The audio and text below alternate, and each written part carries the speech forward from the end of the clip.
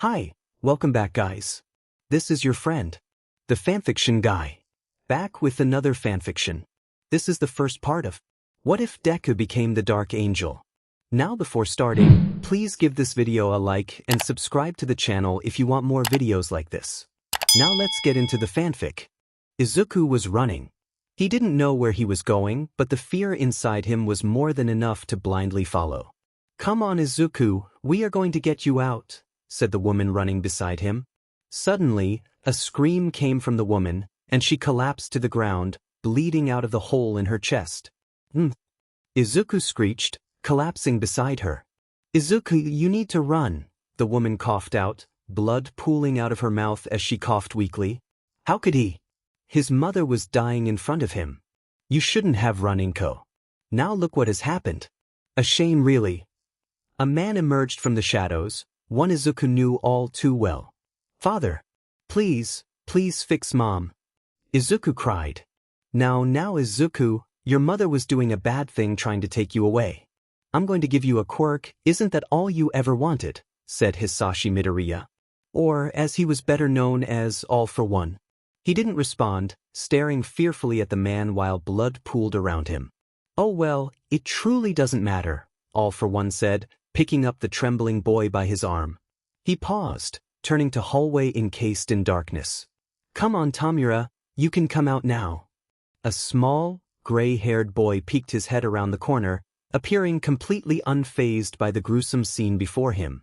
As they walked back to the center of the building, fear began to set into Izuku as he fully comprehended the situation. His mother was dead. He was being carried back into the very place his mom had tried so hard to get him out of. And he was powerless to do anything about it. That was 7 years ago. Izuku is running again, alone this time. And he is different now. 7 years ago, he had been dragged back into the hell he almost escaped from, and had been forcefully given a quirk. Life Force, AFO called it. Basically, it gave him the ability to absorb a person's life force through eye contact or touch, but he had to let it happen. All for One had forced him to take 3 people's life forces. Whether it was torture, withholding food, or the sheer fear Izuku felt when AFO was in the room with him, he did it. And with every person's life force he consumed, he got slightly stronger, slightly faster. After taking the life forces of 3 different people, Izuku was strong enough that if you watched him fight, most people would assume he had an enhancement quirk. And now, after all the training AFO put him through, he was escaping. Bolting down the hallway, Izuku saw a window, and without thinking jumped up and crashed through. Blood dripping down his arms and glass shards in his skin, he took off down the dark streets of Japan. To his surprise, nobody was chasing him. After what felt like hours, he slowed down and looked around. Having been kept in one place since he was 6, Izuku felt free. Even though he was now homeless, not that that prison had ever been home, he smiled for the first time in over 7 years. It has been a month since then, and Izuku has learned a lot. Don't intrude on anyone's territory. The others would claim alleyways and such, and going into the wrong one could get you killed. Don't ask others for food. They don't have enough to share. And finally, stay alive. No matter what. Wandering the streets, Izuku came upon an abandoned building. He looked up at it, and listened carefully for any signs of life. Nothing. He wailed around the outside, and saw a few condemned signs, but nothing warning of demolition. Climbing onto the rusty fire escape, he climbed all the way to what looked like an old apartment. Stepping inside, he looked around. This place is filthy. Exploring a little more, he found a small bedroom and a bathroom. This could work. What decided it for him was the old dresser filled with clothes. They were a little big, sure, but better than nothing. Pulling on a hoodie he found in the dresser, he crawled onto the small mattress and almost instantly fell asleep. Wow, did he miss waking up on a real bed? He sat up, stretched, and then looked around some more. He turned on the sink, and to his surprise water came out. After a minute the water ran clear, and even though it wasn't suitable for drinking, he could use it for showers and things. He splashed water on his face and looked into the cracked and dirt mirror. God, was he a mess. He walked into the kitchen and tried turning on the stove. Nope, that didn't work. Of course he had no electricity. Sighing, he checked the windows. A few were cracked, but they were mostly in good shape except for the one he had broken to get in. He grabbed an old shirt from the dresser and covered the window, keeping out some of the chill. He went back to the small bedroom, inspecting the mattress. Exhaustion had made him not picky, but now he frowned with how disgusting it was. Dragging it to the bathroom, he ran the shower over it and rinsed it until the water ran mostly clear. He laid the mattress over the bathtub so it could dry and went and grabbed the couch cushions. He lifted one up, and instantly a few cockroaches skittered out from under it. He jumped in surprise, letting out a small scream. He hated bugs. Swallowing nervously, he took the rest of the cushions and repeated the process he had with the mattress. He really had to go steal some laundry detergent and bug killer. Wiping off his hands on his tattered jeans, he unlocked the door and walked down to the street. After walking for a bit, he got approached by a man with a dark jacket. "Give me everything you have and no one gets hurt, kid." "Is this speech serious?" "I literally have no money, what are you gonna take?" he said, trying to hide a laugh. Yelling in frustration, the man swung a knife at Izuku. Stepping out of the way, he whirled around and chopped at a pressure point on the back of the man's neck. Did I knock him out? That was when he saw the wallet that had fallen out of the man's jacket. Opening it up, he found 40,000 yen inside. How stupid must you be to rob someone when you already have money, he thought. "Mine now," he said to no one, and pocketed the money and went shopping. After a few thrift stores and gas stations, he went back to the abandoned building and began eating the ramen packs and onigiri he bought. After eating more food than he had in what felt like forever, he realized just how strange his situation was. He had a roof over his head, even if it wasn't very stable, and he actually had a meal. He also realized how very bored he was. He took the bug killer he bought and spent 30 minutes spraying it on every bug and crack in the wall he could find. Next, he grabbed the laundry detergent and soaked the mattress and couch cushions in it. He stood there, still having nothing to do. He was so used to being alert every minute and focused on finding his next meal that he never had free time. Deciding to go for a walk, he went to put on the new clothes he bought. A dark green hoodie with black accents, black cargo pants, combat boots, and a black mask. Even though he was far from the facility, he didn't want to take any chances that one of All for One's henchmen would recognize him. Walking down the streets, he heard the muffled voices of two people in an alley. "Give us your money now, rich boy." "Yeah, and your watch and phone too." "Seriously, more muggers? This city has a problem." Letting out a sigh, he approached the three people. "OMG, a party? Why wasn't I invited?" Izuku exclaimed, voice dripping with sarcasm. "Get lost, kid, this doesn't involve you," a mugger with blue hair growled at him. "No, I don't think I will." That's when Izuku darted at them, kicking the knife out of Blue's hand. Glaring at Izuku, both muggers ran at him. He ducked and slid under a sloppy punch before kicking off a dumpster, flipping and cracking his foot across Blue's skull. Blue dropped to the ground, and Izuku landed neatly on the pavement. The other mugger threw another knife at his head, and Izuku turned to the side, allowing the knife to harmlessly bounce off the bricks. He leaped to the mugger's blind spot and kneed him in the chest. He folded, and Izuku kicked his head into the ground. Dusting off his hands, he turned around. "You okay?" Izuku asked the kid who was getting mugged, but he had already sprinted out of the alley. Sighing, he searched the pair for any money. Sadly, they had none, but he decided to keep the knife he had kicked across the alley. It could be good in the future. On his walk home, Izuku stopped 2 muggings, 1 armed robbery, and got a cat out of a tree. Well, it's not like he had anything else to do. Getting bored of walking around, Izuku took to the rooftops, leaping over each one until he got to his apartment. This routine went on for a little while, buying food, stopping villains, stealing from villains, can you blame him, he did need to eat, and leaping on rooftops. Oh, and he got a nice collection of weapons, including knives and a bow staff. He had training with it before, and he was really excited when one of the villains he fought, a girl with purple hair and gold eyes, had dropped it when she escaped. That was until one night, Izuku spotted a kid getting pushed into a van. Anger creeped up in him, as he knew what it was like to be forcefully taken away from everything. Without thinking, emotions clouding his thoughts, He lunged at the van and used his knives to pop the tires. Grabbing one of the men, Izuku threw him on the ground and slammed his bow into his skull, knocking him out cold. Heading around to the driver's side of the car, Izuku pulled the man out of the van and threw him into a wall. Remembering the kid, he ran to the back of the van. "Are you okay? Where are your parents?" The kid, who couldn't be older than 3, just stared at him with a shocked look on his face. Starting to panic, Izuku crouched down to get on eye level with the kid. "Hey, you need to answer me. Are you okay?" The kid slowly turned his gaze to look at Izuku and exclaimed, "Angel." "What? Angel?" Hearing the police sirens in the distance, Izuku double-checked the kid was unharmed before leaping to the top of the roof. "Are you okay?" he heard the police ask. "Yeah, Angel saved me." "Angel? What are you talking about, kid?" "The angel with the green shirt. He saved me from the bad people. He went on the roof." Realizing what the kid had just said, Izuku felt panic jolt in him. He absolutely could not be caught. Not if they had a chance of finding out who he was. What he did? He turned hurriedly, running from rooftop to rooftop in the direction of his home. Exhausted, he collapsed on the bed and fell asleep. Walking down to the corner store where he always buys his food, he heard a very familiar name on TV.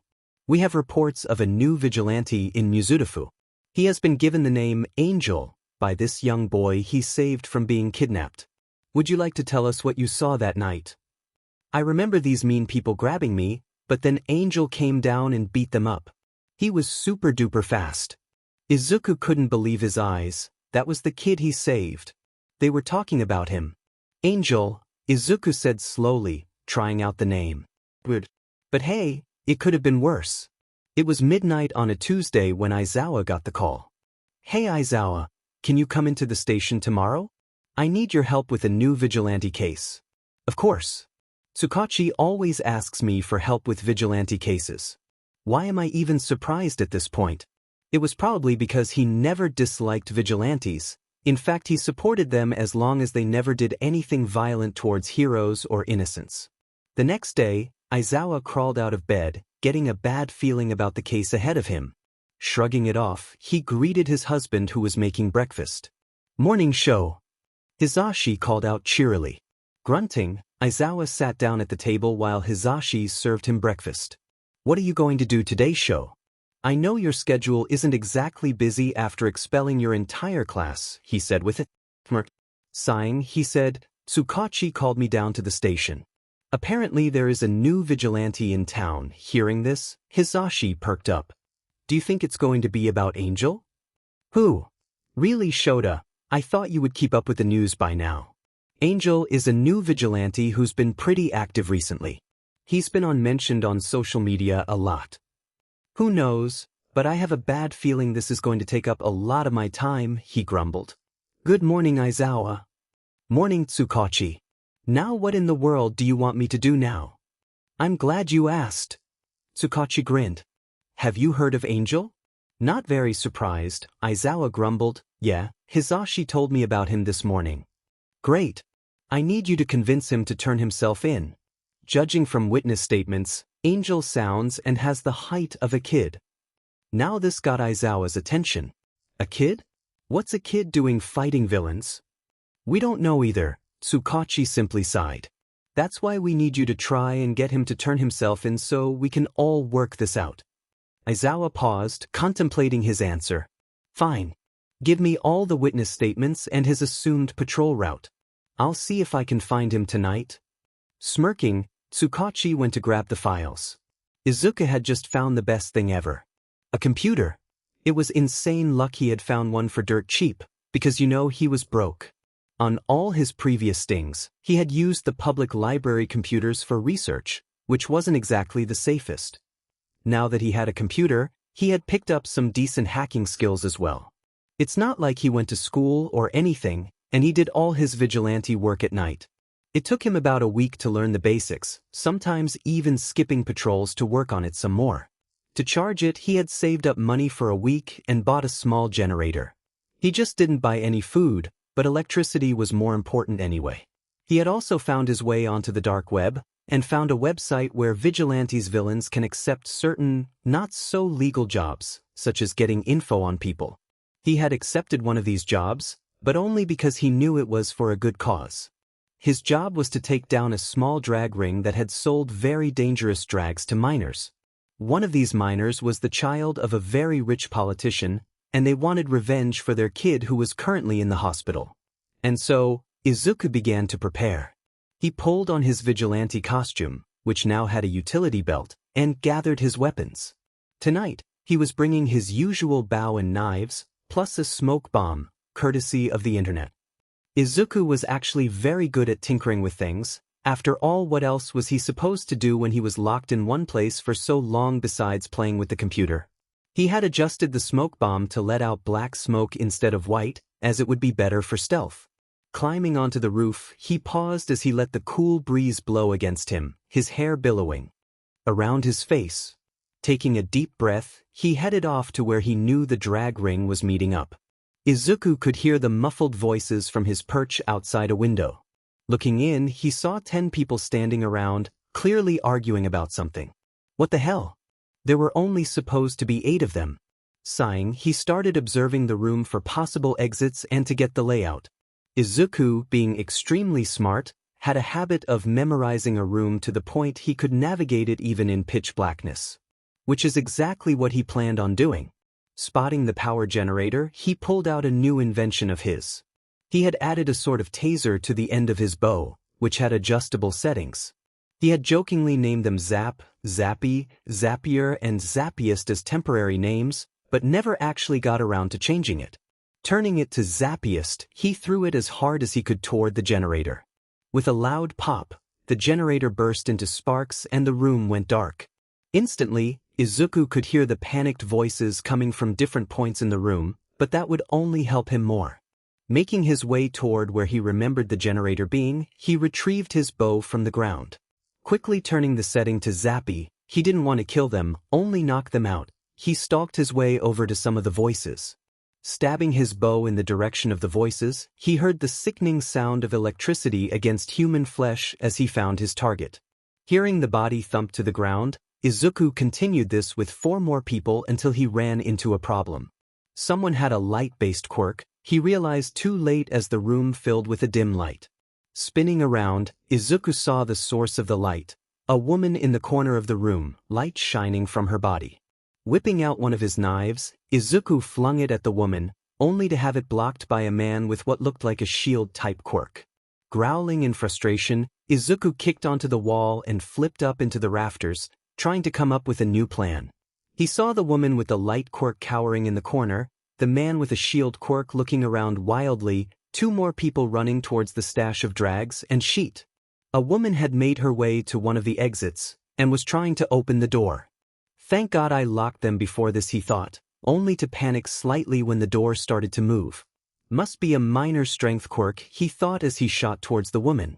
Pulling out a combat knife, he slashed at the back of her legs, sending her crashing to the ground. Zapping her for good measure, he went to take care of the man with a shield quirk. Throwing a kick at the man's head, he found himself getting blocked by his hands.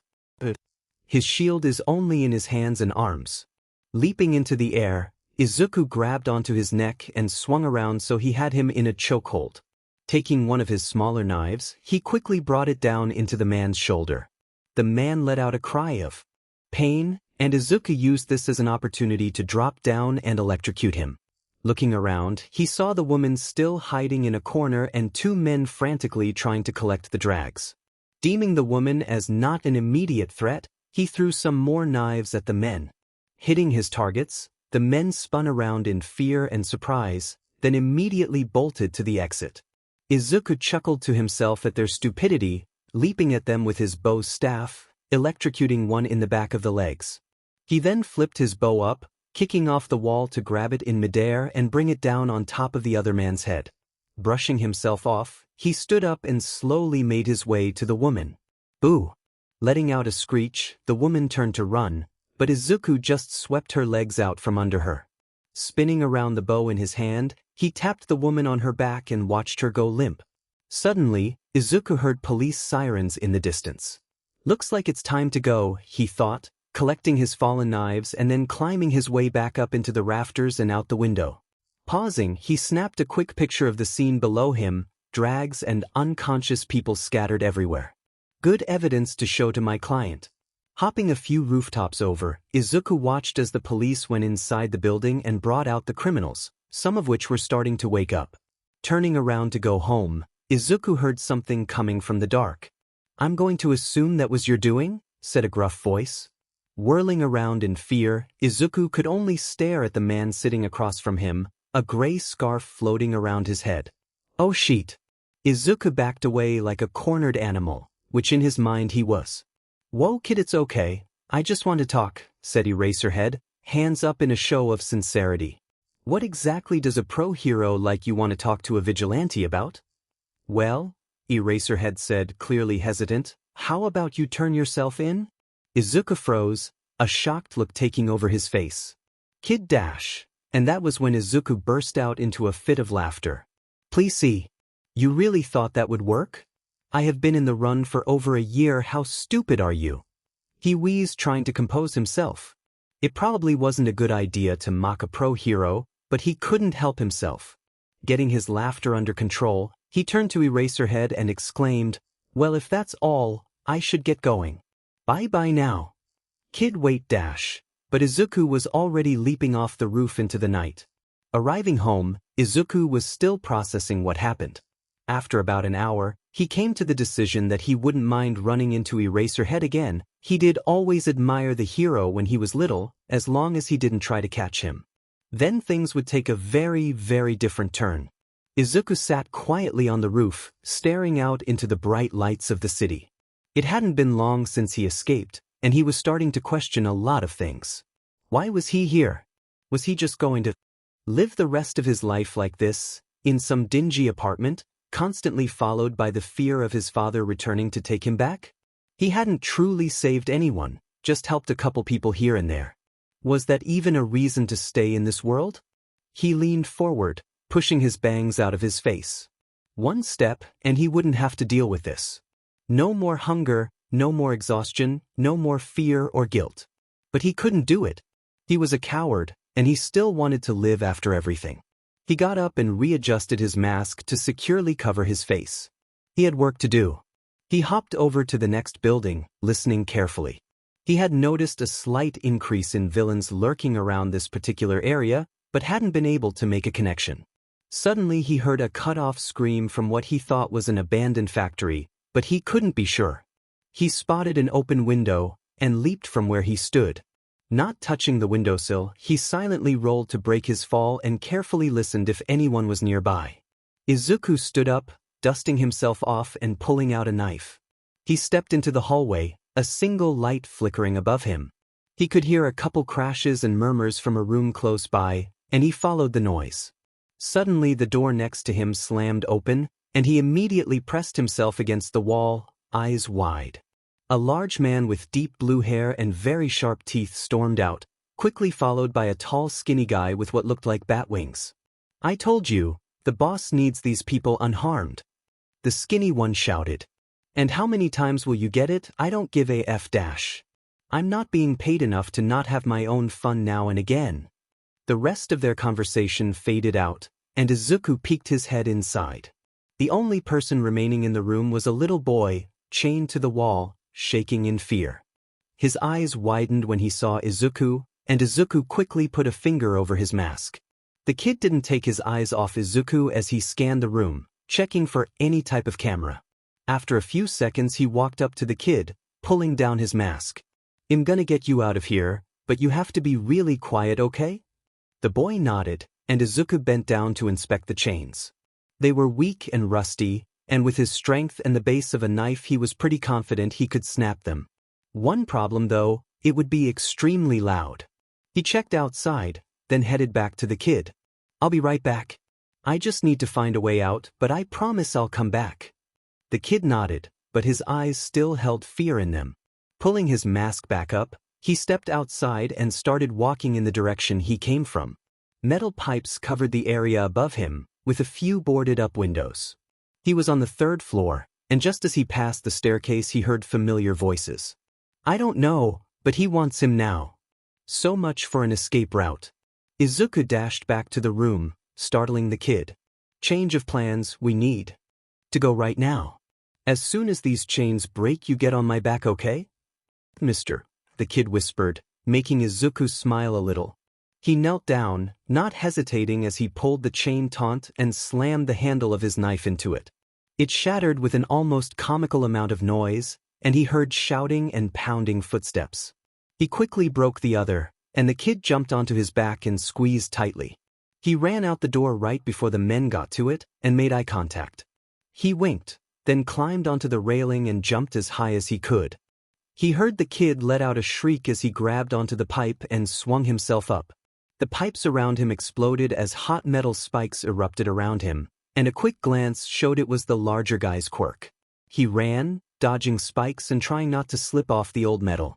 A spike came down from the roof, and he dropped to the ground on his side so as to not hurt the kid. He felt a piece of metal pierce through his leg and gritted his teeth in pain. He was quickly running out of room, so he swung down and neatly landed on the railing, kicking off to sprint down the hallway.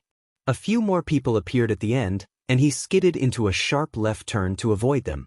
Suddenly a plan formed, and he shouted, "Hold on!" He leaped out the window, glass shards flying. Izuku grabbed onto a drain pipe on the building, sliding down a few feet before kicking off and landing on the shorter roof next to it.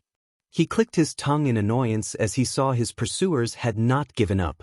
The kid was getting heavier by the second, and his legs stung. He just needed to get a little further, just enough to where the kid wouldn't get caught. He took off, jumping to the next building. He barely managed to grab onto the edge, swinging his legs over and crossing to the next. Fire escape. He swung the kid off his back, placing him in front of the stairs. Run, and don't stop until you find someone to call the police. Without a word, the kid ran, and Izuku finally turned around. 3 people were able to keep up with him, but Izuku was exhausted. Running was a much better option than fighting, and without the kid he was confident he could do it. He waved his hand at the men, who immediately jumped to try and attack him. He jumped to the next building, and then jumped through the open window of another. This is where he could lose them. He sprinted around discarded and burnt office supplies and desks, likely the building was closed due to a villain attack. He jumped down a flight of stairs, wincing as the cut in his leg widened. At this point only the man with bat wings was following, and he dived down to try and grab Izuku. Izuku twisted around the railing, then as the man hit the ground he jumped onto his back and slashed his knife across the man's wings. He shrieked in agony, and Izuku took that as an opportunity to jump down the rest of the stairs and run outside. A couple turns later, and he had lost him for good. He leaned against the wall, gasping for breath. He would need to go back, figure out who the man behind that was. But right now, all he really wanted to do was take a nap. Aizawa had been working on the Angel case for a few days now, and the vigilante was showing to be very talented at disappearing. Every time he thought he figured out where he was already gone, and an unconscious villain was typically all that remained. But this time he saw the little vigilante lurking near the edge of a roof. He was recognizable by the green hair and green accented outfit, exactly like every witness description. He watched from afar as the kid jumped into the building, and there was silence for a few minutes. Suddenly multiple screams and clashes rang out, and he moved closer.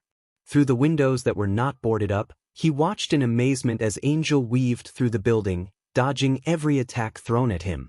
It was a feat only accomplished with years of practice and trained instincts, and he had to wonder what kind of childhood he had. Angel crashed out of the building, and it was only then Aizawa saw the boy on his back.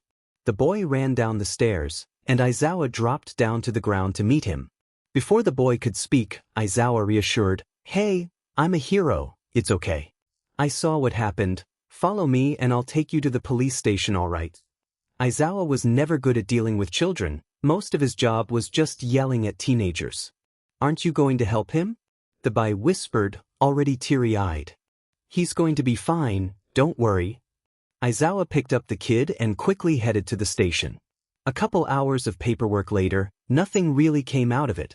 The police arrested one guy, but couldn't find anything on what had really been going on. The kid was reunited with his parents, who had let them know he was missing for only a few hours. But not a word from Angel. He had asked around, but there were no more reports of him that night. Aizawa hoped it was just that he went home for the night, but in this line of work he had learned to always assume the worst. Izuku pushed open the door and limped inside. He sat on the couch, leaning his head back and closing his eyes. He got up again, changing into shorts and grabbing his first aid kit. He washed off the wound, wincing as the alcohol hit. This needs stitches. He got out the needle and thread, taking a deep breath. He took out a lighter and held the needle over the flame until it glowed red, and began the painful process. He grimaced as the needle went through the torn skin, but he kept his hands steady. Finally he tied off the final one, and packed everything up. He held onto the couch getting up just to make sure he didn't mess up the work he just finished. He hopped over to his bedroom and tossed his jacket onto the floor. He eased himself down before gently moving his legs to a comfortable enough position to lay down. He closed his eyes, quickly falling. Once again, Izuku was laying flat on the roof next to the building he found the boy in. He had dug around an old part of a library and found the blueprints for the building. It was indeed an old factory, but after an incident involving some pretty dangerous chemicals was shut down. There were a few rooms off to the side on the first floor that were originally office spaces for higher-ups, and he figured if there was somewhere anyone of importance would be there. He slipped into the building, trying to keep most of his weight off the injured leg. Nobody was in the hallway, and he ran over and down the stairs. Hearing footsteps rapidly approaching, he ducked behind a few boxes right as his feet hit the ground on the first floor. "And you're sure it was him?" It was a deep, gravelly voice, and Izuku wanted to lean over and put a face to it but was too afraid of being spotted. A higher-pitched voice, feminine, responded back. "Positive. Angel was the one who stole the subject, and from what I've seen about him he's probably going to be back soon." The man sighed and the footsteps stopped. "Put out extra security. If he tries his luck, he won't be leaving here alive." "Just great. But what did they mean by subject? The kid?" He held his breath as the two passed him to go up the stairs, pressing himself further against the splintery wood. As soon as they were out of sight he jumped up and took a look around. It was a relatively simple space, mostly boxes and a couple tables. From the blueprints, the place he wanted to go was the hallway on the other side of the room. He was about halfway to it when he heard the scream. His blood went cold and he froze in his tracks. Izuku slowly turned around, cautiously approaching the side of the room he heard it from. The weird thing was, it almost sounded like it came from below. There wasn't a basement on the blueprints though? Izuku crouched down, feeling around the ground. And then his hands passed over a slight dip in the concrete. Blowing to clear the dust, he saw distinctive lines in a small rectangle. Pushing a box that covered the other half, he revealed the handle. Glancing over his shoulder, he pulled on it and slipped inside. It was dark, damp, and cold. The only thing he could hear was his light footsteps and the sound of him breathing. Whoever was screaming earlier was now deathly silent. He finally reached the bottom, turned, and was face to face with a tall man with a lab coat on holding a syringe. They stared at each other for a brief second, and when the man went to open his mouth to shout, Izuku jumped him, putting all his weight on the man's neck and sending him crashing to the ground. He wrapped his legs around his neck, squeezing so no sound could come out. The man thrashed on the ground, but it didn't take long for him to fall unconscious. Izuku stood up, brushing dust off his clothes before finally realizing he wasn't alone. He gasped, face to face with 4 kids, locked in separate cages. They were strangely clean, in hospital gowns, and 3 were trying their hardest to melt into the wall, refusing to meet eyes with Izuku. The 4th, however. Izuku felt his heart drop as he saw him. He was on the floor unconscious, with multiple deep gashes bleeding freely onto the floor. The strangest part, however, was the fact that the boy's talon-like fingers were covered in blood, and there were a pair of ripped-off wings laying on the ground beside him. He felt nauseous the longer he looked at the boy, and was desperately wondering how he was going to get all these kids to safety before being caught or the boy bled to death. Erase her head.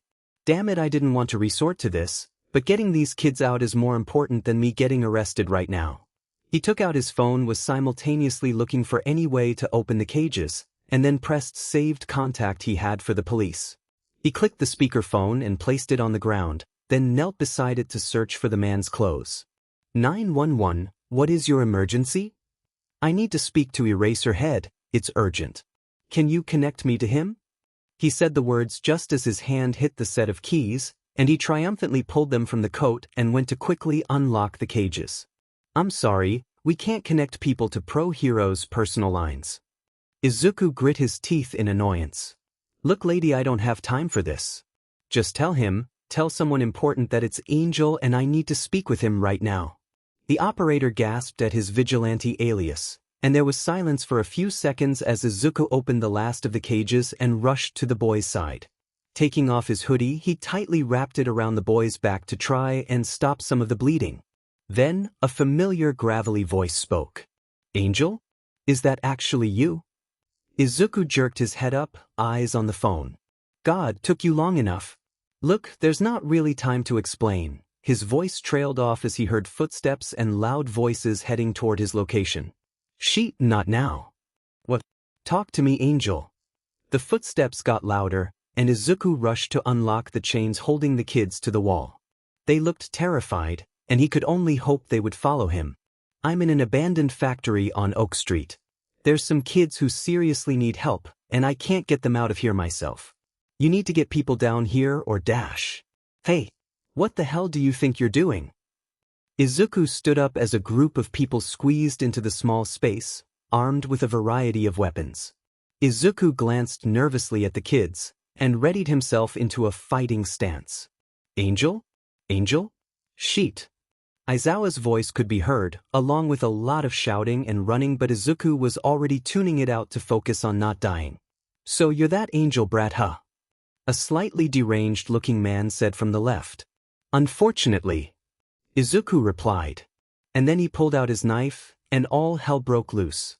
He did a backflip over a sloppy swing of what looked like a machete, and dug his knife deep into someone's ankle and slashed.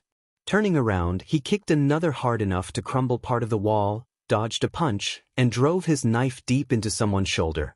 Someone activated their quirk, and some kind of boulder hit him square on, and he slammed into the wall. He shook off the dizziness, tackling a man with long hair with extra arms to the ground, slamming his head into the concrete.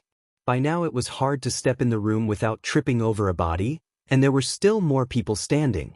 Suddenly a rapid clicking noise started, and from behind one of the villains and lashed sharp spikes at him. He rolled to the side, narrowly missing them as they plunged into the wall. He was about to dodge another round when it clicked. The kids.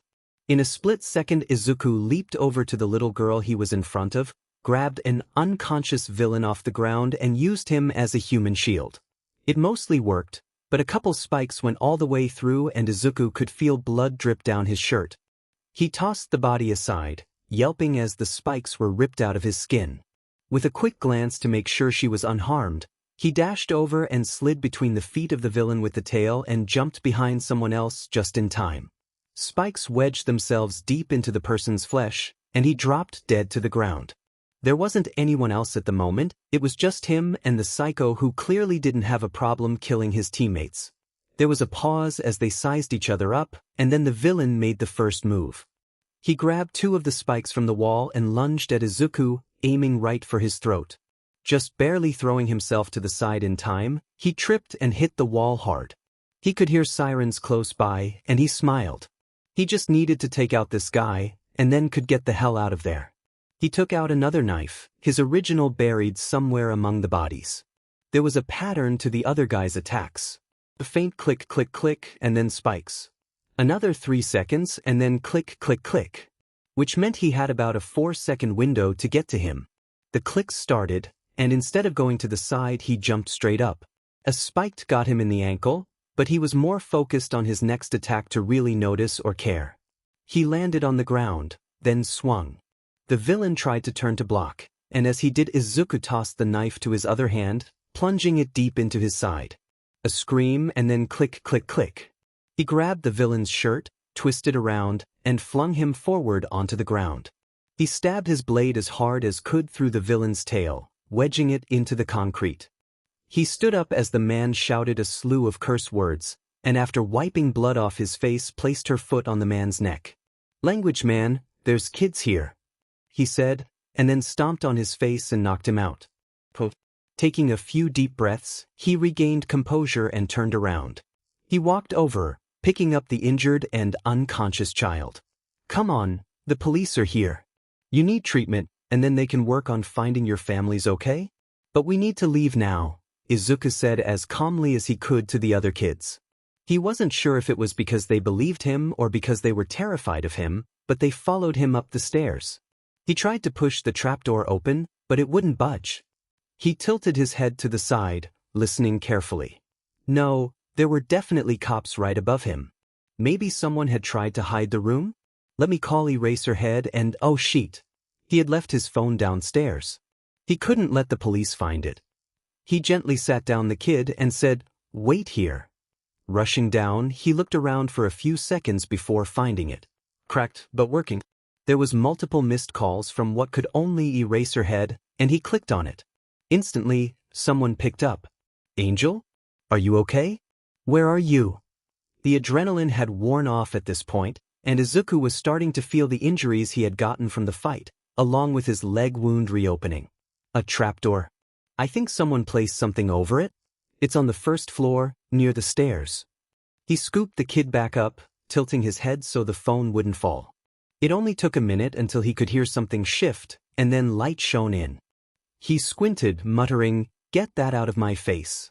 Almost instantly the light vanished, and a terrified officer stepped to the side.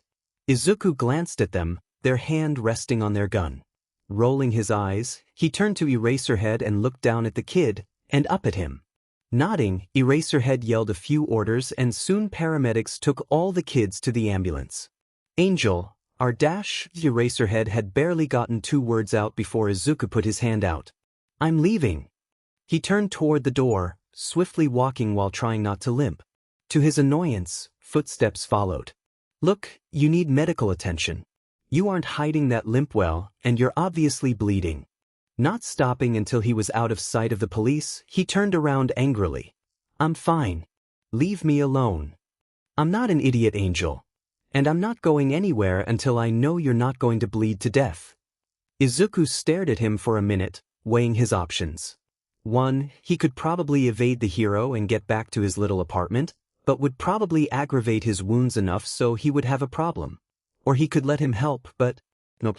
Why am I even thinking about that? No. I said I'm fine. I've taken care of the worst injuries myself. Now I'm exhausted, so if you don't mind, I'll be going. He turned, taking a step, and then was pulled backward hard. Eraserhead had grabbed his hood and was currently dragging him over to the ambulances. "Hey, stop, let me go," Izuku shouted, but the combination of his leg and being caught off guard were not helping his situation. "Nope. I've had enough of you for today," Eraserhead simply replied, shoving Izuku into the back of an ambulance. His eyes widened, and he went to run when a paramedic walked over. "Injuries? I'm guessing some kind of puncture wounds to his back, and something's wrong with his leg." The girl just nodded, cutting off parts of his clothes to get to the injuries. She made no move to take off his mask or restrain him, which made him relax a little. "These are going to need stitches. I have some morphine if dash." Izuku shook his head quickly. "No drags. It's fine." She looked him up and down, but quickly went to work. He gripped onto the side of the ambulance tightly, closing his eyes as the needle went in and out of his skin. She did the same for his leg and then his ankle. "No physical activity for at least 2 weeks, or you'll reopen them again." He winced as Eraserhead glared at him, and just nodded. "Go. I have other people to treat." Izuku slowly goes up, quickly glancing at Eraserhead. However, the pro hero just nodded and left to go help the police. Izuku walked carefully away, taking back alleys instead of the usual rooftops. Maybe he deserved a few days off. It was just another night of patrolling. Since Izuku had rescued the kids, he had started to take on patrol routes around the worst parts of the city, occasionally adding extra streets here and there when needed. He was halfway into his patrol when he heard the screams of 2 girls. Racing across the rooftops, he found the location of the sound. In a large alleyway, Two girls were being dragged into a van. Pulling out his knives, Izuku flung two in the direction of the kidnappers. He hit one in the arm and grazed the other's face. Furious, the kidnappers looked up at whoever had thrown the knives. You know, kidnapping isn't very polite. Izuku smirked as he pulled out his bow staff and lunged at the men. Panicked, the cornered people activated their quirks. That one on the right has knives coming out of his hands. Better watch out for those. Using the van as a springboard, Izuku soared over the men and landed on one's head. Flipping around, he locked his legs around the man's neck and brought him to the ground. Turning to face the other one, Izuku just barely deflected the sharp knives being thrown towards him. Using his bow, he knocked the kidnapper's hands out of the way and swept his legs and sent him crashing to the ground. Calling out to the girls, "Run as far away as you can and call the police," he tossed one of the kidnapper's phones at them. Nodding their thanks, the girls took off out of the alley. That was when Izuku felt a burning sensation in his side. Looking down in shock, he saw the knife sticking out of him. There was another one. A sibling judging from the similar quirk. Ripping out the knife, Izuku turned to face the frightened woman who was already fleeing from the scene.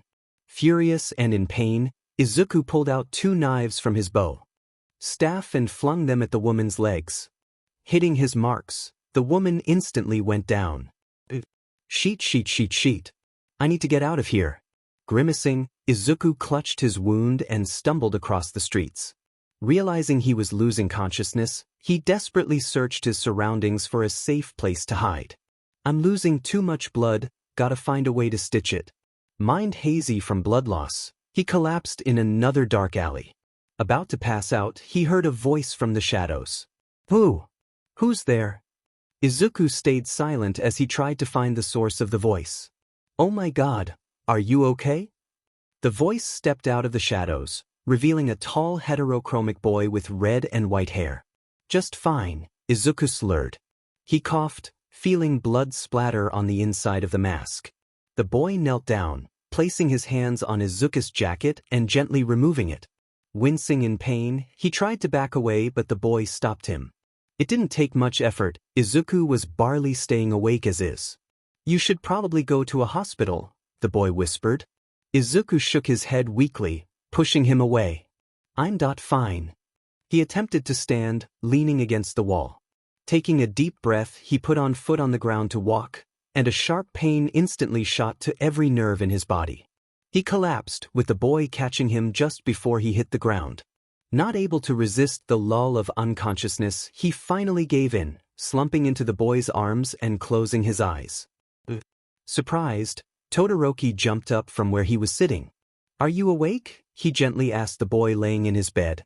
Todoroki honestly had no idea what he was thinking, bringing a random boy from an alley into his home. You got stabbed, try not to move too much or it will open the stitches. Seeming to come to his senses, the green-haired boy did exactly the opposite, and leaped out of the bed.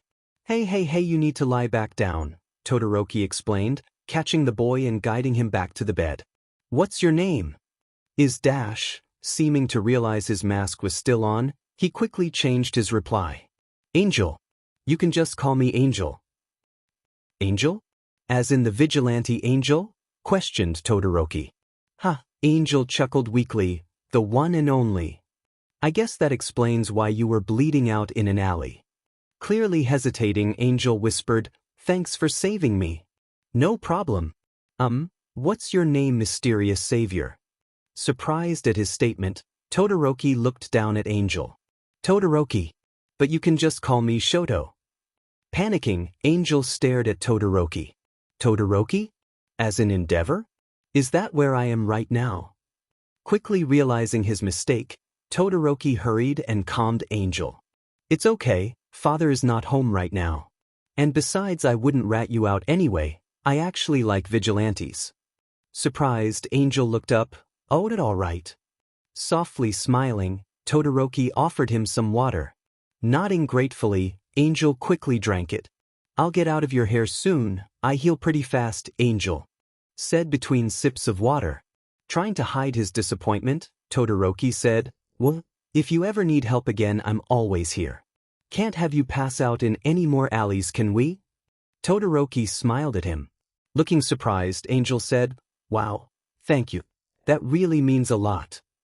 "No problem, broccoli," Todoroki smirked. "Broccoli?" Izuku spluttered, confused. "Yeah. Your hair makes you look like broccoli." "Fine, peppermint." "Okay, I guess I deserved that," laughed Todoroki. Izuku was starting to get settled into a new routine after meeting Shoto. Wake up, clean, spend whatever money he had taken the night before, do research for vigilante work. Then at night he would go over his usual patrol, but would stop by the Todoroki house every night to chat and hang out. Todoroki wasn't stupid. He had noticed how thin Angel was beneath his baggy clothing. So more often than not, he would offer snacks to him. Izuku would never say it, but he was extremely grateful to Todoroki.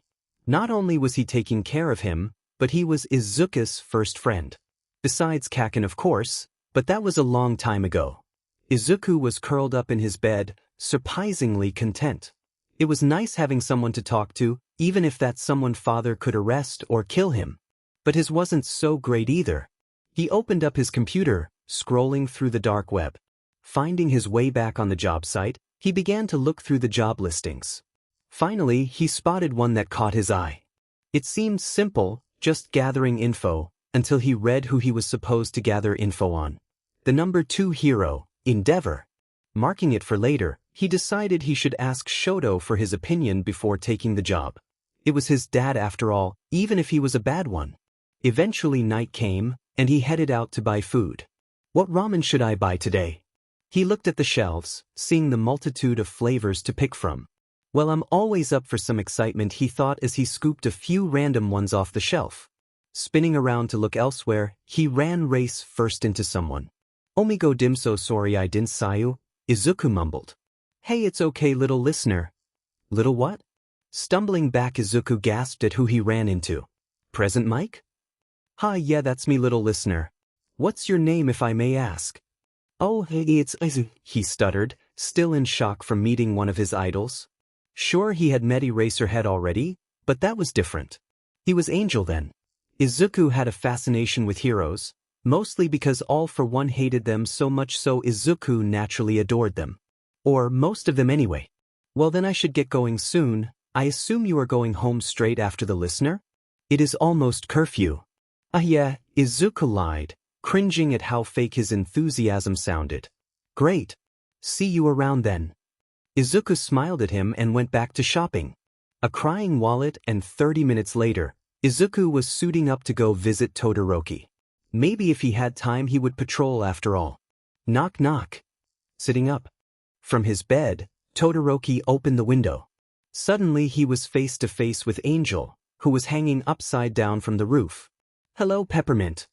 Smiling, Shoto stepped back to allow Angel to flip into his room. Turning around to his desk, Todoroki said, "Hey, I picked up this movie I thought you would like. Wanna watch it?"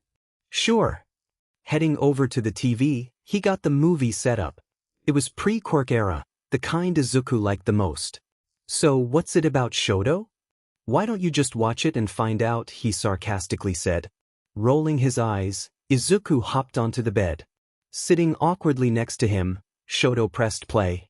The movie ended up being about a boy who meets a girl who can control the weather, and by the end of it both Shoto and Angel had teared up. They were suckers for sad movies after all, especially when they had at least a semi-happy ending. As the credits rolled, both boys seemed to realize they were right up against each other and jumped off the bed. Laughing awkwardly, they started discussing the movie. I really liked how they would do anything for each other, even if it meant flooding Tokyo. "You're a sucker for romance, aren't you, Shoto?" Izuku said teasingly. Blushing profusely, Shoto hid his face in his hands. Giggling, Angel checked the time. "I should get going. I was thinking about getting at least an hour of patrolling in tonight." But you better not skip out on me again." "Okay, babe," Izuku said sarcastically before disappearing into the night. What he didn't see was Shoto's face turning the color of a tomato, as he stared blankly at where Angel was seconds ago. He was going to give him a heart attack one day with the comments he made. Shoto just knew it. After a couple attempted muggings, Izuku sat on the roof of a tall building letting the wind hit his face. He had a fondness for high places, feeling the cold breeze at night. After all, the underground didn't have much fresh air.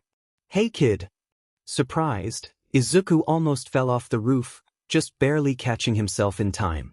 Raising his eyebrow in amusement, Eraserhead sat down on the edge of the roof a good ways away from Izuku.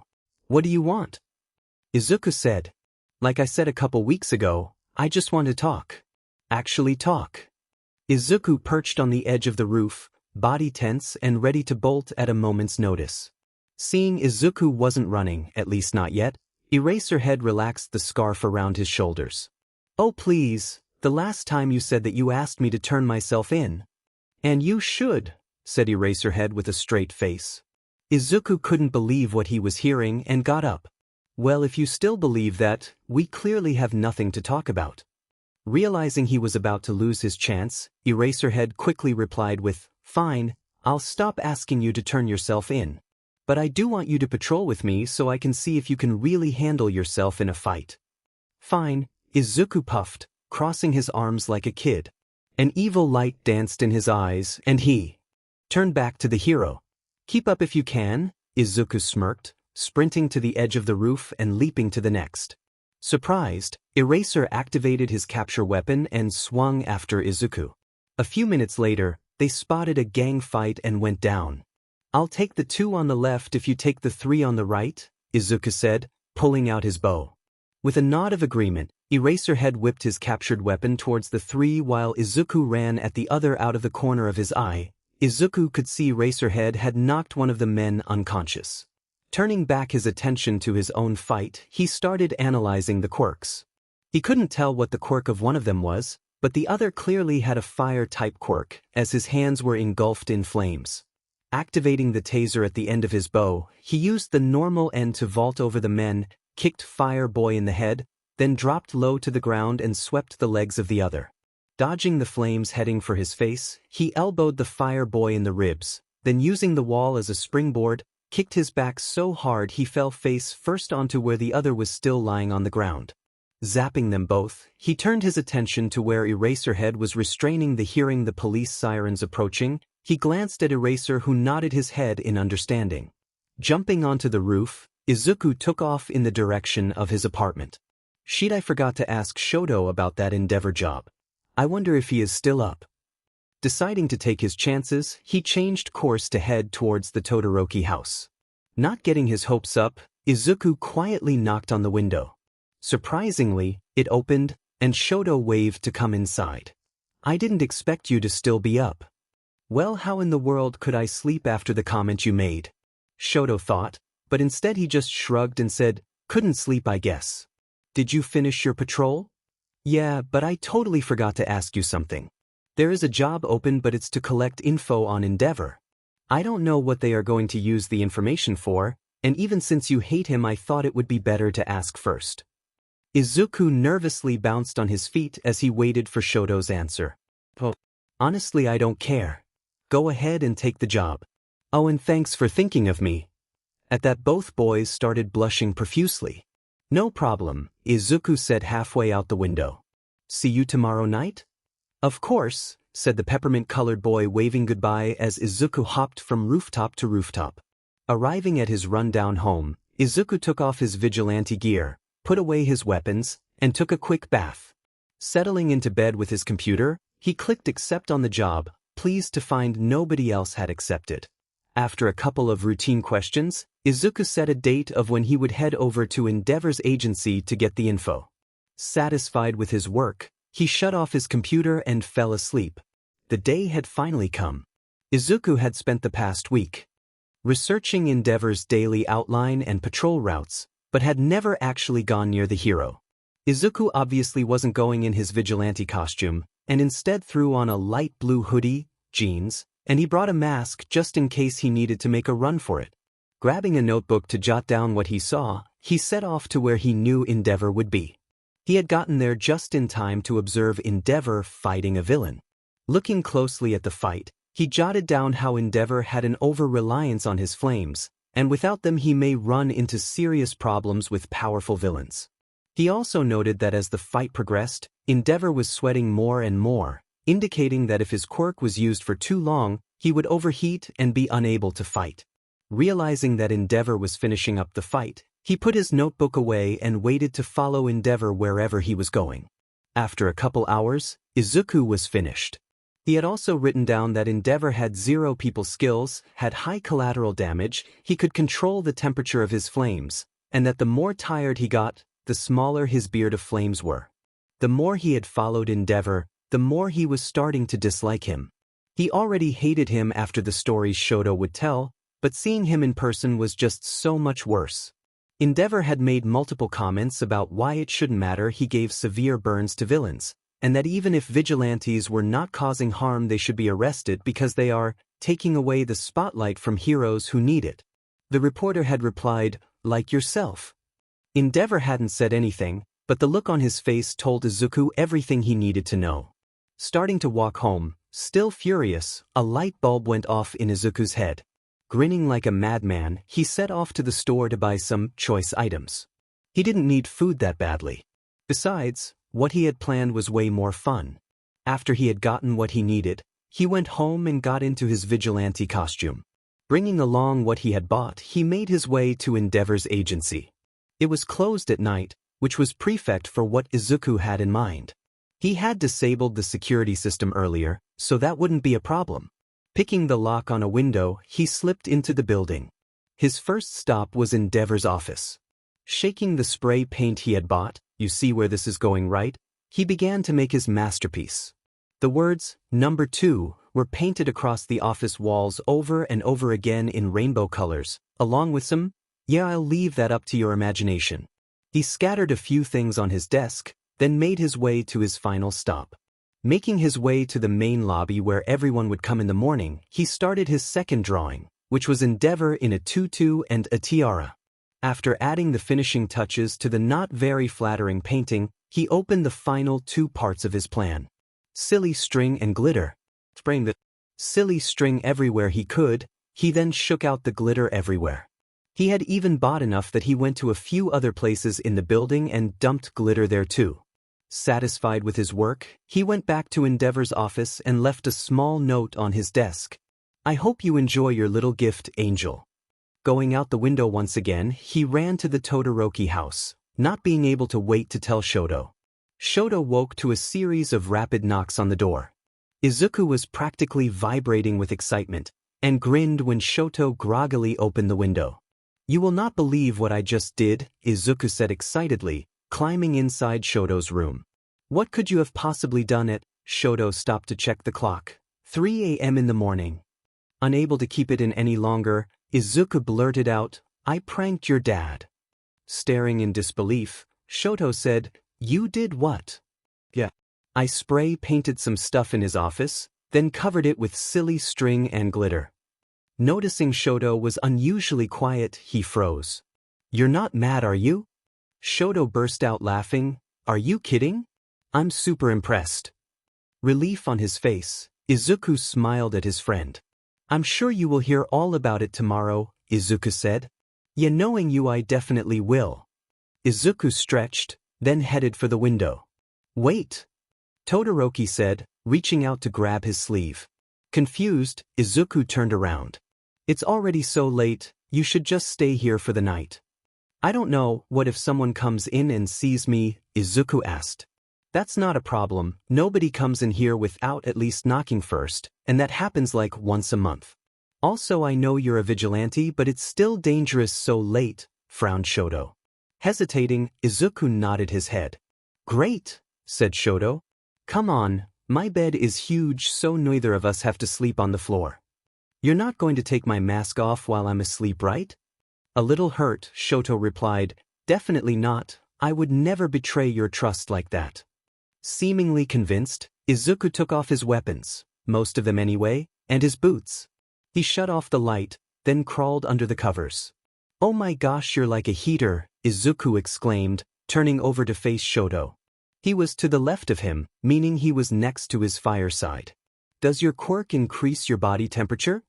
Also flipping over, Shoto nodded his head and said, "My right side is more cold also, I think the heat on the fireside balances it out." "Cool." Awkwardly turning again, Shoto closed his eyes and eventually fell asleep. Izuku, however, could not. It was so strange being in an unfamiliar place, especially with other people in the house that were dangerous. He turned over to look at the sleeping figure of his friend, and relaxed. He was safe here. Todoroki would make sure of it. Smiling to himself, he finally fell into unconsciousness. Squinting his eyes against the morning sun streaming through the window, Shoto slowly remembered what happened last night.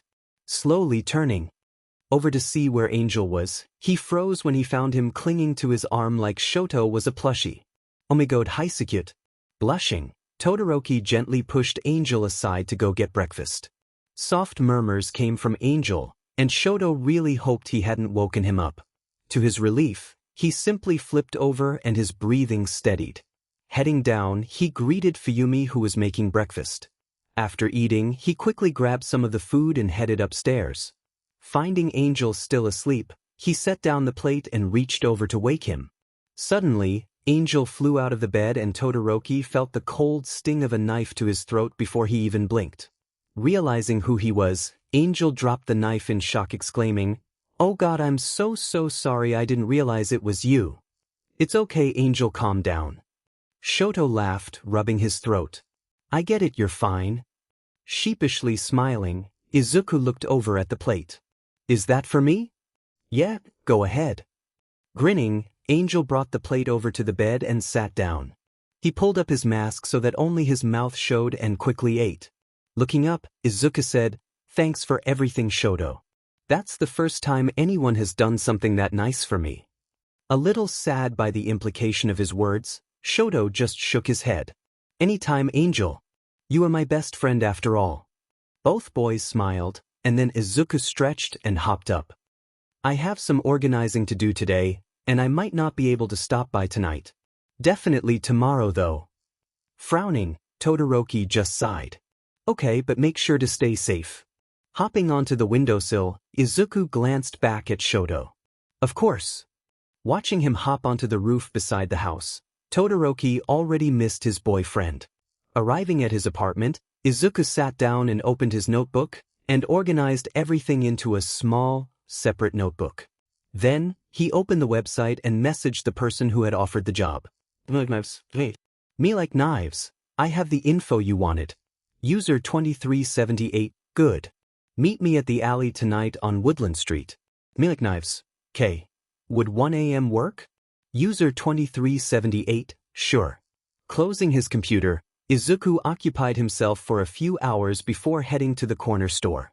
After grabbing a thing of mochi, he noticed a tall man with long blonde hair a couple aisles down. The man turned around and brightened when he spotted Izuku. "Little listener. We meet again." "Hi, Present Mike. Just call me Hizashi when I'm off duty," he smiled. "Oh, okay," Izuku exclaimed. "Hey, listener, would you join me for some late-night dinner?" Hizashi said, indicating the little food court area. Seeing Hizashi's hopeful face, he sighed. "Sure. Great." Walking over, Hizashi ordered some ramen, and Izuku the same. Reaching into his pockets for some money, Hizashi reached out his hand to stop Izuku. "It's on me, listener." Before he could object, Hizashi quickly slid money across the counter. Grabbing their ramen, they sat down at a table in the back, Izuku purposefully sitting with his back to a wall. He wasn't a fan of something or someone being able to sneak up from behind him. "Hey, can I ask you a question?" Izuku asked, looking up from his noodles. "Of course." "Your quirk, is it making you lose your hearing?" Surprised, Hizashi looked down at Izuku and said, "Yeah." "How did you know?" "Well, if your voice is that loud constantly, then you're bound to take some damage, especially if you are from an older generation with less complex quirks. Your body didn't adapt the way newer quirks would." Quickly covering his mouth, Izuku shyly said, "Sorry, I'm rambling. Bad habit." Smiling, Hizashi said, "No, it's okay, listener. I'm more amazed by how smart you must be to have figured that out when nobody else has guessed. Only my husband and close friends know." Izuku looked down at his phone, surprised it was midnight already. "I'm so sorry, but I have to go." "It's okay, just don't stay out too late." "I'll try," exclaimed Izuku, waving goodbye as he ran hurriedly out the door. Once he was a few buildings away, He sprinted back to his apartment to put his groceries away. He definitely did not expect to be held back an extra hour, not that he didn't mind, but he had a feeling whoever he was meeting did not take kindly to being late. Hurriedly putting on his vigilante outfit, he checked his phone again to see the time. 12. Opening Google Maps, he saw that Woodland Street wasn't very far, thankfully. Izuku grabbed the now organized info and made his way to the alley. Arriving at 12:53, he jumped onto a fire escape and waited. At exactly 1, a tall man who blended into the shadows walked into the alley. User 2378? Izuku called out from his perch. The man lifted his head, his face still not visible. Knives. Izuku giggled at how ridiculous his user sounded from the man. The man reached up and took off his hood, and what was underneath made Izuku want to bolt then and there. The man had skin grafts and staples on his jaw, under his eyes, his arms, and who knows where else. Glancing up at Izuku with piercing blue eyes, he said, "Just call me Dabi." Izuku stared down at Dabi, still horrified. But a second later, his horror shifted to confusion. Dabi's eyes eerily reminded him of Shoto's. He put that thought aside and tossed the notebook down. "Everything's in there." Glancing up, Dabi quickly flipped through the notebook and nodded. "This is pretty detailed, kid." Izuku frowned at the name and said, "You have what you wanted, now I believe you owe me something." Yeah, come down and get it." Izuku leapt down from the stairs and walked over to Dabi. Dabi pulled a thick wad of cash out of his jacket and handed it to Izuku, who quickly checked to make sure he got what was promised. "This is more than you listed?" questioned Izuku. "Yeah," Dabi said, "you did a better job than I expected." "If you don't mind me asking," Izuku paused, taking a tactful step away from Dabi, "what are you going to do with the information I gave you?" Dabi was quiet, putting the notebook into his jacket. "I'm not sure yet. Let's just call it a safety precaution." While not fully impressed with that answer, Izuku just sighed. As Izuku went to leave, Dabi called out, "Wait." Turning, he faced the scarred man. "There is somewhere I want to take you." Izuku raised an eyebrow, saying, "Oh yeah, that's not suspicious at all. Trust me, you will want to see it." Izuku pulled out a knife and said, "Fine. But you better not be lying." Simply turning out of the alley, Dabi raised his hand and motioned for Izuku to follow. A few minutes later, they were standing in front of what appeared to be a karaoke bar. "What the hell?" Izuku exclaimed, turning to Dabi. The man simply smirked and went inside. Izuku followed him to the far side of the building and let out a small gasp when he saw Dabi pressing a button that opened up a bookshelf.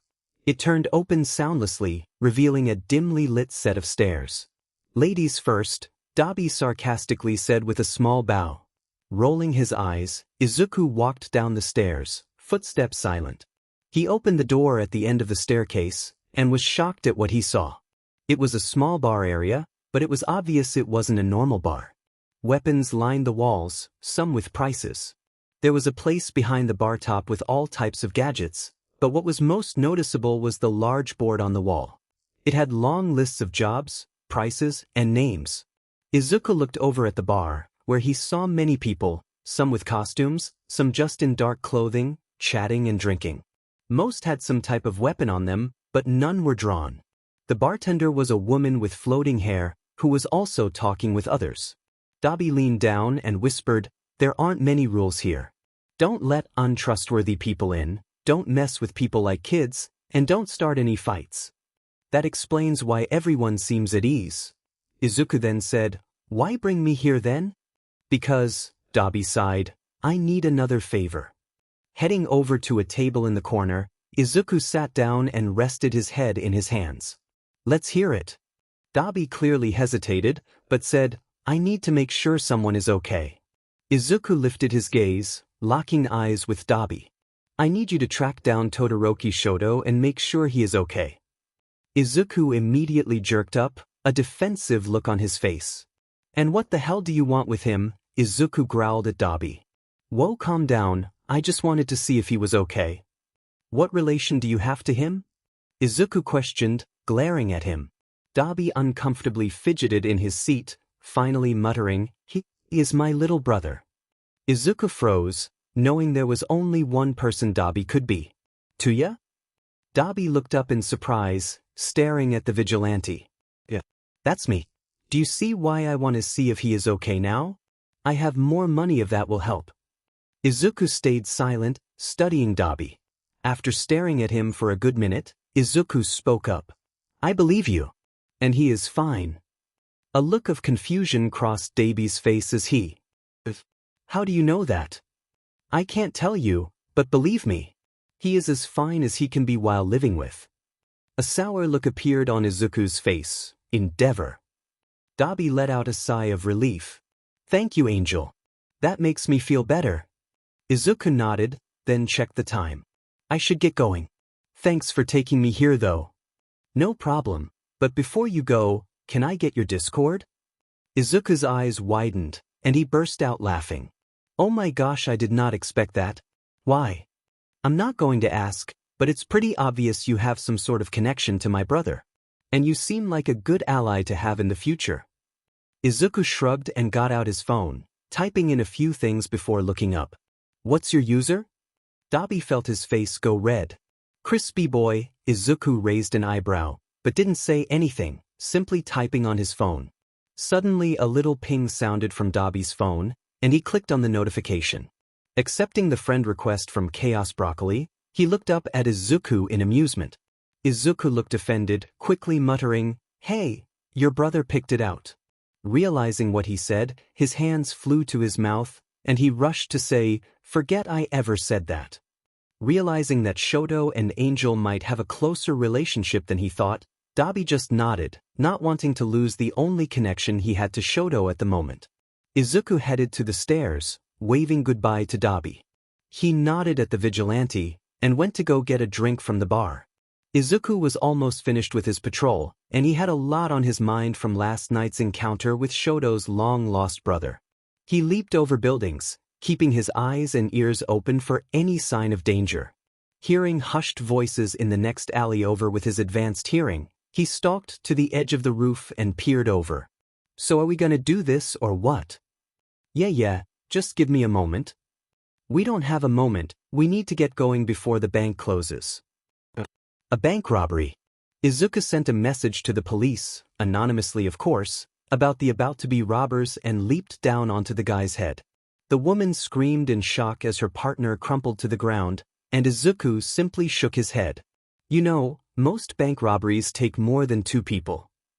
He swept his bow at her legs, and was surprised when she leaped over it and ran for the street. Izuku lunged at her, grabbing her hand and pulling her back.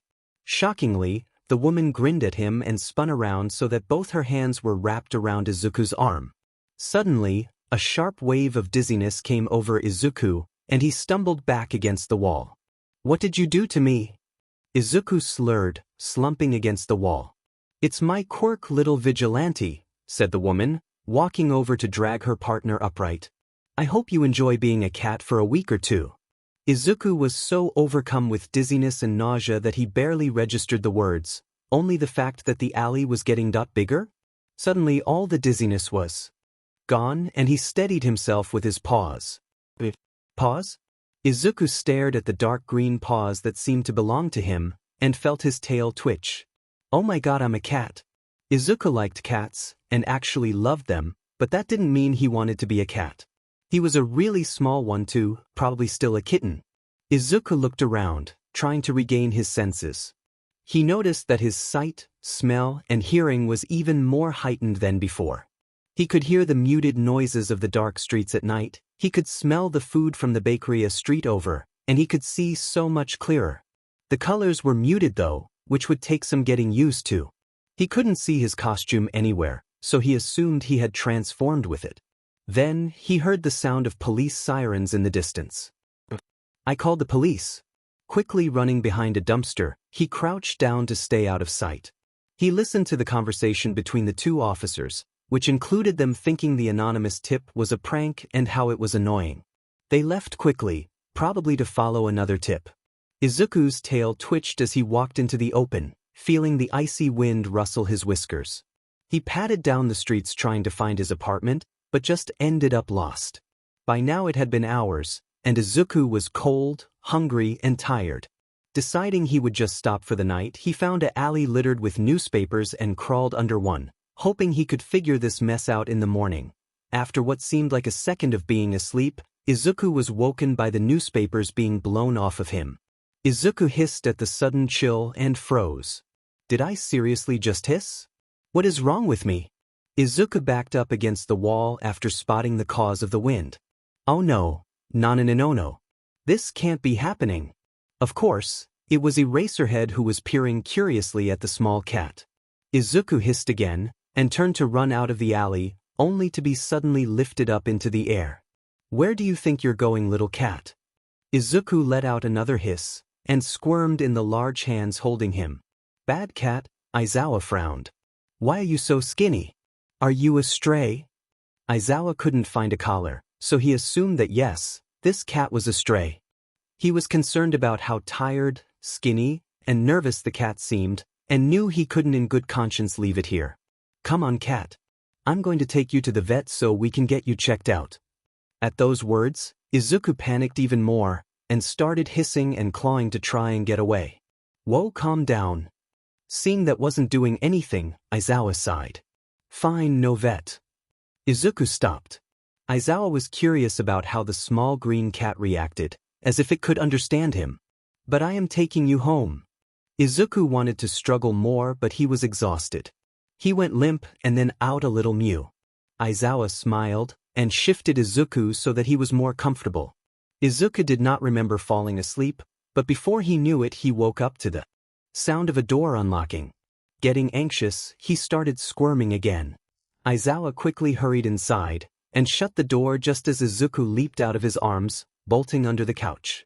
Aizawa frowned when the other two cats came bursting in, looking for the new cat they had smelled. Izuku hissed from under the couch, and Aizawa quickly picked up the two and shut them in the bedroom. Sorry, cat. Machi and Shade are very energetic. Izuku looked up at Aizawa, ears flattened and fur bristling. Sighing, Aizawa reached under the couch to try and get Izuku, but he simply backed further away. I need to get to you so I can take care of you. Trying a different approach, Aizawa went and put some cat food in a dish and placed it near the couch. Izuku looked up at Aizawa with disgust on his face, which was very confusing as he thought cats didn't have that many expressions. Do you not like the food? To his surprise, the cat shook its head. Okay. Aizawa went and got some fish and put it in a different bowl. This got Izuku's attention, and after checking nothing was going to sneak up on him, he crept out and sniffed the fish. He grabbed the bowl with his teeth and dragged it to the corner of the room. Satisfied, he quickly ate and then stared at Aizawa. Do you want more? Izuku nodded his head and watched as Aizawa went to get some more fish. Do you have a quirk, cat? You seem way too smart for a normal cat. At that, Izuku just stared at him, twitching his tail. Before Izuku could run, Aizawa picked up the cat and went to the bathtub, ignoring Izuku's cries of protest. After a bath, Izuku's fur was clean of dirt and unmatted. Sleep where you want, but I do need to let the other cats out. Izuku prepared himself, but to his surprise the cats left him alone after a few sniffs. Relieved, Izuku leaped onto the armrest of the couch, observing Aizawa. I need something to call you besides cat. Izuku stared at him, not saying a word. What about Akio? Izuku looked up at the name, confused. Well, you don't seem to hate it, so Akio it is. Suddenly, a key clicked into the lock of the front door. Hissing, Izuku bolted back under the couch. Aizawa turned to the front door, frowning as his husband walked in. What did I do now? Hisashi sighed. You scared Akio. Akio, oh no. Tell me you didn't Shota. Aizawa smiled a Cheshire grin and pointed to the couch. I found him on the streets, and he hates people, so don't try and approach him. So basically you in cat form. Hisashi crouched down, looking at the small cat under the couch. He was greeted with flashing green eyes filled with distrust. You sure picked a friendly one, Hisashi sarcastically said. Haha. Well, it's already super late, I'm heading to bed. Yeah, I'll be there in a bit, I'll just make sure Akio is settled first. Hisashi shrugged and walked to their room. Upon hearing the door shut, Izuku crept out from the couch, glaring at Aizawa. How did I not know he was married to present Mike? Ugh, the betrayal. Well, Akio, where do you want to sleep? Izuku looked around, spotting another door that hadn't been opened yet. He stood in front of the door and meowed, sprinting away when Aizawa went to open it. He revealed a guest room, and Izuku quickly darted inside, hopping onto the bed. He looked Aizawa in the eyes, and let out another meow, this one louder than the last. Well, I guess you can stay here for now. Aizawa went to get some water, and set it down in the room. Good night, Akio. Izuku stared at him silently, and watched as Aizawa pulled the door mostly shut. He then turned in a circle before settling down on the bed. This is going to be one weird week. Izuku woke with the sun the next morning, and was immediately confused as to where he was. Then, the memories came rushing back as he realized where and what he was. Jumping off the bed, he nudged open the door with his paw, and walked to the kitchen. It went against everything he had been doing, but he knew his best chance of going undetected and surviving was pretending to be a normal cat. What on earth am I doing? He could see Hizashi in the kitchen making breakfast, and assumed Aizawa was still asleep after the night patrol. Hizashi quickly noticed him, calling out, "Good morning, Akio." Izuku looked up, stared at him for a few seconds and then went back to exploring. He wanted to make sure he had an escape route for the worst-case scenario, but to his disappointment they had the house cat-proofed. After a couple hours of doing nothing, he heard Aizawa stir in his room, and a few minutes later saw him walk out. Hizashi had left earlier for work. Guess it's just you and me today, Akio. Aizawa sat down on the opposite side to where Akio had perched, and turned on the TV. After flipping through some channels, he went to change it again when he heard a meow coming from Akio. Turning to face him, Izuku stared at him and meowed again. Okay, you weirdo, I'll leave this on. They sat in silence, watching the program, until they realized how much time had passed. Before they knew it, Hizashi had returned home, and started to make dinner. Machi and Shade emerged at the scent of food, and Izuku meowed at them, surprised when they meowed back. He couldn't understand them, but he knew they were sending greetings by their tone. Izuku headed into the kitchen, and jumped onto the counter to watch Hizashi cook. Hizashi turned to look at Izuku, and offered out a piece of chicken. He reached out to take it before stopping himself. Seriously, Izuku, you have more pride than that. Pull yourself together. He retracted his neck and ruffled his fur, curling his tail around his paws. Hizashi shrugged, setting the chicken on the counter before resuming cooking. Izuku waited until Hizashi had turned away, and then quickly snatched up the food. Hearing a chuckle coming from the couch, Izuku whipped his head around to glare at Aizawa, who was smirking at him. Flattening his ears, he hissed at Aizawa, which only made him laugh harder. Frowning, Hizashi called out, "Honey, stop teasing Akio." Rolling his eyes, Aizawa got up. Fine, fine. They sat down to eat, and Hizashi placed Akio's food at the table. Why is the cat at the table? Aizawa said. Do you see him? Whenever you put food on the ground, he always looked offended. I'm starting to think he is a little person. To almost further prove his point, Izuku hopped onto the chair and started to munch his food.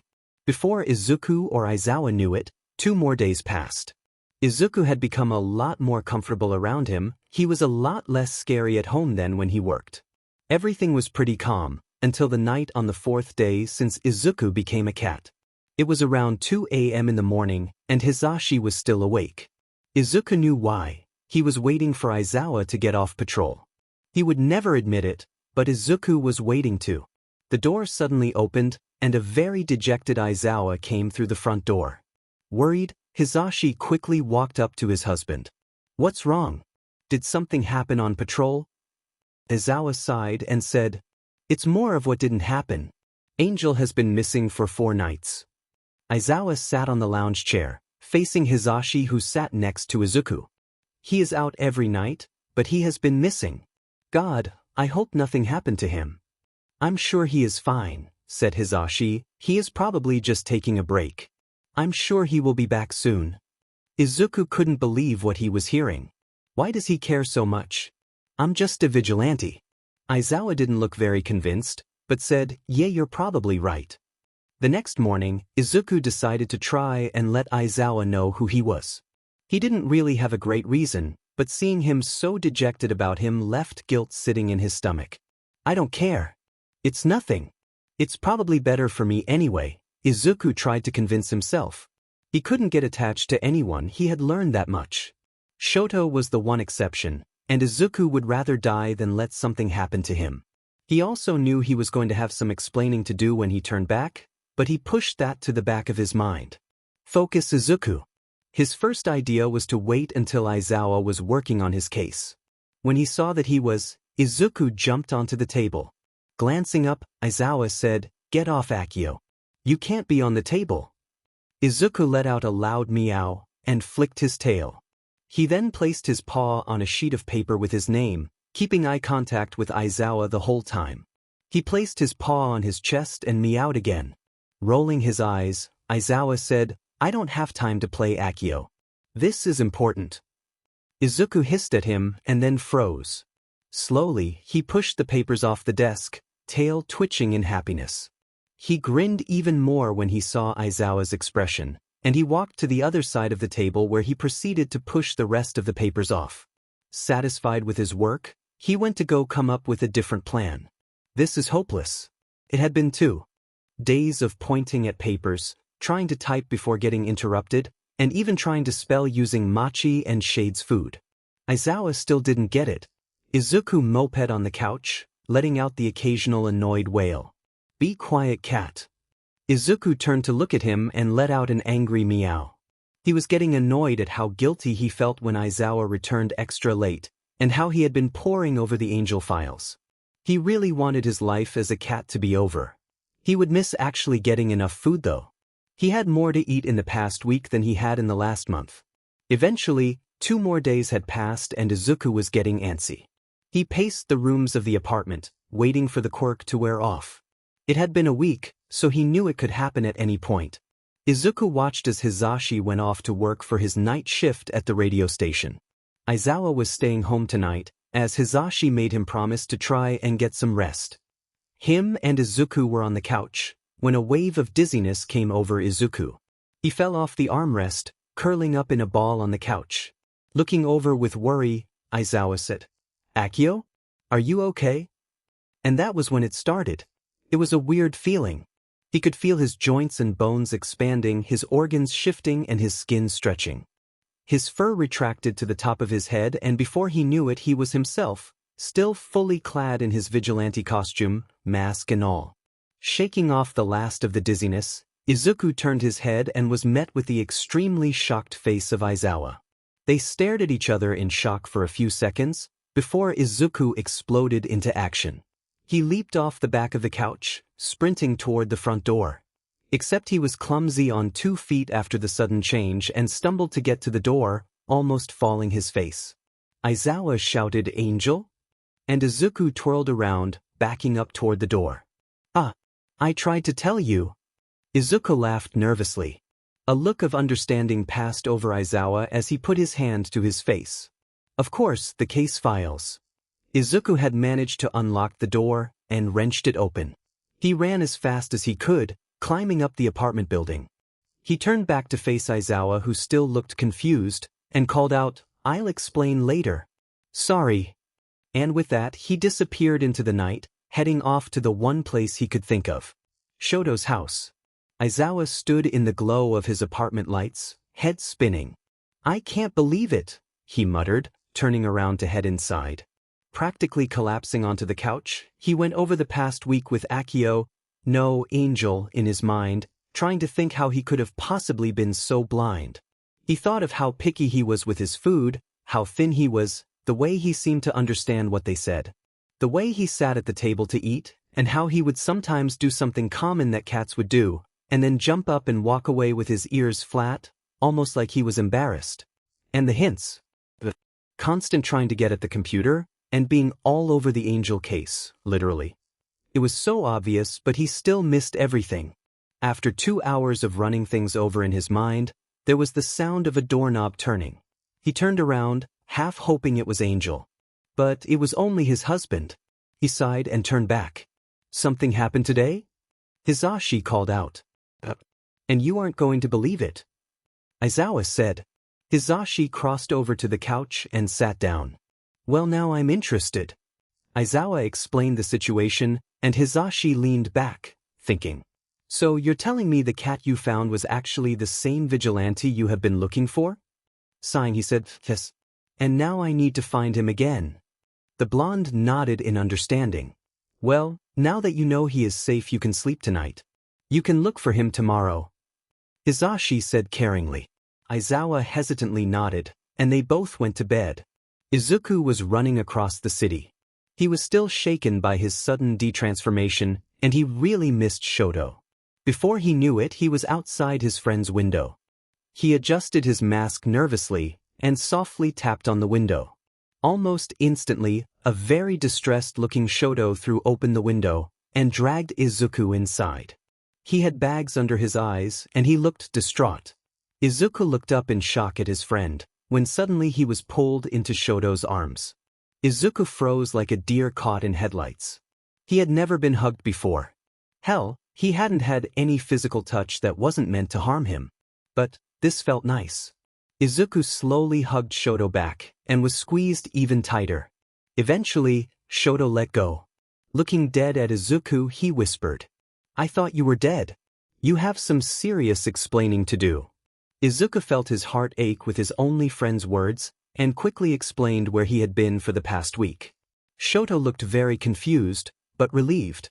As long as you are okay, he said, smiling at Izuku. And at that moment, the vigilante was extremely glad his mask covered his cheeks that were growing redder by the second. It was 2 nights after everything had happened, and Izuku decided he was ready to face Eraserhead. At 11, he made his way across the city, fixing small crimes where he found them. While he was on a rooftop, he heard the sound of wind and turned around. Before him stood Eraserhead, looking tired. Izuku shifted uncomfortably as he stared down. Was your family worried? Aizawa said. That caught him off guard a little, but he quickly lied. Yes, they were glad when I came home. And, sorry for just running away.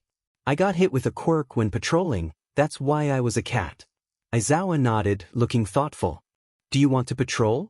Izuku quickly nodded, glad for the distraction. They hopped across the city together, until Izuku said, I should probably get going. Goodbye. The pro hero nodded at him. Get home safe.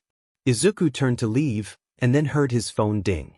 Stopping it, pulled it out to see what the noise was, and was surprised when he saw a Discord notif from Dabi. He opened the app to discover there were a lot of messages from him, asking where he was and if anything happened. Izuku had been so busy catching the criminals that had increased in his absence he hadn't even thought to check. Crispy boy, Angel? Everything okay? You have been MIA for over a week now. Chaos Broccoli, yeah, everything's fine. Almost instantly, Izuku could see Dabi go online. Crispy boy, where have you been? Chaos Broccoli. Chaos Broccoli, I kind of got turned into a cat? Crispy boy? Crispy boy, let me guess, you got hit with a quirk? Chaos Broccoli, oh yeah. Izuku then realized he was still on the same roof with the Eraserhead, who was staring at him. Izuku put his phone away and went to leave, but heard the pro hero call out, wait a second. Izuku turned around, and almost jumped when the Eraserhead was right behind him. I want you to have this in case of emergencies. Eraserhead handed his phone to Izuku, which was open to his contact. Izuku eyed the phone apprehensively. You're not going to track my number, right? He questioned. Aizawa shook his head. It's just for emergencies, I promise. Izuku quickly entered Eraserhead's contact into his phone, and made a mental note to double security on his phone so he couldn't be tracked. He leaped off the building, and sprinted through the alley to go back home. Izuku had some new tech he found discarded in a dumpster, and was heading back to work on it. That's the only reason he let his guard down. Walking down the empty streets, he got lost in thought thinking about what he could do with what he collected that he didn't hear the sewer grate slide open until it was too late. Thick slime filled his mouth, and soon he was trapped. He couldn't breathe. He was struggling as much as he could, but he felt his consciousness slipping. Am I really about to die? As he went limp, suddenly a huge gust of wind blew the slime in all directions, and he vaguely heard, "I am here." When his ears stopped ringing, Izuku dragged himself upright. He was a little surprised when he was met with All Might smiling down at him. "Ah yes, good to see you are okay, boy," he bellowed before turning to leave. Realizing something, Izuku scrambled up and called out, "Wait." All Might turned around, a frown on his face. "What is it? I don't have any time." Izuku filed the strangeness of his words for later, and quickly said, "If I have a villain's quirk, can I still be a hero?" He wasn't sure why he asked. He never loved All Might, only when he was really little. But something was nagging in the back of his mind that he just had to ask, to know.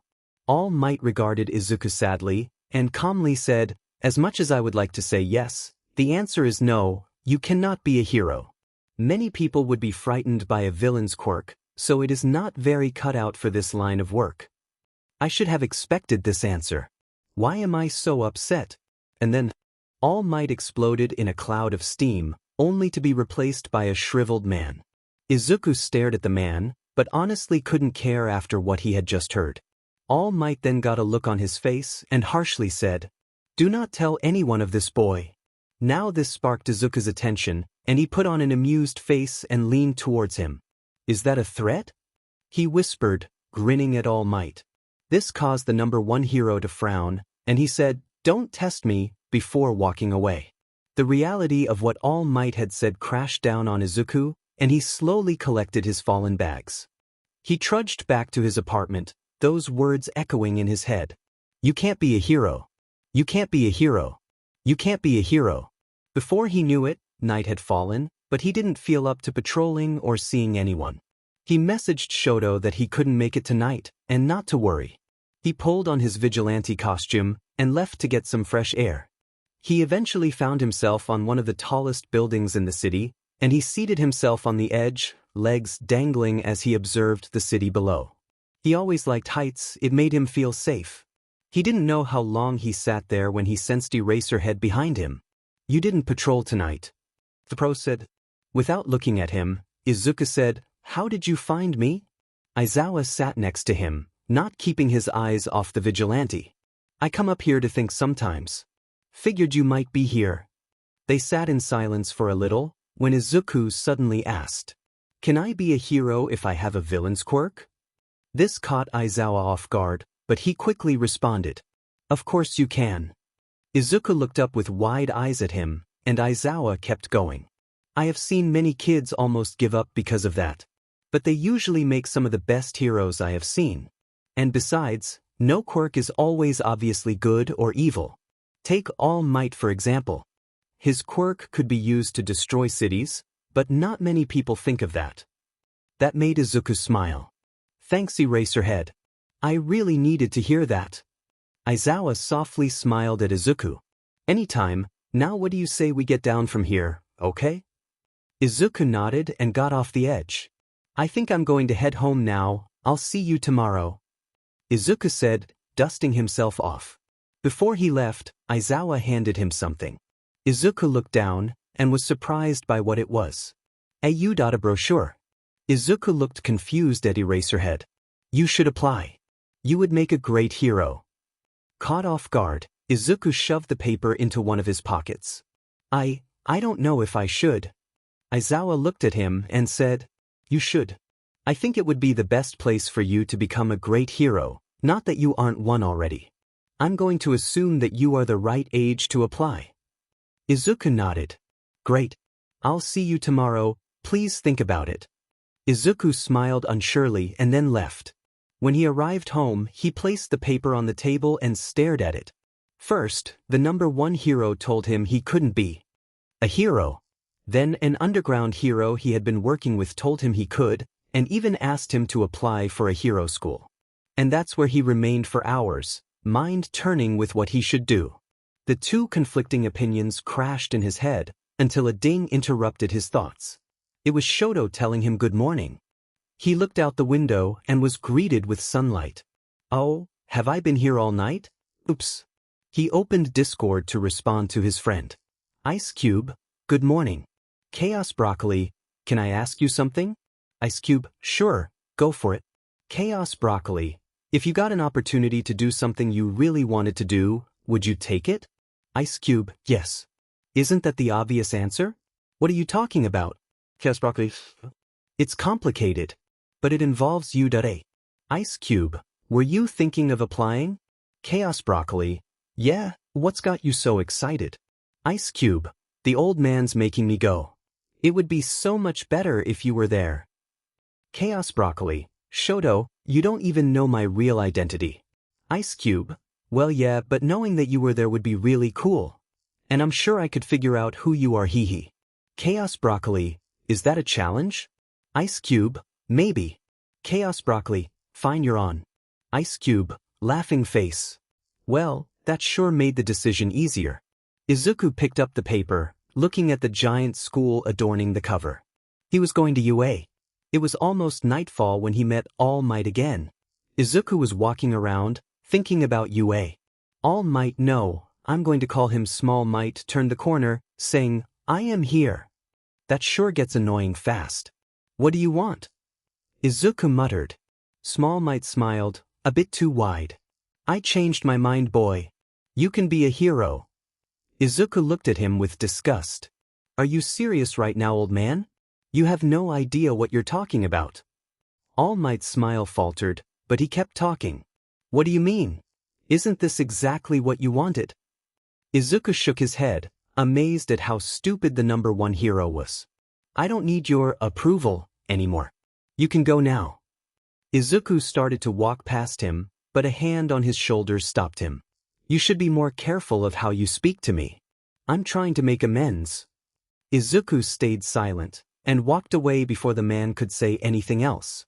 After he was far enough away, Izuku sat down on the curb. He didn't feel scared exactly, but there was this aura All Might gave off. Izuku knew about One for All from his father, and was glad he hadn't given All Might a chance to possibly offer him it. One quirk was more than enough. And besides, he felt that the apology wasn't sincere. It was most likely All Might getting some guilt off his conscience. Izuku barely dodged the attack from the villain, and was reminded of where he was.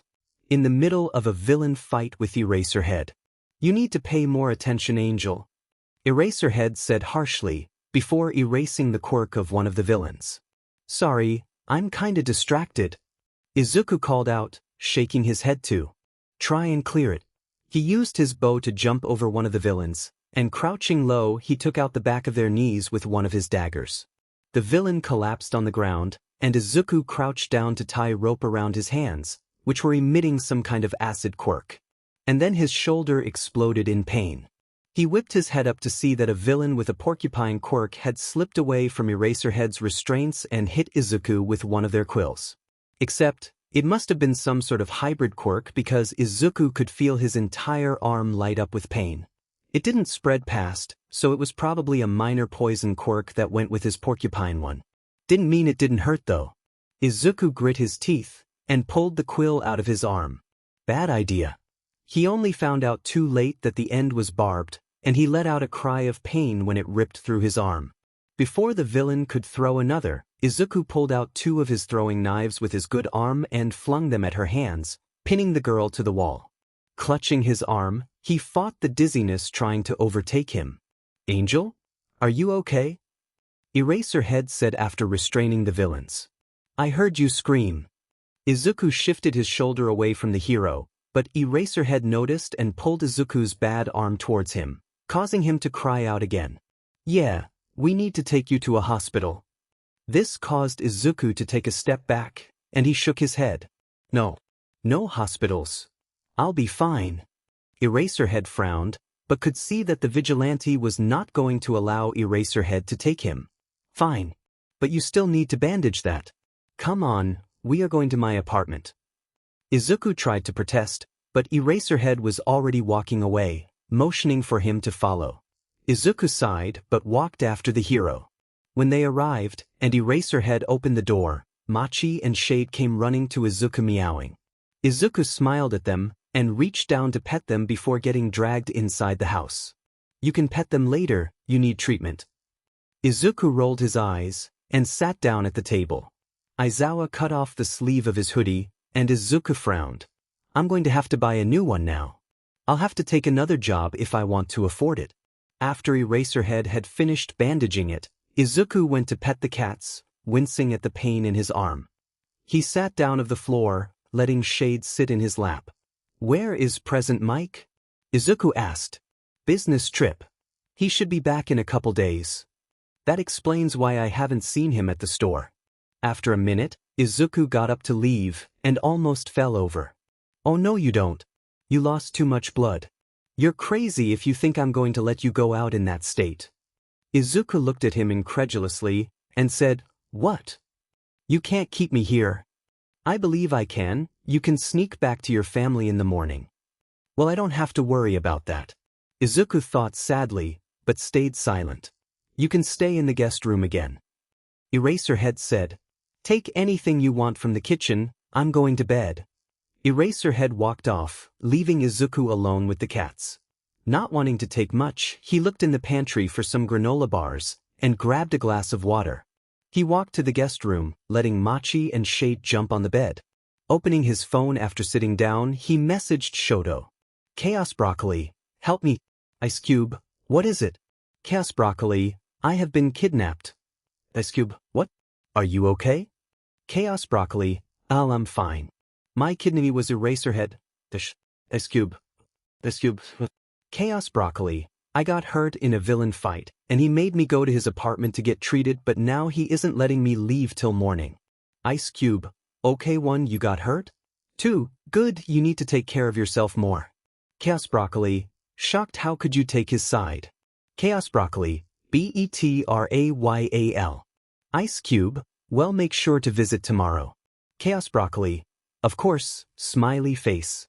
With that, Izuku put down his phone and relaxed. Maybe because he had stayed here for a week, but he felt a strange sense of safety in this apartment. Closing his eyes, he quickly fell asleep. He woke up before Eraserhead did, and quietly left the house. His arm was still sore, but he would just have to take a few days off to let it heal. More importantly, he had an idea. He told Shoto to meet him at an old beach, and then headed there himself. After about 15 minutes, Shoto popped his head over an old refrigerator and climbed over all the junk to get to Izuku. Hi Angel. Shoto called out. Hey. So you are going to be in the hero course, right? Izuku said. Shoto hummed, staring at Izuku. Great. Also, why are you staring at me? Izuku questioned. Shoto smiled. I'm just studying you so I can figure out who you are when we are in the hero course together. This caused Izuku to frown. How am I going to tell him? Izuku shook his head, putting that problem aside. Anyway, I want to help you train. Shoto stared blankly at the vigilante. What? Why? Well, I know that you haven't really trained your ice because your father is focused on fire, but you haven't trained your fire right because you don't want to use it. So, I'm going to teach you some normal hand-to-hand combat until you can get proper quirk training. After Izuku's explanation, Shoto walked towards him, excited. You're really going to teach me? Izuku nodded, and led his friend to a clear part of the beach. Let's start with the basics. 5 hours later, Izuku and Shoto were exhausted. They had gone over basic stances, punches, kicks, blocks, and they even lightly sparred a few times, Izuku barely doing anything so his wound wouldn't reopen. They still had plenty of daylight, so Shoto offered to buy him some lunch. Izuku tried to protest, but after Shoto showed him Endeavor's credit card, he suddenly had no complaints. They found a small bakery a block away and ordered some sandwiches. While they were eating, Izuku decided to tell Shoto what was on his. Shoto, I have something to tell you. He looked up and tilted his head. I'm not going into the hero course. Shoto almost choked on his sandwich, but quickly swallowed and whisper shouted. What? I thought you were going to the U.A. Izuku looked down, not meeting his friend's eyes. I am. Just not in the hero course.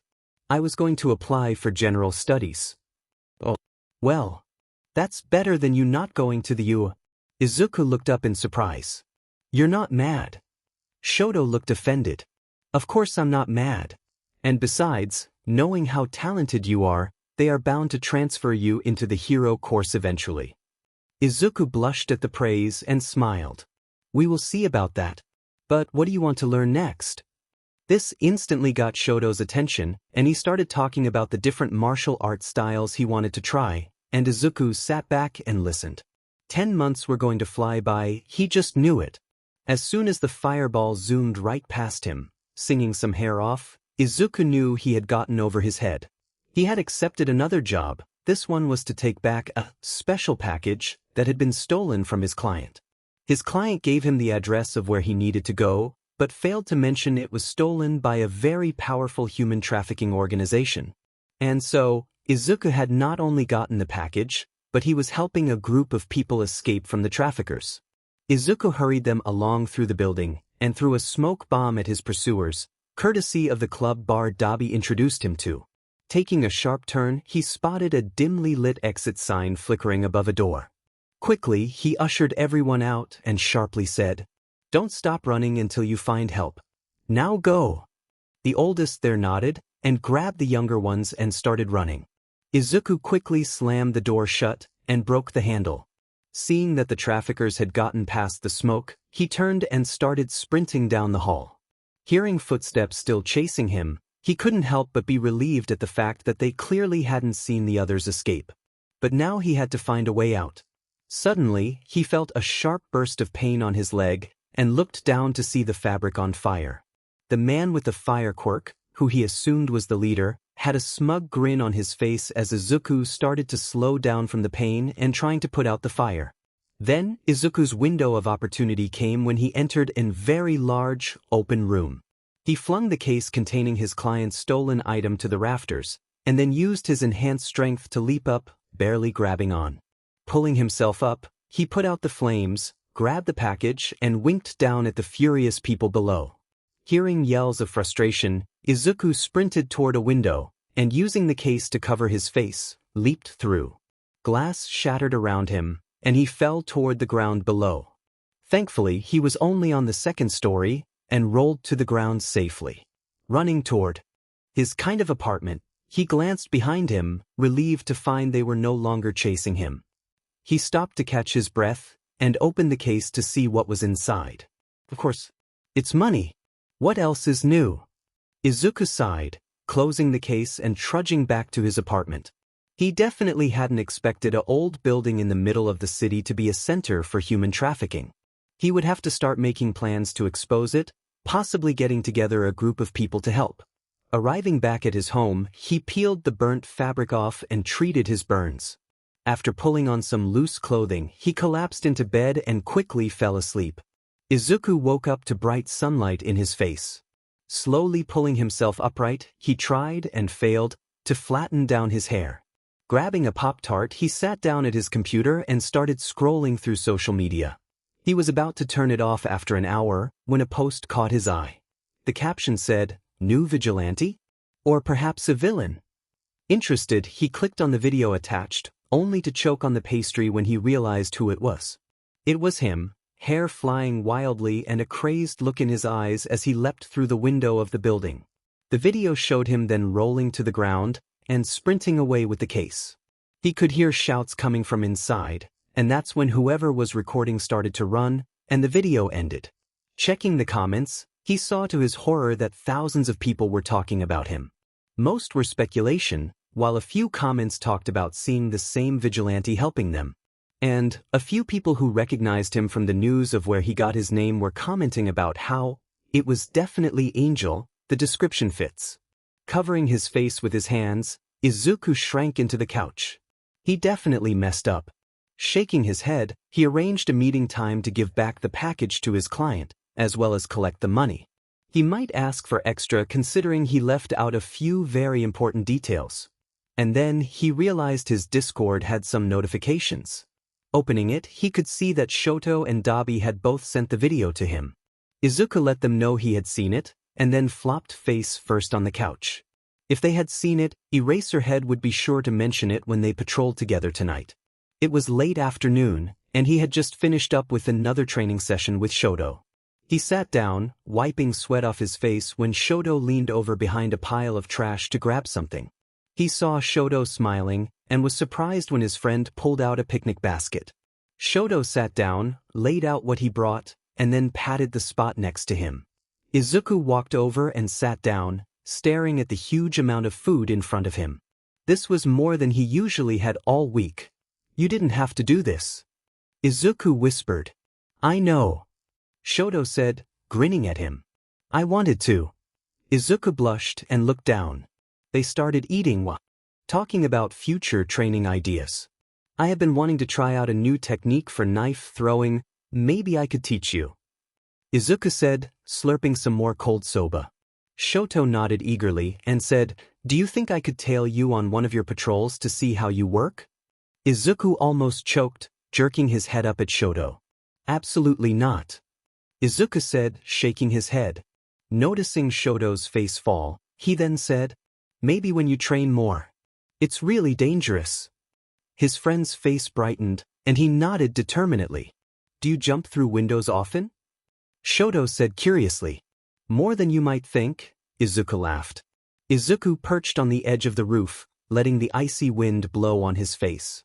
"Only a few months before the entrance exams. You need to be more aware of your surroundings." Izuku jumped up in surprise, almost falling off the edge. Eraserhead's capture weapon shot out and pulled him back to safety. "You can't keep doing that," Izuku said, dramatically putting a hand over his heart. "I'm just proving my point," Eraserhead said simply, crossing his arms. Yeah, how was I supposed to know someone was there?" he complained. The underground hero rolled his eyes and crossed to the edge of the roof. "Let's go, problem child." He leaped off the roof, using his capture weapon to travel. "You're on, old man," Izuku grinned, running after him. He couldn't sleep.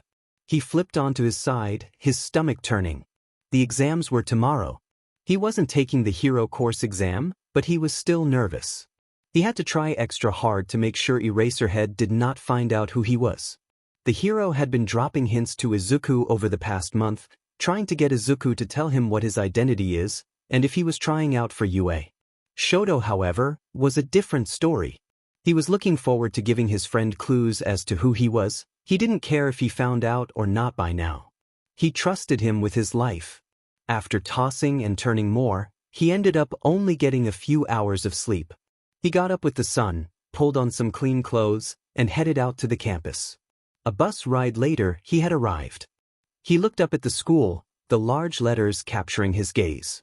And the first time, he felt something other than fear and anxiety. Excitement. Izuku walked into the school, keeping his head down. He wasn't used to being around this many people, and it was making him a little anxious. He found his way to the exam room for general studies, and told the administrator his name. He directed Izuku to a seat, and told him to wait there until they began. He sat there for about 30 minutes before a bell started ringing, and the administrator collected everyone's phones and passed out the exam. "And begin," they announced, and everyone began writing. Izuku looked over the packet, and to his happiness it was pretty easy. His training back in the old facility had included tutors, so he was up to date on his education, if not further than most. Started writing, the sound of pencils scratching filling the room. After 2 hours, he had finished, and handed his packet to the administrator. He was the first to finish, but not long after a boy with fluffy purple hair handed his in as well. They were given their phones back and put into a separate room from the others. After a minute of awkward silence, the purple-haired boy spoke. "That was easier than I expected." Izuku looked up at him and responded, "Yeah. I'm Izuku, what about you?" The boy smiled. "Nice to meet you, Izuku. I'm Shinso." Izuku needed a distraction. He knew the results of the exams wouldn't be available for at least another week, so he dove into his vigilante work. He was extremely close to taking down the human trafficking organization, and he had figured out a time, date, and location for a meeting of all the executives. But he knew he couldn't do it by himself. It was risky, but he needed allies to help him. And he knew 2 perfect people for the job. The only problem was getting them to agree. Unknown number, "Hey." Unknown number, "You got Discord?" Eraserhead, "Angel?" Unknown number, smiley face. Eraserhead, "Yes I do, why?" Unknown number, "Gimme your user." Eraserhead, "Fine." Eraserhead, shade 917. Unknown number, You really just used your cat's name? Demon, uncreative. Chaos Broccoli added Crispy Boy. Chaos Broccoli added Shade 917. Chaos Broccoli, hello dearest friends. Shade 917, what is this? Chaos Broccoli, a group chat. Shade 917, I know that. Who is the other guy? Crispy Boy, Angel? Who is this guy? Chaos Broccoli, before I start, do you guys promise not to kill each other or turn the other in? Shade 917, I know you did not just put me in a group chat with a villain. Crispy Boy, sure, also who are you calling a villain? Chaos Broccoli, chill guys, also you need to agree old man. Shade 917, fine, I won't turn him in. Crispy Boy, wait. Crispy Boy, is he a pro? Chaos Broccoli, yeah, but he promised not to turn you in. Crispy Boy, I can never understand you. Chaos Broccoli, Chaos Broccoli, anyway, I need both of your help. Shade 917, with what? Chaos Broccoli, I have been working on taking down a human trafficking organization, and all their executives are having a meeting in 3 days. I have a plan ready. Shade 917, are you serious? Chaos Broccoli, yep. Crispy Boy, I have nothing better to do. Chaos Broccoli, great. Shade 917, since you are clearly going to do this with or without me, I guess I will help. Chaos Broccoli, day. Just remember, play nice. 3. After explaining the plan, Izuku, Eraserhead, and Dabi agreed to meet up in 3 days to take down the organization. In preparation, he started to tinker with some new gadgets, including a grenade that exploded very thick, sticky glue that stopped anyone in their tracks. He had used the money from his most recent job and was very proud of his find. Izuku wanted to find a way for it to expand as well, to create proper bindings instead of just covering the floor. Izuku looked at himself in the mirror, fully clad in his vigilante outfit. He had made so many adjustments it had almost changed completely. His black mask was now accented with a neon green and made of a more breathable material. His jacket is a darker green with black accents, and many pockets had been added to the inside. He wore a black tank top underneath, and still had his usual cargo pants and boots. He pulled up his hood, and leaped out his window to the next building, traveling across the familiar city to the meeting place. He saw that Dabi had already arrived and walked up to him. Angel. Izuku smiled, asking, you ready? Dabi nodded, and they both turned when they heard footsteps approaching. So, as you told us, the plan is to just go in there and capture them? Eraserhead asked. Yup, it's pretty simple. He turned to Dabi and added, no killing even if they deserve it. He rolled his eyes, saying, fine, I'll lower the temperature of my flames. The strange trio made their way over to where the leaders were meeting.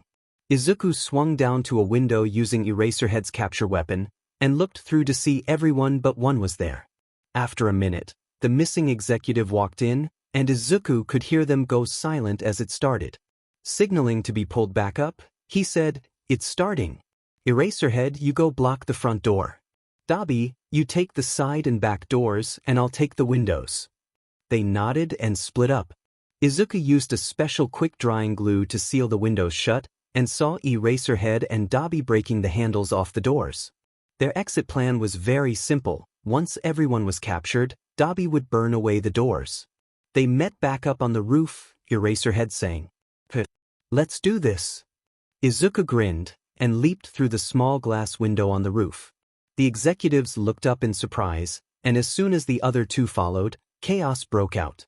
They started shouting and running to the exits, only to find they couldn't escape. Quickly, they turned around and activated their quirks. Izuku hit the ground running, pulling out one of the bombs he was working on, and flung it hard at the ground.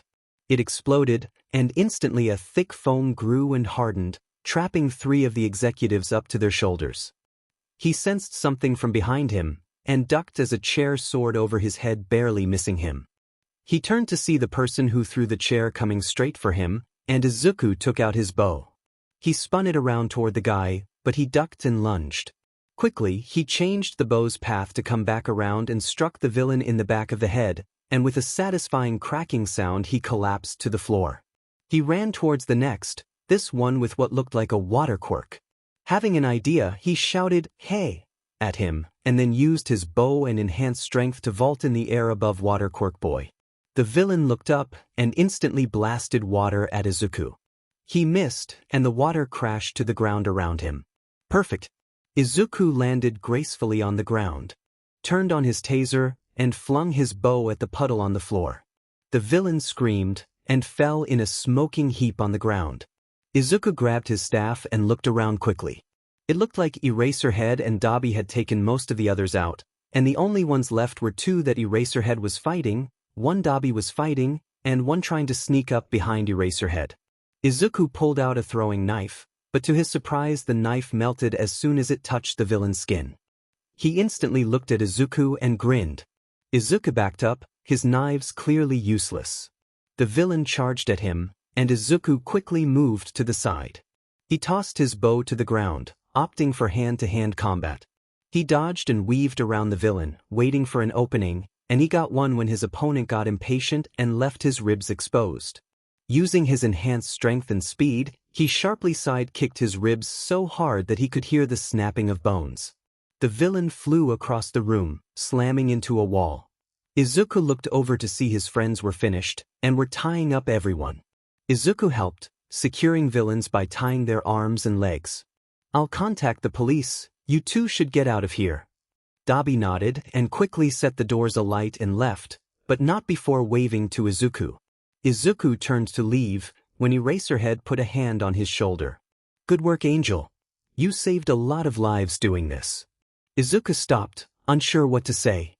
"Thank you," he whispered, giving a small smile. Eraserhead ruffled his hair and tilted his head towards the door. Izuku walked out waving to the pro, and jumped onto the roof and ran off into the night. Izuku woke up and stretched in the sunlight. Checking the time, he saw it was well past 10, but it made sense since he has such a late night. He checked his phone and saw that a package had been delivered for him. He obviously couldn't have packages dropped off where he was living, so he had a P.O. box. He scrolled through social media, and to his satisfaction he saw multiple news stories about how Eraserhead and others have taken down a huge human trafficking organization, with pictures of mugshots below. He got dressed, ate, and then went out to collect his mail. He was on his way when he heard a small noise in the alley. He looked inside, and after not seeing anything he went to leave. That was until he heard the noise again. Izuku walked into the alley with his guard up, hoping it wasn't a mugger trying to lure him in. He heard the noise again from under a pile of newspapers. He lifted them up slowly, and to his surprise a small, fluffy black kitten popped up. Instantly freezing, he held out his hand for the cat to sniff. It let out a happy mew and crawled into his hand. Izuku looked up and down the alley and surrounding streets, searching for its mother, but had no luck. The kitten was extremely skinny, but Izuku did not want to take it anywhere if its mother was still around. He went back into the alley and placed the kitten under the newspapers. "Okay, little guy. I'm going to be back in an hour, and if your mom still isn't back by then, I'll get you some food." The kitten tilted its head at him and let out a sad meow as he walked away. Izuku looked back and hoped he had made the right choice. After he got his package, he quickly walked home, dropped it off, and rushed back to the alley. He walked toward the newspapers, and to his relief and disappointment the cat was still there. However, there was no sign its mother had returned. Izuku picked up the little cat and went back to searching for its mother. After searching for over an hour, he saw a dark shape in an alley a few miles away from where he found the cat. He saw the cat squirming, so he put it down and watched it run to the shape. He turned to leave until he heard a distressed squeak. He approached the larger cat, and to his horror, it wasn't breathing. Quickly, he scooped up the kitten and placed it in his pocket. He wrapped its mother in a blanket he found and walked to the park to bury her. After finishing, he looked sadly at the kitten. "Yeah, I know what that feels like," he said to it. After staring at it a little more, he eventually gave up. "Fine. I'm taking you home. But the vet first." He walked to the closest vet, and they took the kitten away for a checkup. The veterinarian came back after an hour and said, "She is pretty healthy for living on the streets.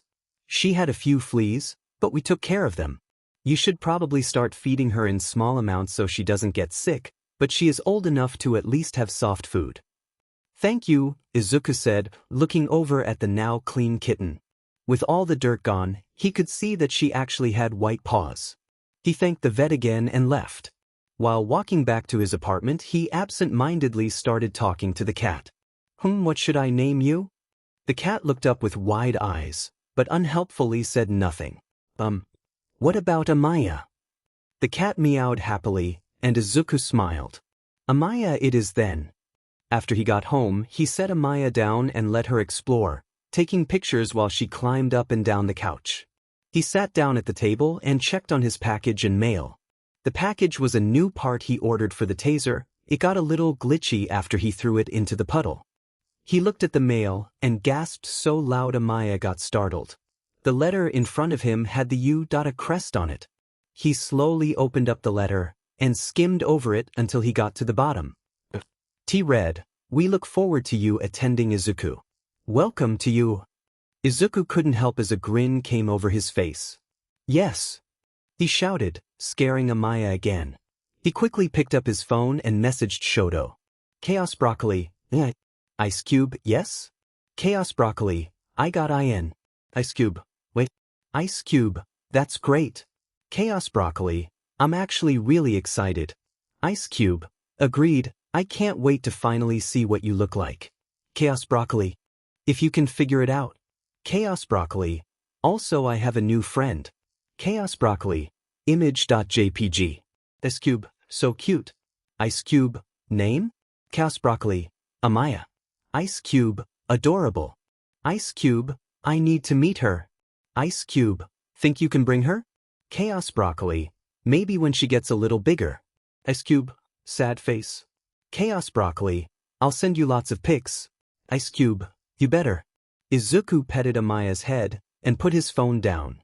In just a week, he will be going to the UA. He was looking forward to it, but there were a few things he was worried about. Eraserhead finding out who he is, or anyone for that matter. And the fact that he was the son of the worst villain ever and had killed 3 people sure didn't help. Sighing, he focused on Amaya to calm himself. He would figure it out. He always did, right? Izuku woke up, surprised to find he was still on the couch. He must have fallen asleep. The sunlight shone down through the large windows, and he really did not feel like moving. Ever since he had transformed back from a cat, sunlight made him even more tired than usual. He also almost caught himself purring and hissing sometimes, but thankfully hadn't let it slip yet. He forced himself up from the couch, rubbing his stiff neck. He didn't have anything to do that day, so he decided to go buy some supplies for Amaya. He put on his shoes and walked out the door. He went a few blocks and found a pet store. Going inside, he browsed the shelves looking for toys, food, bowls, and treats. He just would cut back on his food for a bit until he could earn back the money. While he was staring at different brands of food, he felt a hand on his shoulder.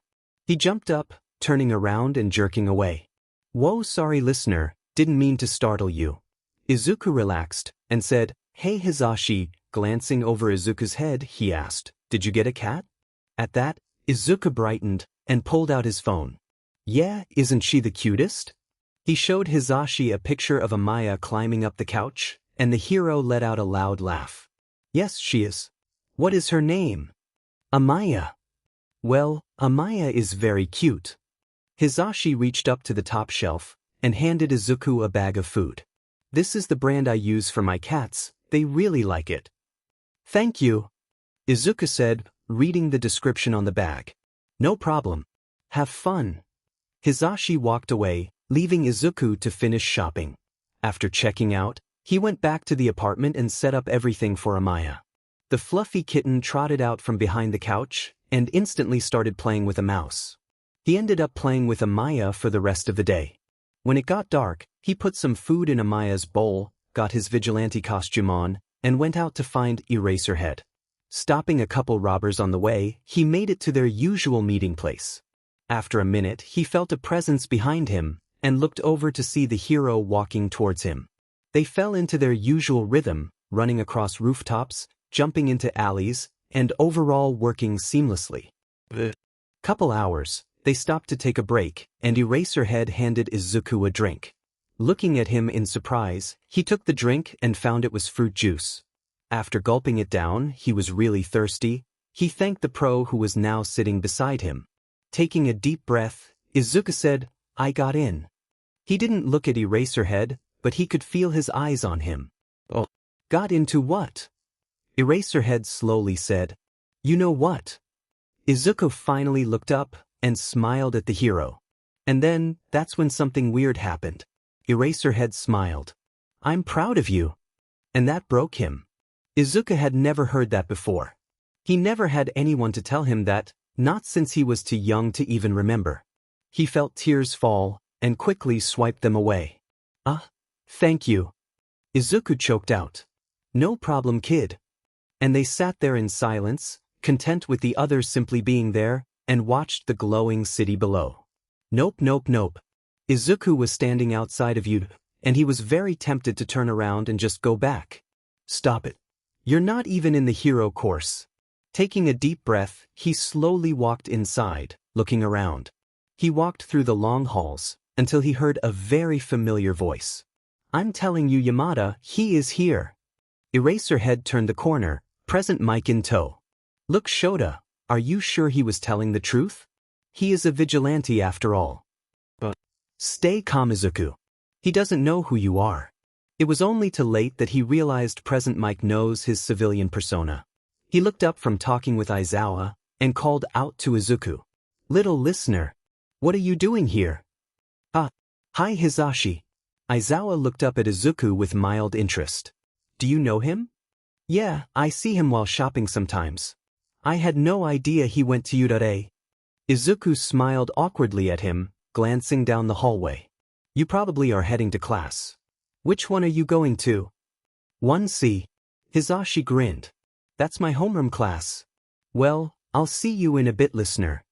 Izuku nodded and walked away, hearing the two teachers' voices fade into the distance. Finding 1C, he opened the large doors and found a few people were already there. One of which was very familiar to Izuku. "Shinso." The purple-haired boy looked up and nodded at him. "Hi Izuku. Cool that we are in the same class." "Yeah," Izuku said, sitting down behind Shinso so he was in the very back. They chatted for a few minutes until everyone else began to walk in. Soon after, Present Mike walked in as well. "Hello everyone. I'm your homeroom teacher Present Mike, but you can just call me Hisashi. Today we are just going to orientation, so follow me."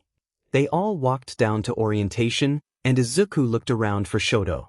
He couldn't spot him, but he did see about 20 empty seats, and had a sneaking suspicion Aizawa had gone off and done something different. One time when they were patrolling, he had told Izuku he had to finish the patrol without any of his weapons. He ended up doing okay, but had to run in circles a few times while villains were chasing him because he didn't have any good openings. He figured it was a long shot, but messaged Shoto asking where he was. Looking up, he heard Nizu talking. "We are very happy to introduce a new addition to our staff. Everyone, please welcome Dash. I am here as a teacher." Izuku's mouth dropped open as All Might came running out from backstage, but he didn't miss the glare Nizu gave All Might when he cut him off. Who the hell thought it was a good idea to have that beach teaching children? A few more sentences later, All Might left the stage and they continued. After orientation was over, Hisashi answered some questions back in the classroom and then they were dismissed to go home. While they were packing up, Izuku saw a hand tap his desk. Glancing up, he saw a very bored-looking Shinso. But then again he always looked bored. "You have Discord?" he said. "Yeah, here." Izuku handed Shinso his phone, and soon a message popped up from Tired Bitch. "See ya," Izuku said, and walked out of the classroom. While he was walking to the front gate, he saw familiar red and white hair walking a little ahead of him. Grinning, he stalked up to him, and put his hands over his eyes. He stood on his toes, and whispered into the taller boy's ear. "Guess who?" He took off running. He could hear Shoto chasing after him, but Izuku had a lot more practice and soon lost him. Almost instantly, he got a message. "Ice Cube, Angel." "Ice Cube, that was you, wasn't it?" "Chaos Broccoli, maybe." "Chaos Broccoli, The uniform suits you, winky face. Ice Cube, I'll get you next time. Chaos Broccoli, you can try. Giggling, he walked back to his apartment, where he received yet another message. Shade 917, hey, Angel, were you there today? Chaos Broccoli. Chaos Broccoli, yes. Shade 917, okay, what class are you in? Chaos Broccoli, peef. Chaos Broccoli, did you really think I was going to just tell you? Shade 917, I can hope. Chaos Broccoli, do you want a hint? Shade 917, Chaos Broccoli, I saw you today. Shade 917, that's an awful hint, I saw like 100 kids today. Chaos Broccoli, oh well, that's all you get. Shade 917. Turning his attention to Amaya, he put some more food in her dish and changed her water. Tomorrow was the first official day of school, and now a whole new challenge awaited him. Avoiding All Might at all costs. Izuku sat down behind Shinso and scrolled through his phone when a message appeared. Shade 917, what class are you in? Chaos Broccoli, I literally told you I'm not telling you. Shade 917, fine, I'll figure it out myself. Izuku laughed at the message, and Shinso turned around. What is it? Looking up, he replied, oh, just someone I know who goes to this school. And then an idea struck him as he stared up at the vents. Hey Shinso, how much time do we have until class starts? Shinso looked at the clock. Half hour.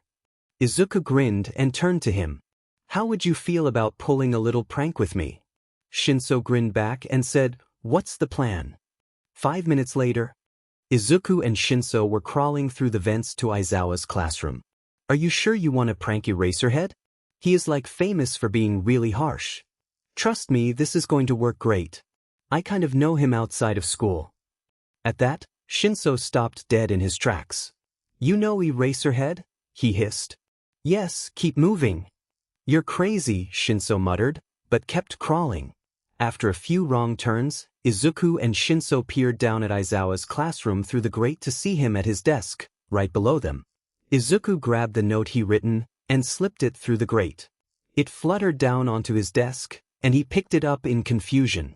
He had done it in a way Shinso wouldn't see what it said, but he had wrote, do you really think you are going to find out who I am just sitting around? You're Fae Vigilante. After he had processed what the note said, Aizawa leaped up from his chair and glared at the ceiling. Run! Izuku squeaked, and he and Shinso crawled as fast as they could right before they heard the grate crash to the ground. They glanced at each other, and instantly speed crawled away faster. They got back to their classroom a minute before the bell rang and kicked open the grate, sending them both crashing to the ground. Hizashi stood in the doorway, looking down at both of them in a heap. Oh, that's new. Izuku and Shinso jumped up and ran back to their desks, flashing innocent smiles at the teacher. Hizashi raised an eyebrow, but couldn't stop a small laugh from escaping. Okay class, let's begin.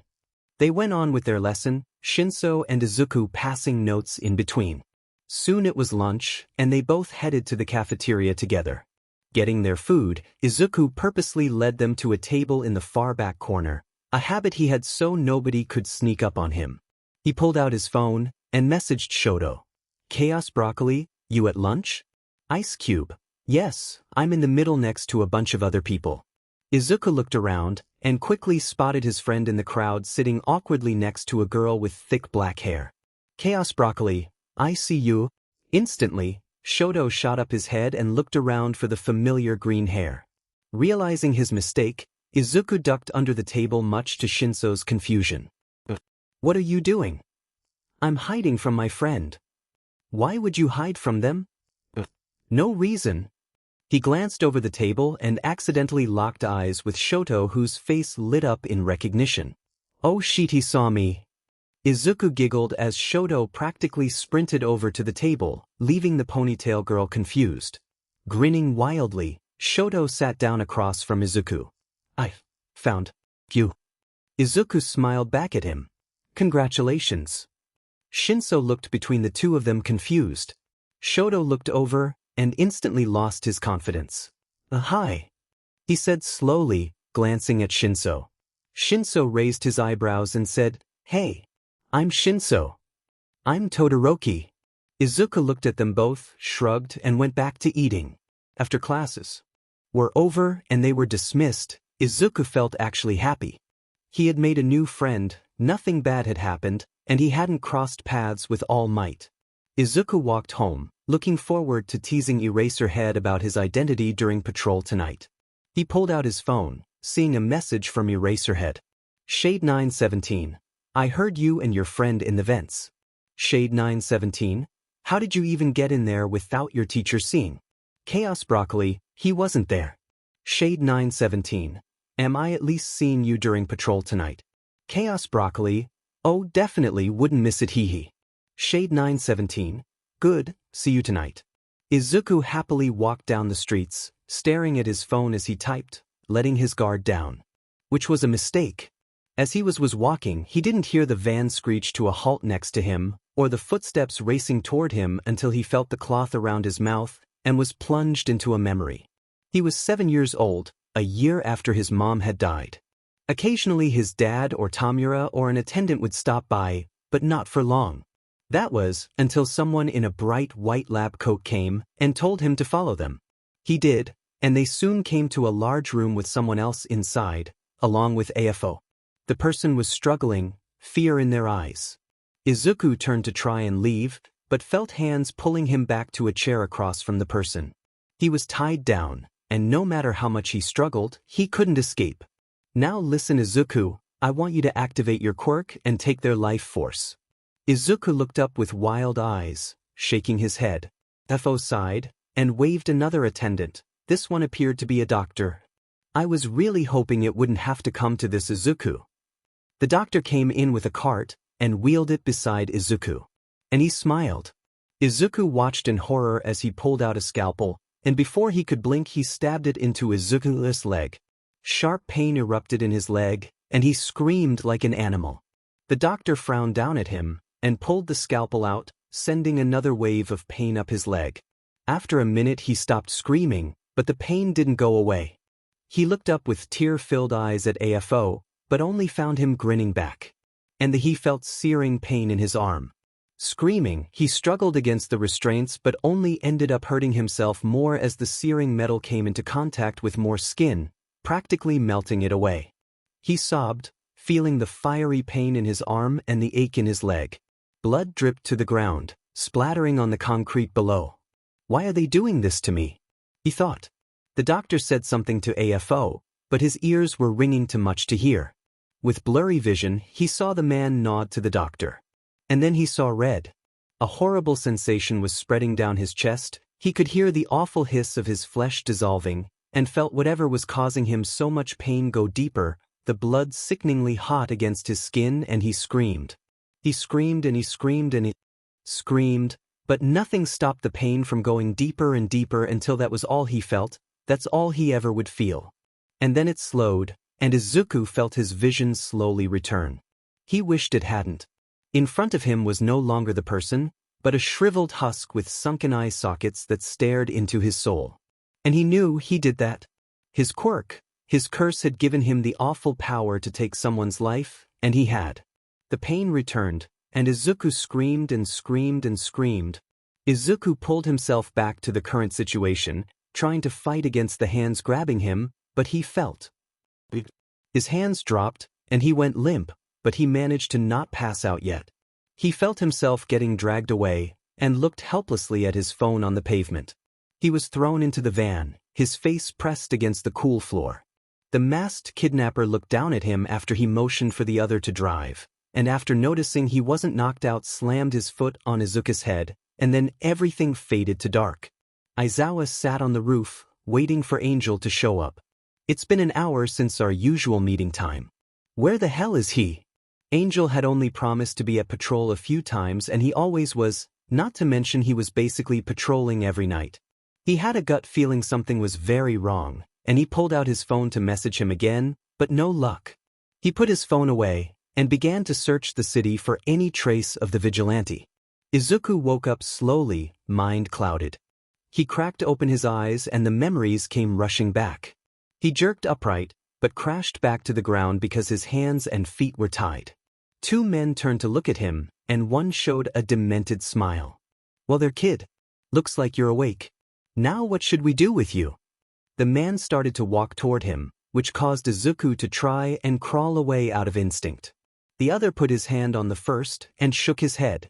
Hey, they want him unharmed, or not any more than he is already. At that, Izuku was confused until he realized he was bleeding from his head. A headache quickly formed, and he went limp on the ground. He glanced around, trying to take stock of his surroundings. He could see his backpack in the corner and a pile of knives they had taken off him. He needed to get over there, but needed a distraction. There were a few small windows so he could see it was late at night. He had been out for a while. If he could get to his backpack, not only would he have his knives, but also his vigilante costume which had his bow staff with it. He always kept it on him just in case. And then he spotted something next to it that made his heart leap. His phone. They must have picked it up after he was thrown into the van. Now he really needed to get over there. One of the men got a phone call, and they both went to a separate room to take it. Now is my chance. They had taken off most of his knives, but not all. He bent his legs to touch his hands, and slipped a small knife out of his shoe. Quickly cutting through the ropes, he jumped up and ran to his phone. Pulling up his messages, he typed as quickly as he could. Chaos Broccoli, need help. Chaos Broccoli, was taken it we're gonna take an escape. Chaos Broccoli, small place, here ocean, maybe train. Chaos Broccoli, hurry. He heard the door opening, and quickly hid his phone in his backpack, but not before grabbing his bow and mask. He shoved the mask in his pocket, and took out his bow to fight. As Kidnapper 1 and 2 realized what was happening, they quickly blocked the door. Well, can I hurt him now, boss? 1 said with a sick grin. Only what's necessary. 2 said, locking the door behind him. And then 1 charged. Izuku blocked the blow, ducking around to kick him in the back. But to his surprise, the man whipped around with lightning speed, grabbed his leg, and slammed him into the floor with such force Izuku felt at least a couple ribs crack. Gasping, he backed away, watching as 1 licked his lips. Shivering in disgust, Izuku came up with a plan. He raced at the man, allowing him to pull him close again. And then he slipped the knife out from his sleeve and sliced at him, causing a deep gash. Anger filled 1's eyes as he glared down at him. Izuku quickly backed away, but in the blink of an eye the man had taken out a gun and was holding it straight at Izuku. It was only too late that he should have realized he obviously had some type of speed quirk. It seemed like slow motion. Izuku tried to run, while the other kidnapped yelled at the first. And then he fired. Aizawa was looking around, but had no luck. How was he supposed to find a vigilante he knew nothing about? As soon as he heard the familiar notification, he stopped in his tracks and opened his phone, only to be horrified at the hurried messages sent to him. He was about to send a message, but was worried that it would put Angel in danger. He shook his head and thought about where he could be. He said he smelled the ocean, so he must be near water. He also said he was in a small building and he wouldn't be held somewhere in a public beach. The last clue was the train, and Aizawa pulled up a map of all the railways on his phone. There were 2 locations where the train ran near water that wasn't public. One was a private beach, and the other was a storage yard for people to keep trailers and belongings in trucks. He decided the storage yard was his best bet and quickly began running, hoping he wasn't too late. Izuku lay flat on his back, stunned. Everything had happened so fast. He could hear a ringing in his ears, along with the sounds of yelling and the smell of smoke. And the pain. A raw, agonizing pain growing from his stomach. He forced himself to lift up his head, looking down at the thick blood pouring out from his wound. But, putting aside the pain best he could, he struggled to his feet, pulling out another knife he had grabbed. This time, he targeted the second one, throwing the knife with as much force as he could. It hit its target, and the man let out a cry of pain as the knife sunk into his shoulder. Unfortunately, this caused 1 to turn back to Izuku, and instantly appeared in front of him. 1 kicked him hard in the chest, sending him crashing into the wall, and he felt blood rush up his throat as he slammed into the concrete. Coughing it out onto the ground, he wiped his mouth and scanned the building frantically for a way out. He glanced up at one of the larger windows, and decided it was his best option. He ran toward it, using the table to kick up to reach it. He gripped the windowsill with his fingers, and closing his eyes, shattered the window with his elbow. He would have to come back for his stuff later. He leaped off the window, landing hard on the ground, and felt his ankle bend in a way it was definitely not supposed to. He cried out again, and clutching his stomach limped away as fast as he could. He could hear the men inside opening the door, and knew he was running out of time. Then he felt a familiar presence, and saw Eraserhead a few buildings away running toward him. Grinning through the pain, he quickly tugged on his mask just as he was tackled from behind.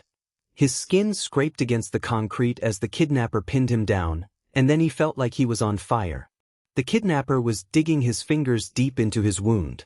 Izuku screamed, struggling to get away, but he had already lost so much blood. The combination of that and the pain made his vision begin to fade away, but then the weight was released from his chest, and he curled up into a fetal position. Gasping for air, he tried to crawl away but had no energy to move. He laid there on the cold ground, feeling his blood spill out onto the concrete. And then he was being lifted up in the air, making him cry out again from the movement. Hey, it's okay," Eraserhead murmured, but his voice sounded like it was underwater. "I'm getting you to a hospital, no arguments." No. Izuku shook his head rapidly, looking up at the hero with panic. "You can't," he whispered, voice breaking. "You're bleeding out, kid. I need to get you treatment." "I'm fine," Izuku muttered, feeling his eyes close. Instantly he was shaken harshly, and he let out a sound of annoyance. "You need to stay awake," Eraserhead said with panic, walking quickly away from the building. Stop, Izuku repeated under his breath. "What else can I do?" Eraserhead whispered, holding the vigilante tighter as he quickened his pace. "Please. Promise me you won't." The combination of pain and fear broke him. Tears began to fill his eyes as he looked up at the hero. Eraserhead looked down at him, panic and distress apparent on his face. "I promise. I know someone who might be able to help, but you need to let me." Izuku could feel his vision fading, and he had heard the first half of the sentence. He let his head nod onto his chest and managed to whisper, "Okay." Eraserhead's eyes went wide, and he jolted Izuku again. The vigilante whined, but didn't have the energy to move. "You need to stay awake, Angel, please." Noticing Izuku was responding to his voice, he kept talking while speed walking. "You're going to be fine. Just keep your eyes open. Just stay awake." He rambled on for another 10 minutes, occasionally shaking Izuku harshly to wake him up. They quickly arrived at the pro's house and he kicked door. A very confused Hisashi opened the door, rubbing his eyes, which shot open when he saw Izuku. "Oh my god, Sho! Is this Angel?" Pushing him aside, he laid Izuku down onto the couch, causing him to groan in pain. Looking up frantically at his husband, he quickly said, "Call recovery girl. Tell her it's an emergency." Hisashi nodded seriously, and quickly called her. After a few seconds, he called out to Aizawa, 10 minutes. Nodding, he sat down next to Izuku, and Hisashi brought him bandages. Carefully rolling up his shirt, Aizawa's face went pale when he saw what was underneath. Not only was there a gaping wound pouring out blood, or the bruises blossoming around his ribs, but there were scars. So many scars. The most noticeable were thick, knotted scars dotted around and a deeply scarred patch of skin that stretched vertically, the area rough and twisted. Putting that problem aside for another day, he wiped away as much blood as he could and wrapped up the injury. To his horror, the bandages quickly turned red, and he tossed them to the floor, wrapping new ones around. He checked to see if Angel was still awake, and felt his heart stop. His eyes were closed. Thankfully he was still breathing, but Aizawa was getting nervous. After what felt like eternity, a knock on the door caused him to leap up, and he ripped open the door. He ushered recovery girl inside, and she looked down at Izuku. "Shota. He needs to go to the hospital." Izuku had cracked open his eyes, which brought some stress off Aizawa's shoulders. He squirmed on the couch and whispered, "I said no hospitals." Aizawa put his hand on his shoulder. "She isn't going to take off your mask, Angel. She is here to help." Recovery girl looked up at Aizawa with disappointment and shook her head. I can jumpstart the healing process, which will take less stamina but leave him still very injured, or I can heal him mostly right now. However, I can only heal as much as his stamina allows and he will be passed out for quite a while. Aizawa nodded. It's the weekend, so just heal as much as you can. I'll take care of him while he is out. Recovery Girl looked at Izuku and planted a kiss on his chest. Instantly his eyes widened and he jerked up, but then his eyes rolled back into his head and he collapsed on the couch. His breathing evened out, and they all could see the blood stop flowing, the bruises lightening, and even his ankle twisted back into the right place. Aizawa let out a sigh of relief and sat down. Thank you. Recovery Girl looked down at the hero. No problem, but I don't want to be back here again. Tell him to stay out of trouble. Knowing there was no arguing, he just nodded again, and Hizashi showed her out. Turning back to his husband, he asked, Do you want me to stay? No, go and rest, I'll stay here with the kid.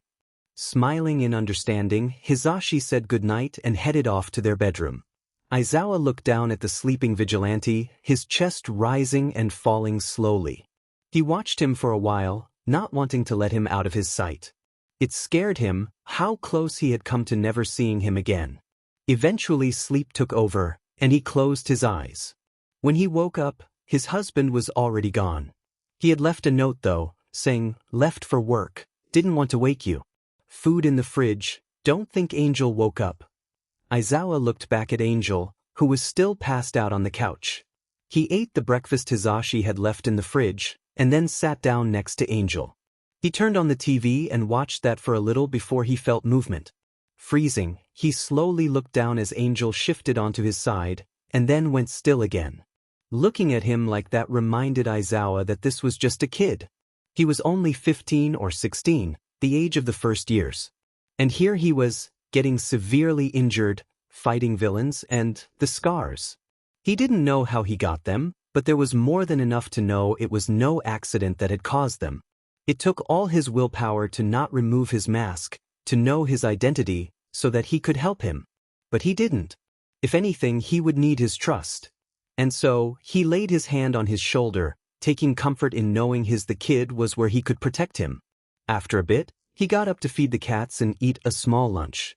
He was a little concerned that Angel hadn't woken up yet, but Recovery Girl did say he would be passed out for a long time. He went back to the couch and checked on the injury. It looked like it was healing very well, which was a relief. Ow, ow, ow. Everything hurt.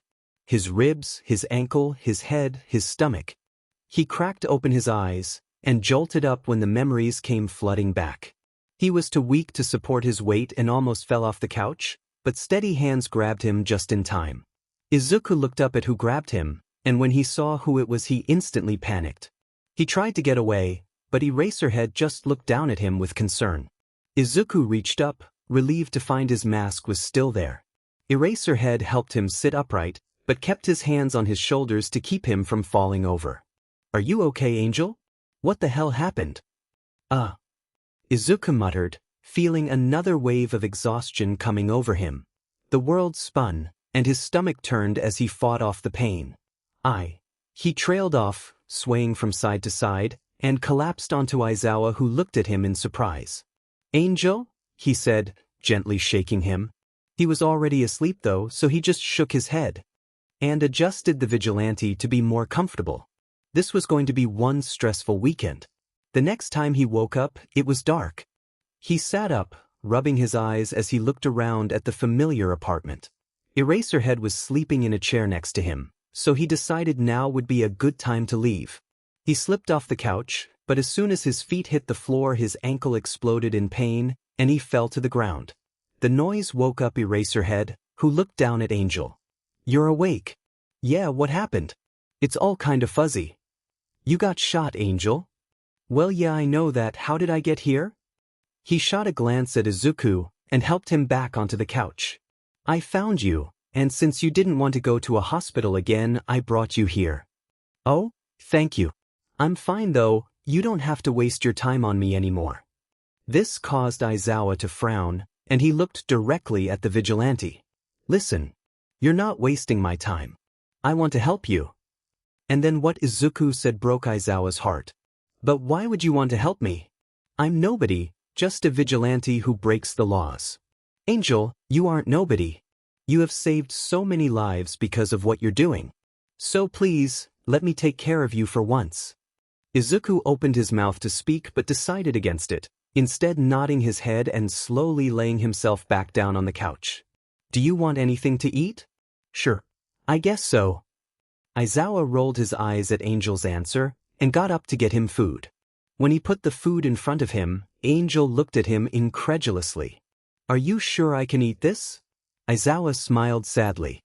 Kid, you can have anything you want. Me and Yamada have 5 jobs between us. We can afford a lot more than you think. Oh, Izuku whispered and then started eating. Satisfied, Aizawa relaxed onto the chair.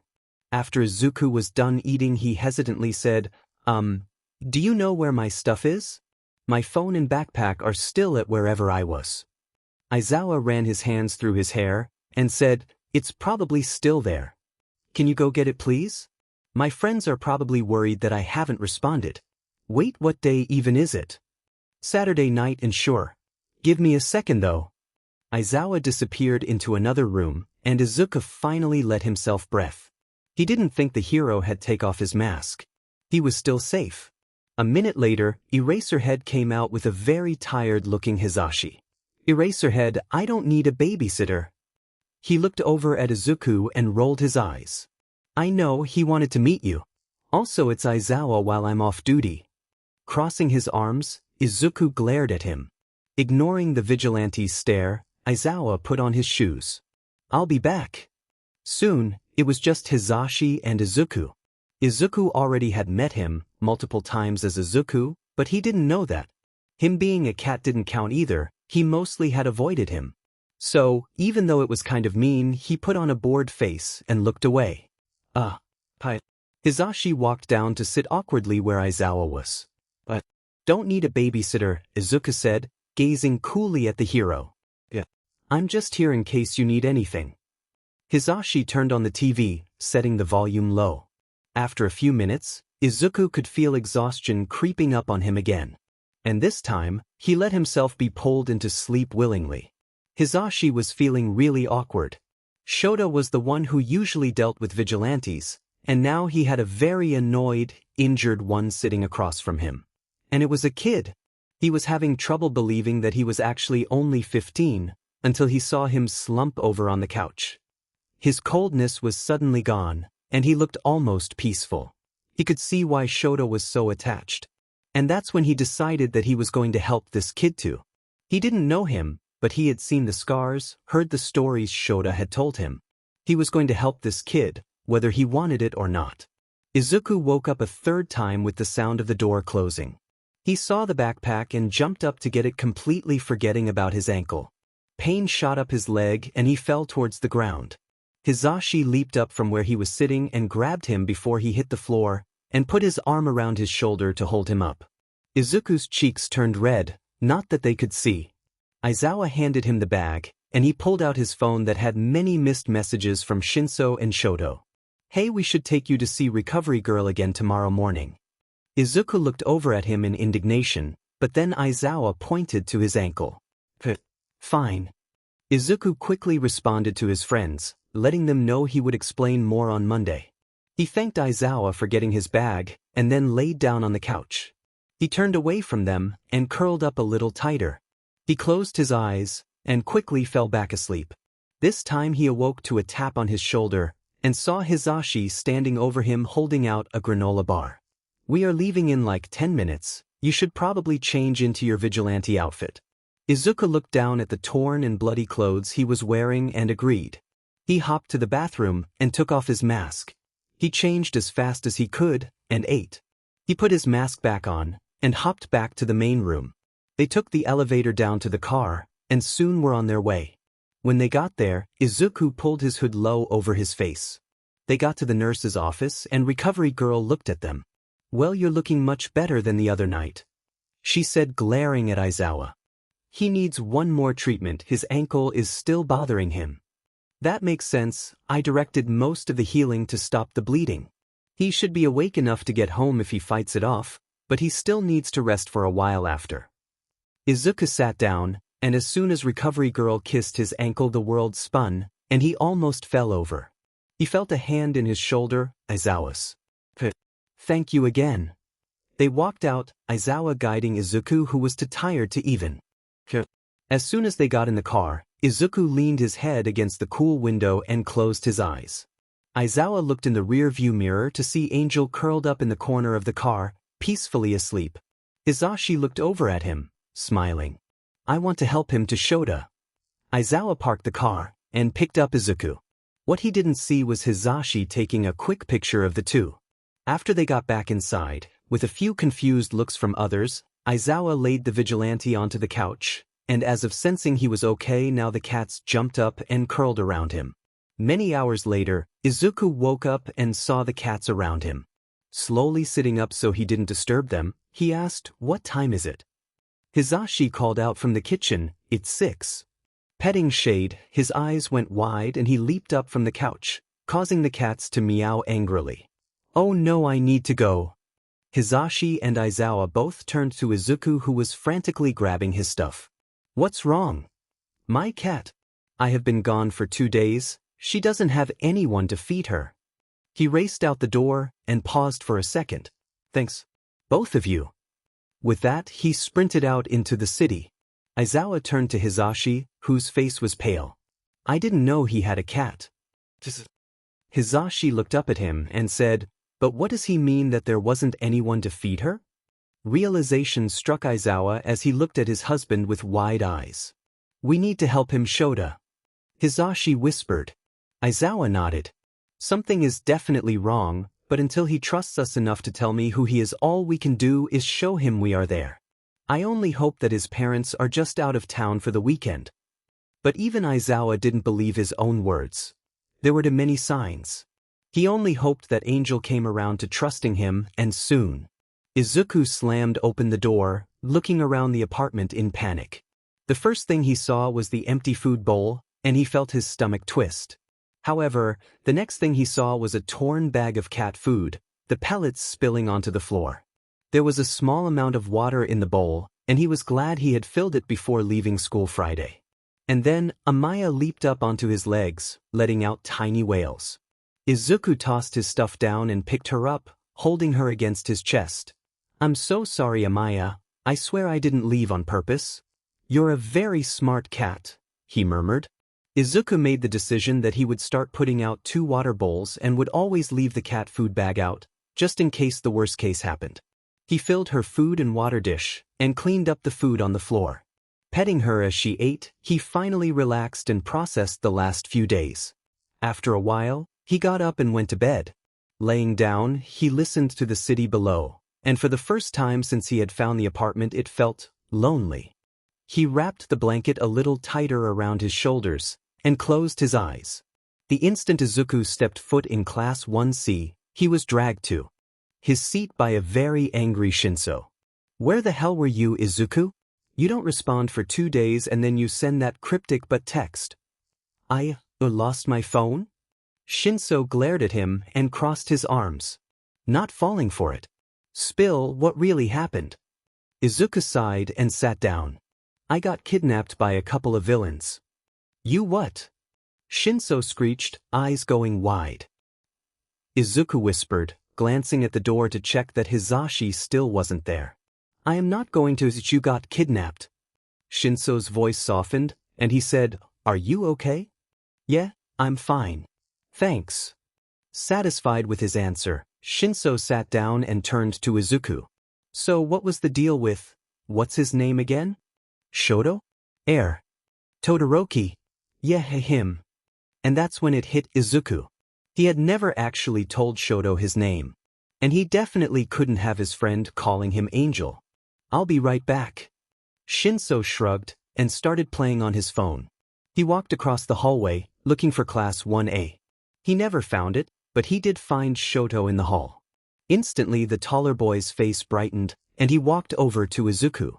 Izuku slapped his hand over Shoto's mouth, and when he stopped abruptly he slowly removed it. "It's just Izuku." Shoto's eyes lit up and he said, "Oh yeah, you have a name." "Izuku." Shoto smiled as he said his name, but the moment was quickly ruined when a blaring siren rang out. Instantly Izuku went on high alert, eyes scanning the school for danger. He saw a rush of kids running towards them and grabbed Shoto's hand. "This way, hurry!" He dragged his friend along and ducked into an unmarked room filled with file cabinets. He slammed the door and quickly walked up to the window to look outside. What the... Izuku could see was the press outside, but his gaze was more focused on the gate that had crumbled. Or had decayed. In a split second, Izuku put two and two together. A decayed gate.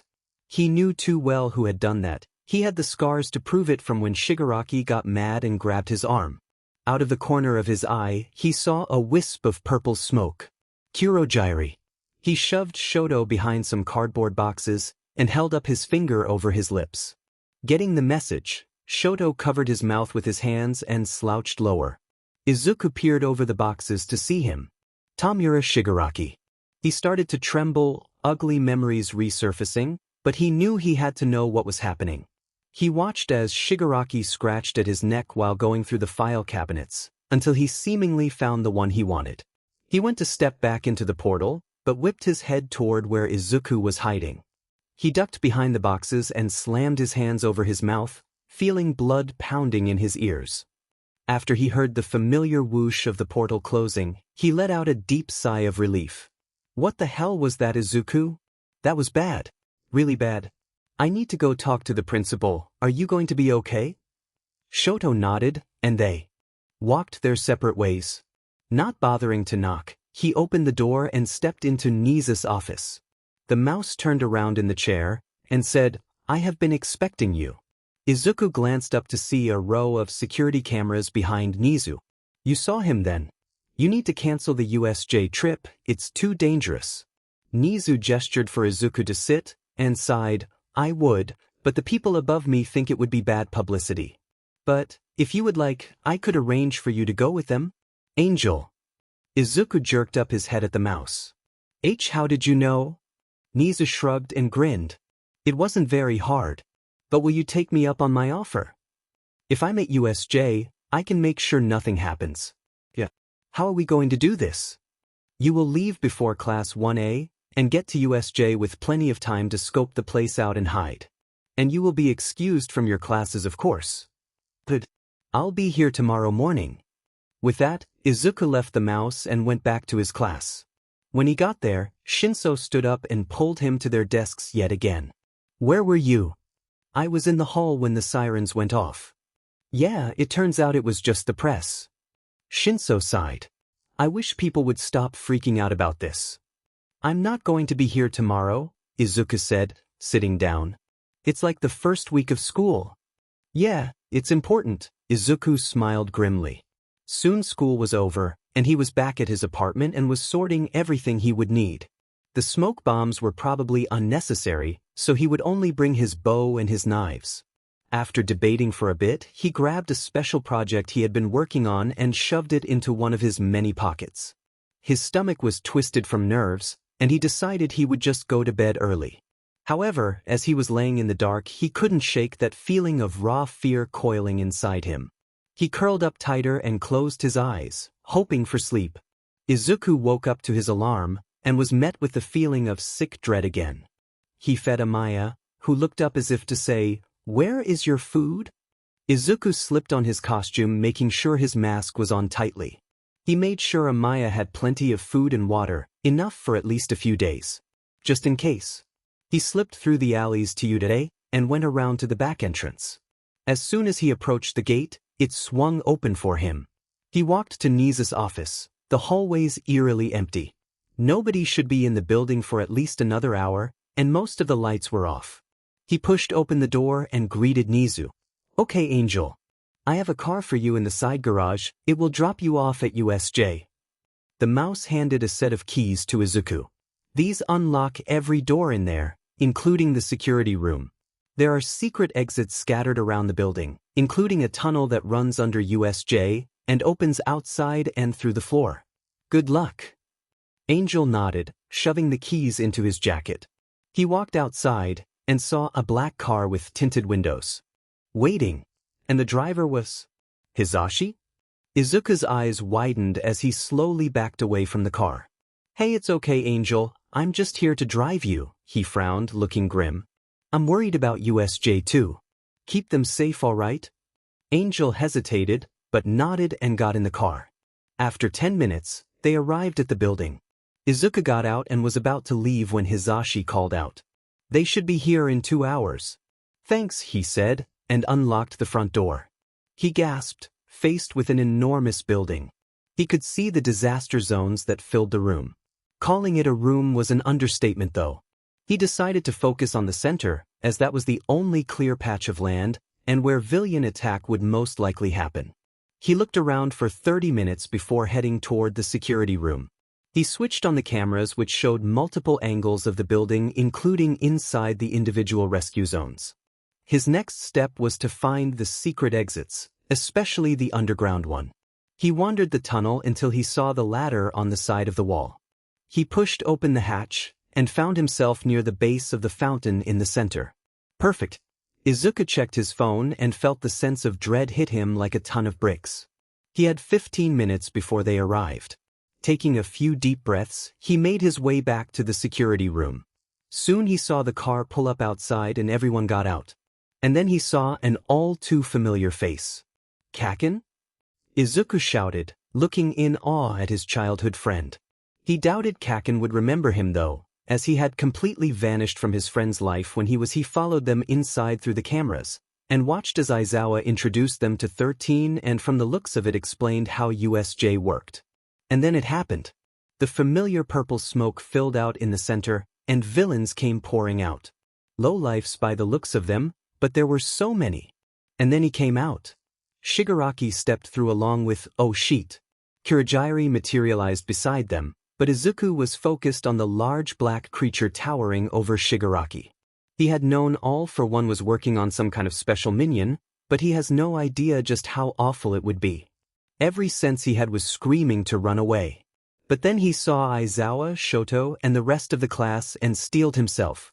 He flipped through the cameras, disappointed they didn't have sound, and saw Aizawa pointing for the kids to run before pulling on his goggles and running into the fray. He watched in horror as purple smoke came up, and saw across the cameras different kids being dropped into the zones where villains awaited them. He needed to go help. Aizawa had no idea what Shigaraki's quirk was, and he was getting dangerously close. He sprinted through the tunnel, hearing the muffled noises from above. He shoved open the trapdoor, only to see Shigaraki heading toward Aizawa.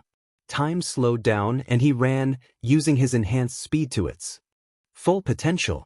The second Shigaraki touched Aizawa's arm, Izuku was there and he tackled him to the ground. He saw Shigaraki grab his sleeve, and jerked away as the area crumbled into ash. Aizawa stood in shock before jumping into action. Angel? What the hell are you doing? Saving your butt. Izuku said hastily, watching Shigaraki carefully. Anger flashed in his eyes, and he shouted, Nomu, crush this NPC. Of course he still talks in game terms. He saw the monster Nomu barrel towards him, and he leaped into the air over its back, then took out a knife and sunk it into its brain. It let out a roar, and turned around trying to get to Izuku.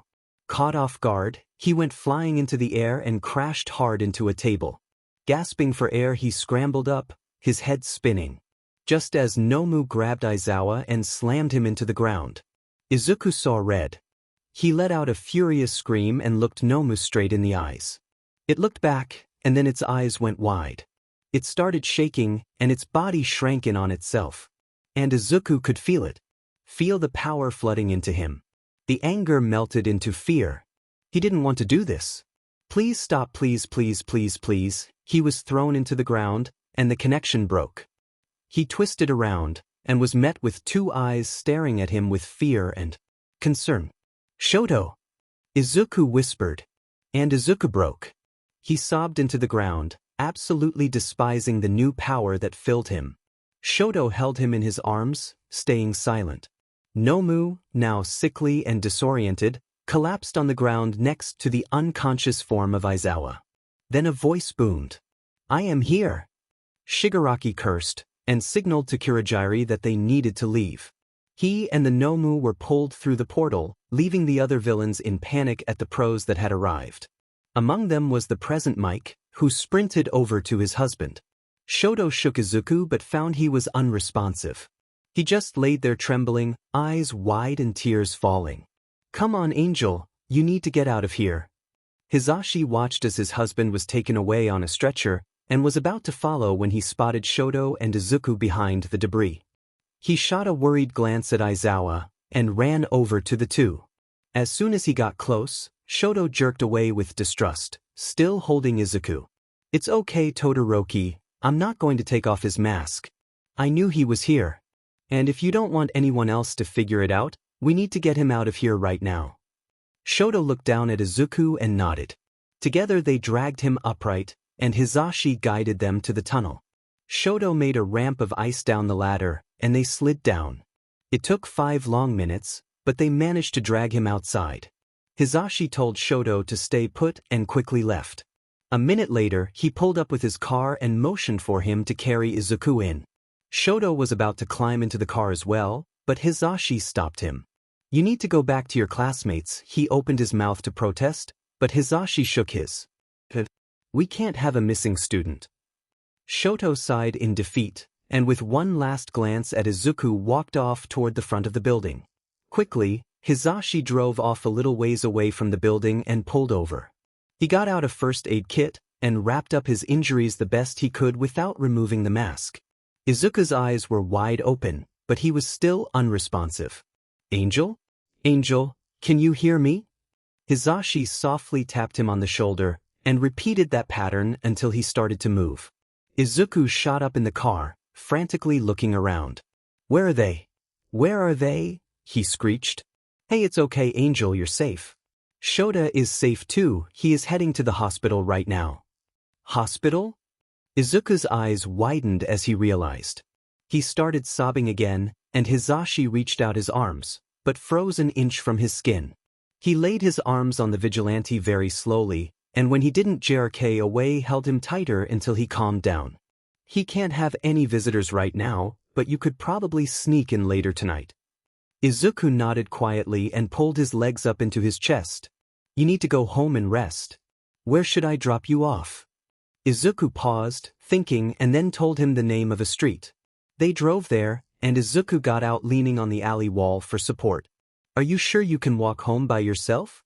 You hit your head pretty hard, and you look like you could fall over any minute." Izuku shook his head and said, "I'm fine really." He knew he was lying, but he did not want Hizashi to find out where he lived. "Okay, but get home and get some rest, okay?" With that he drove off, and when Izuku was certain he was gone, started to stumble home. He would leave his breakdown for when he was in his room. Before he knew it, he was back at his apartment, mind hazy. He closed his door so Amaya wouldn't disturb him and collapsed on his bed and sobbed. Not only has he failed to protect Aizawa like Hizashi had asked him to, but he used his quirk. The one thing he had promised to never do again. He could feel the new power inside him. Even taking half of the Nomus life force was equal to at least 2 people. Which is why he felt so disgusted. It meant that thing was once human. He had taken more lives. Izuku sprinted over to the bathroom and threw up, putting all his weight against the sink. He fell back into bed and after what felt like hours of staring blankly at the ceiling, fell asleep to the sounds of Amaya scratching on the door. When Izuku woke up, it was 3 a.m. His head still hurt, but he was feeling less dizzy. He put on a soft hoodie and his mask and walked out onto the roof, heading to the hero ward in the hospital. He got out his project he never got to use, a portable rope grappling hook to scale the wall and look through windows. Eventually he found the room he was looking for, and gently opened the window. He sat on the ledge and almost started crying again. Aizawa lay there asleep, but his face was covered in bandages. But he was breathing at least. Izuku was about to turn and head back, until he heard a soft voice behind him. "Kid!" Izuku whirled around to find Aizawa not staring at him. "I am so sorry Izuku choked out, pulling his hands through his hair. "It's okay, it's not your fault. You saved my life." "But look at you!" Izuku cried out in distress. "I'm fine. It's you I'm worried about." How did you even get in there? Izuku shook his head wildly, the space starting to close in on him as he leaned further and further out the window.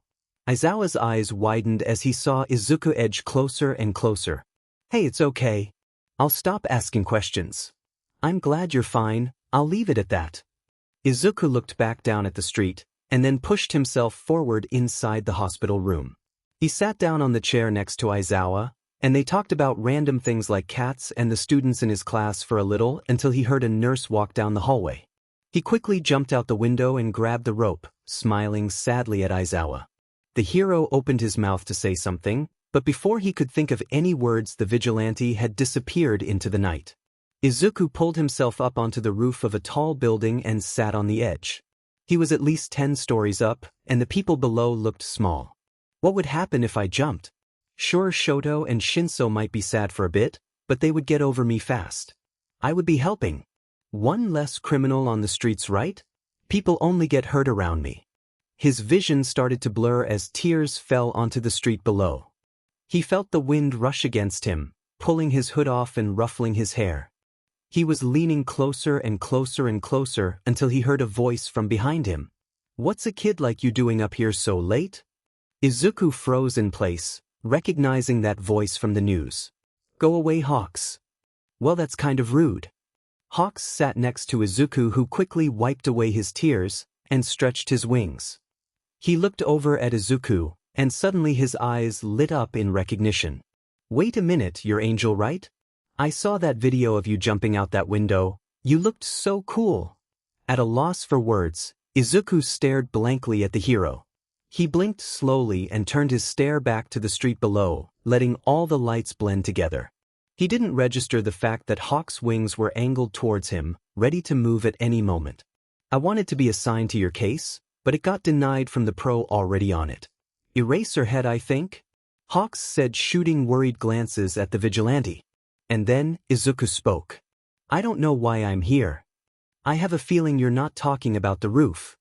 Izuku nodded, bringing his knees to his chest. I cause more harm than good.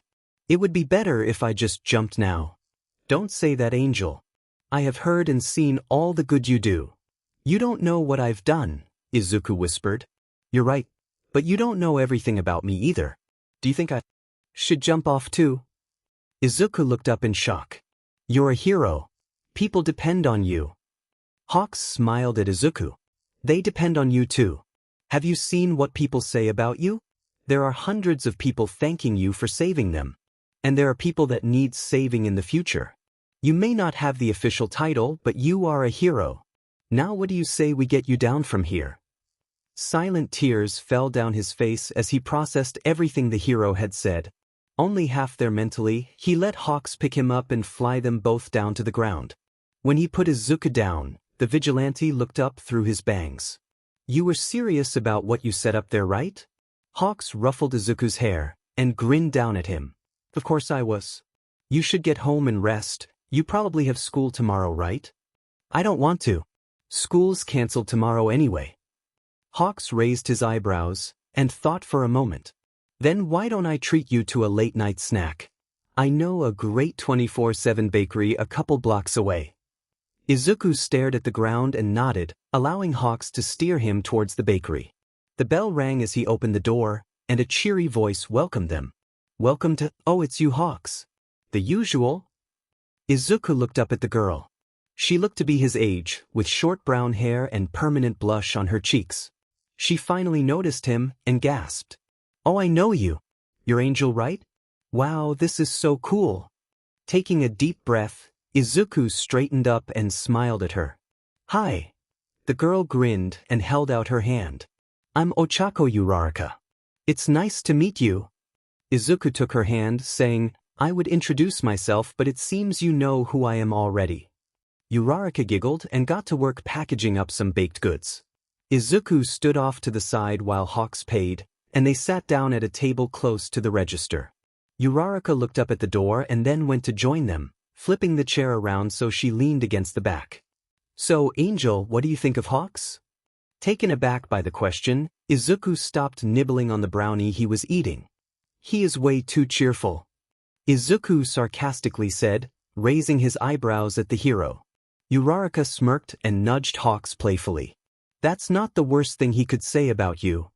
Hawks laughed loudly, wings stretching about behind him. Now in a much better mood, Izuku started to smile too. I have a question for you, how do you know the Hawks so well? Oh, he comes to this bakery whenever he takes a night shift, and I work here mostly at night because of school. Cool, Izuku grinned, making a mental note that he should take Shoto here or at least bring him back something. The three of them talked for hours, until the first rays of sunlight shone through the windows. Hawks stretched his wings out in the sunlight and yawned.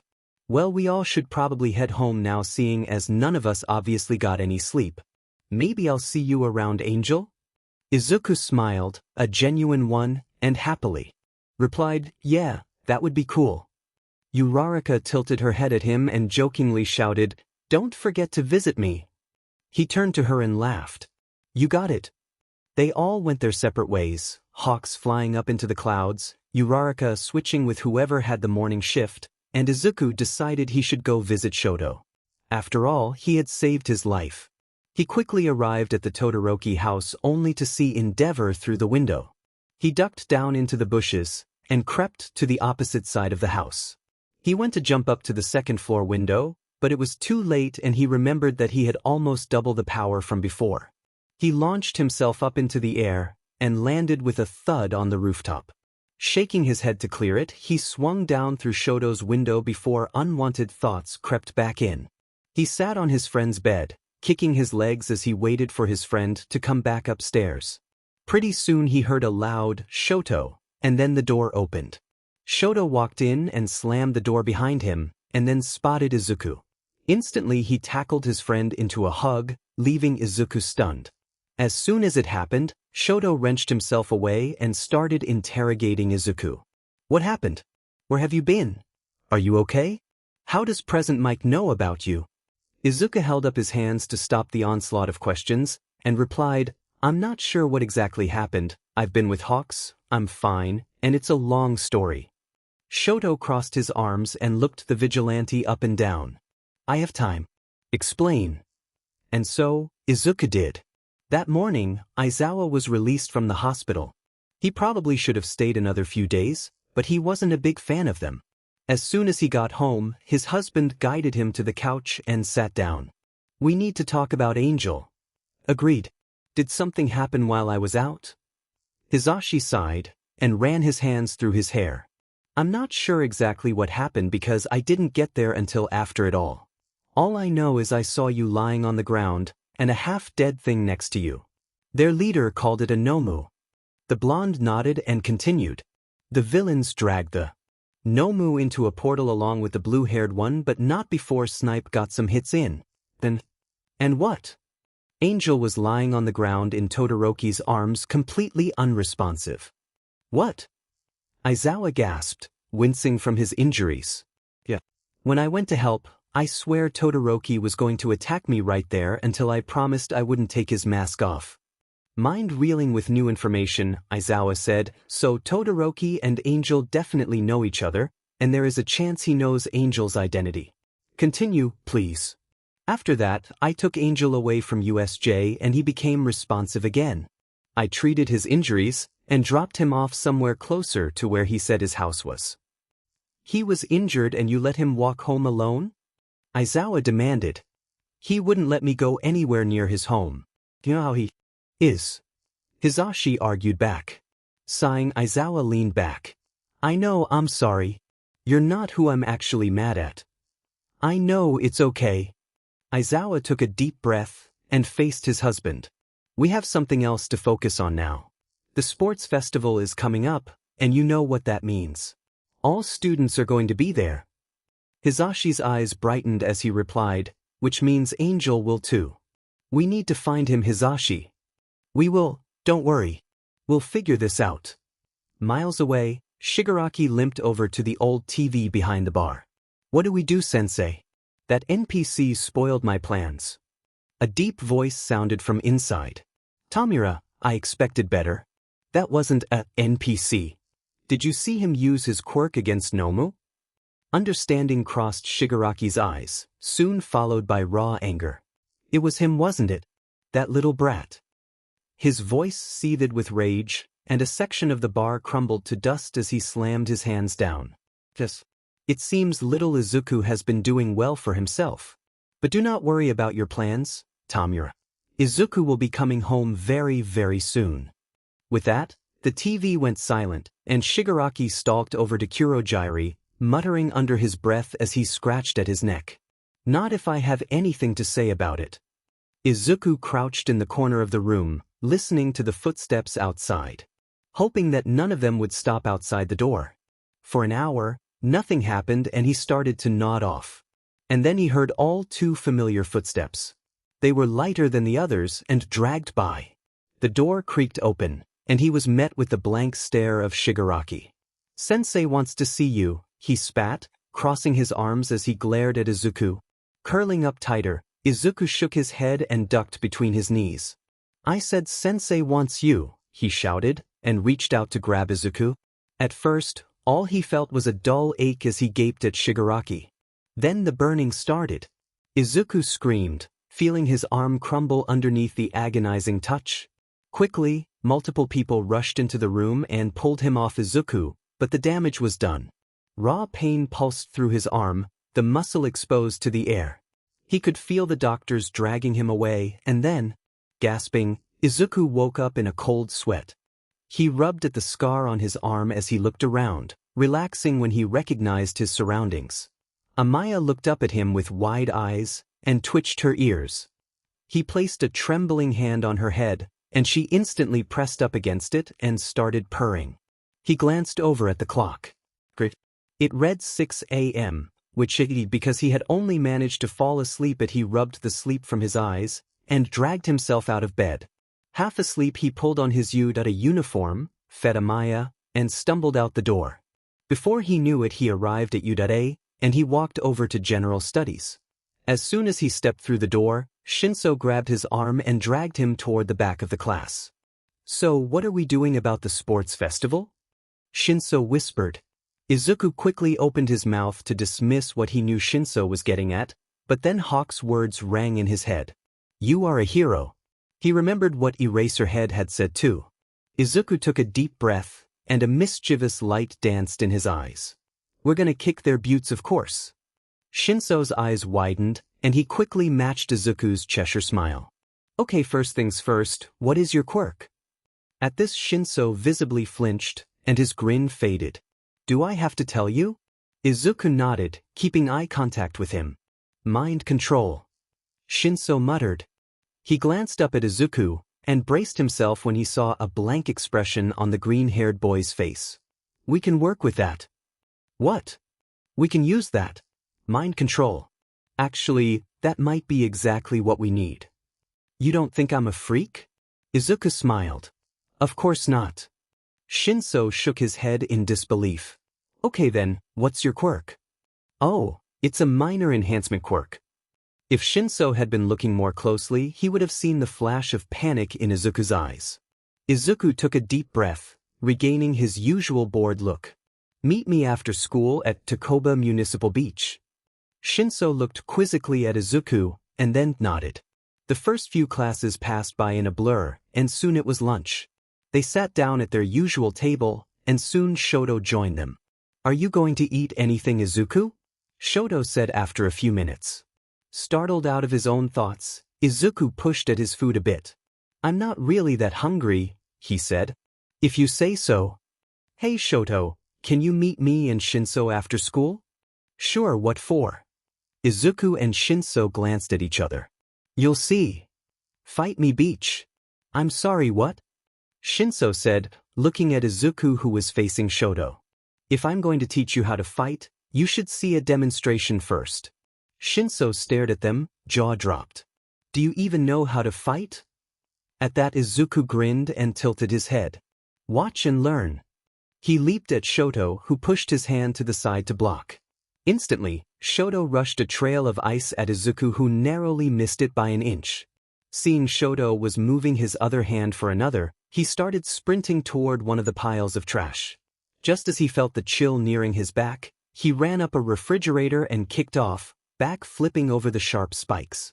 He landed on top of the ice and slid down at Shoto. Before his friend could recover his wits, he leaped off the ice, twisting his body midair to gain momentum. As soon as he made contact with Shoto's shoulders, he twisted his body harshly to the right. His sent Shoto crashing to the ground, with Izuku right on top of him. His long hair brushed against the peppermint-colored boy's face as he smirked down at him. Okay, what the F was that? Izuku jerked his head over to Shinso, who was freaking out. Well, you can't pick that up in a week, but I'll teach you some better techniques. Shinso blinked at them and then shook his head. You know what, I'm gonna just pretend that that's perfectly normal. Great. Let's get started then. After hours of sparring sessions, the three boys all collapsed on the sand watching the sunset. Thanks. Izuku looked up at Shinso in confusion. For what? Everything, I guess. No one has really taken this much time to help me before. You to Todoroki. Just call me Shoto, he said, smiling at Shinso. After laying there for a bit, Izuku stood up and brushed sand off his clothes. Welp, time for me to go. Shoto glanced at him with a knowing look and stood up. See you tomorrow.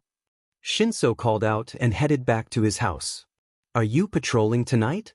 Shoto asked as soon as they were out of earshot. Izuku nodded, and Shoto reached out an arm to stop him. Be careful, okay? You look like you didn't get a lot of sleep. And make sure to eat something. Izuku laughed and pushed him aside. You sound like a parent. Shoto looked at him and tilted his head, frowning slightly. Yeah, but I'm serious. Izuku sighed and looked up at him. Okay, I'll try. Shoto stared at him for a few seconds and then sighed. See you tomorrow. See ya. Izuku walked home, and as soon as he was inside put on his outfit. He fed Amaya again, and petted her a few times. Bye Amaya, he said. He jumped over to the rooftop where he usually met Eraserhead and stared blankly at the city. After a few minutes, he shook himself out of his daze and went to his usual patrol route. Not even a minute later, he heard the familiar sound of gunfire. Jumping down from the roof, he rolled into the alley and kicked a gun out of one of the criminal's hands. The other one quickly turned her gun toward Izuku, but he knocked it out of her hand with a twirl of his bow and tossed her. Tossing the other guy as well, he tied them up and texted Tsukachi. He had gotten the number from Eraserhead. He shoved his phone into his pocket and jumped up back onto the roof. He crouched onto the edge, listening carefully. Not hearing anything, he kept walking until he found himself outside his usual patrol route. He jumped off the building and hit the ground rolling, quickly standing up after. However, as soon as he did, a wave of dizziness came over him, and he leaned against the wall to stabilize himself. Maybe I shouldn't have patrolled today. He turned around to go home before he heard it. A faint buzzing sound, almost like electricity. Instantly he was on his guard, scanning his surroundings silently. Hearing a faint whoosh from his left, he turned to face the sound. Before he knew it, he was on the ground with the breath knocked out of him. Scrambling up off the ground, he frantically twisted his head to try and spot his attacker. He felt an uncomfortable poking sensation in his lower back, and his entire world erupted in pain. A sharp burning sensation spread throughout his body along with the feeling his skin was melting. He screamed louder than he thought was possible, until his throat felt raw. Quickly he felt his attacker pull away and he collapsed to the ground twitching. Vision blurred, he tried to move his arms and was met with nothing. If he was moving, it wasn't of his own accord. He gasped for air, trying his best to stay awake. His nerves felt like they were on fire, and his limbs were heavy. His ears rang, which was why he did not notice the person's approach until they reached down to touch him. As he felt the hands on his shoulders, a bolt of fear shot through him because he thought it was his attacker coming back to finish him off. He barely registered being dragged upright and arms around him. The last thing he felt was his mask being pulled off, and then the world faded into black. Shinso liked taking walks at night. He lived in a quieter part of town, so at night there were never many people around. He always expected the odd person here and there, but what he did not expect was to hear a blood-curdling scream. He instantly was on high alert, and against his better judgment ran towards the sound. His gaze quickly snapped onto a hooded figure running away and quickly disappearing behind a building. Then it moved to the small figure on the ground. A small pile of green and black. A spark of recognition clicked, and he bent down to confirm his suspicions. And there it was, the familiar black mask and the slight glint of emerald eyes. Angel. He reached over to lift up the vigilante whose hood slipped off to reveal fluffy green hair. Very, very familiar hair. After a couple moments of hesitation, he looked into the half-conscious vigilante's eyes.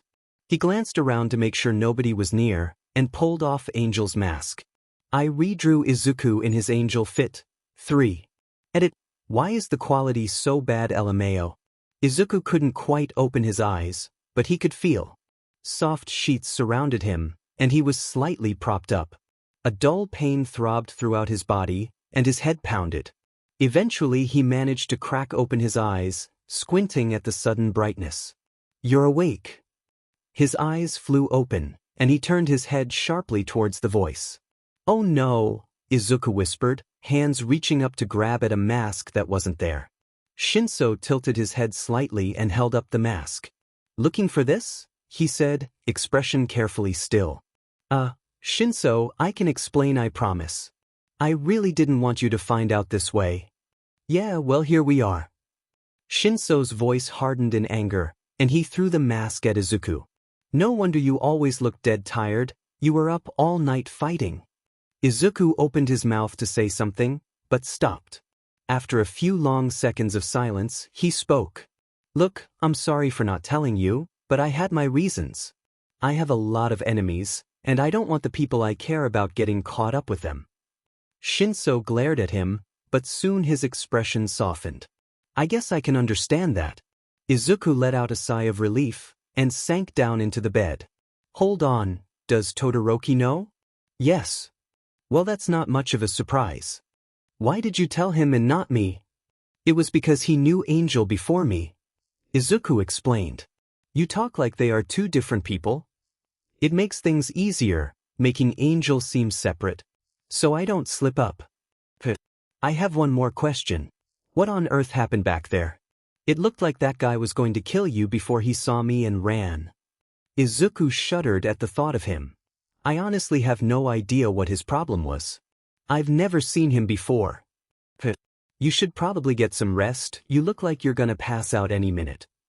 Realizing how tired he really was, he allowed his eyes to close, and fell asleep. Izuku woke up to the soft buzzing of his phone. Flinching at the pain, he reached into his pocket to grab it. Where are you? A worried voice said over the phone. I'm at Shinso's, Izuku replied. Oh, is that why he isn't at lunch? Shoto questioned. Is it lunch already? Izuku said, glancing down at his phone to see the time. Are we meeting up after school again? Well, if you're up for it, I was thinking we could do a little more hands-on training. Izuku said happily. "'Kay, I'll see you later, Izuku." Shoto replied before hanging up. Are you going to be okay with training tonight? Shinso spoke up from where he was in the next room. Yeah, I'll be fine, I heal fast. Hours later, he was sitting on a rooftop with Todoroki and Shinso. Izuku, what are you wearing? Izuku tilted his head back to look at Shoto. Oh yeah, Shinso knows now. Shoto glanced over at Shinso, who was leaning against a pole with his hands shoved in his pockets. Shrugging, Shinso pulled the hood over his head. Izuku pulled on his mask and motioned for the others to follow him. Okay, so this is more of agility practice and exercise. But, if we do see someone in need of an butt kicking, only go down if you're sure you can handle it. And if we see Racer Head, well, I'll just say run for your life. Okay, let's go. With that he leaped into the air and hit the ground rolling, leaving his friends behind. Keep up. He called back and soon heard the sounds of them hitting the roof. Izuku started sprinting, smiling as the cool air hit his face. He slid under a pile of junk and then twisted into a flip off the roof. He landed neatly on the other side and turned to watch the others. Shoto was handling himself fairly well, except Izuku caught him almost using his quirk to get across the roof. Shinso was doing okay as well, but he was still lacking in the strength department and barely made it over to the roof.